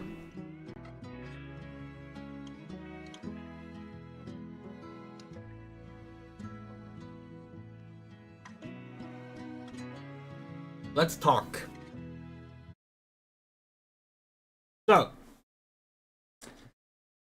we have now finished all of the Life is Strange games that were released by the time we started these streams. That means that Double Exposure is the next game. We have not bought Double Exposure yet. We want to get the Ultimate Edition, which is expensive. The reason for that is because it has a bunch of content in it that we want to experience on stream, including Max's cat, which is locked to the Ultimate Edition. We don't know when we will be able to afford it, because we will not buy it before all our monthly costs are covered. If we can afford it this month, after we bought all our medicine and paid all the monthly bills and stuff like that, then we will play it this month. That's the ideal scenario. But we're not going to promise it until we actually have it bought on our Steam. But the next stream is going to be the Life is Strange comics. We've never done this before. We're going to do a read-along of all of the Life is Strange comic books. Other people have done this with stuff like the Sonic comics, so it seems to not go against YouTube rules or any copyright issues in that regard. We will be reading them together. We'll be scrolling along the page, the digital versions, and reading out the dialogue and narration out loud, going through a lot of comics. The comics are a continuation of Life is Strange 1, set after the Save Chloe ending, and we're looking forward to them. It should be a really fun stream, a very different stream, but a very fun stream. That stream is likely happening next week. Maybe on Sunday. But we're not promising that. It's gonna take a bunch of prepping. But it is coming. It's gonna be a lot of fun. And then we'll do Double Exposure when we have afforded buying it. We have to prioritize our health and stuff like that. And we don't have a lot of money. And in fact, as we mentioned a bunch of streams, last month we actually weren't able to buy our medication, and we ended up having to borrow money for it. But that happens sometimes. Still, regardless, this has been a lot of fun. We're looking forward to the next stream. Dragon Age Origins is currently set for Thursday. We've been pushing that one off a bit because Dragon Age Origins, we like it a lot, but we find it's a kind of a difficult game to stream. It's kind of amazing that we did 10 hours the first time. We need to be in the right mood for it, and we already know that Veilguard is not going to be something we can afford anytime soon either. So it's like not something we're rushing. And we might want to play some other games as well. So we'll see. But right now, the plan is Dragon Age on Thursday. We would like to give a very special thank you to our wonderful supporters, who are Ahmed G, Bean, Garden, Giovanna M, Harahase, Hitsu, James M, Hughes, Stubbs, Juice Queen, Martin W, Mike Rosblum, Moto, Rain, Rum Ray, Stagger Music, Shadow Winchester, Sean Peterson, Spider News, and the Coyote. If you would like to support us, we have a Patreon, a Coffee, and a PayPal. Any amount you send us gets your name here in the credits for at least a month, maybe even longer if you're a big time supporter or if you've been a long running supporter. The Enix stream, and Moto, we should actually answer your question. Sorry, you asked how does it rank on your best games ever list. We generally don't tend to rank like DLC like that. Then again, Endwalker is our favorite game of all time, and that's an expansion pack. We would probably say top 15 at least. Probably. Take care. Love you. See you next stream. Bye everyone.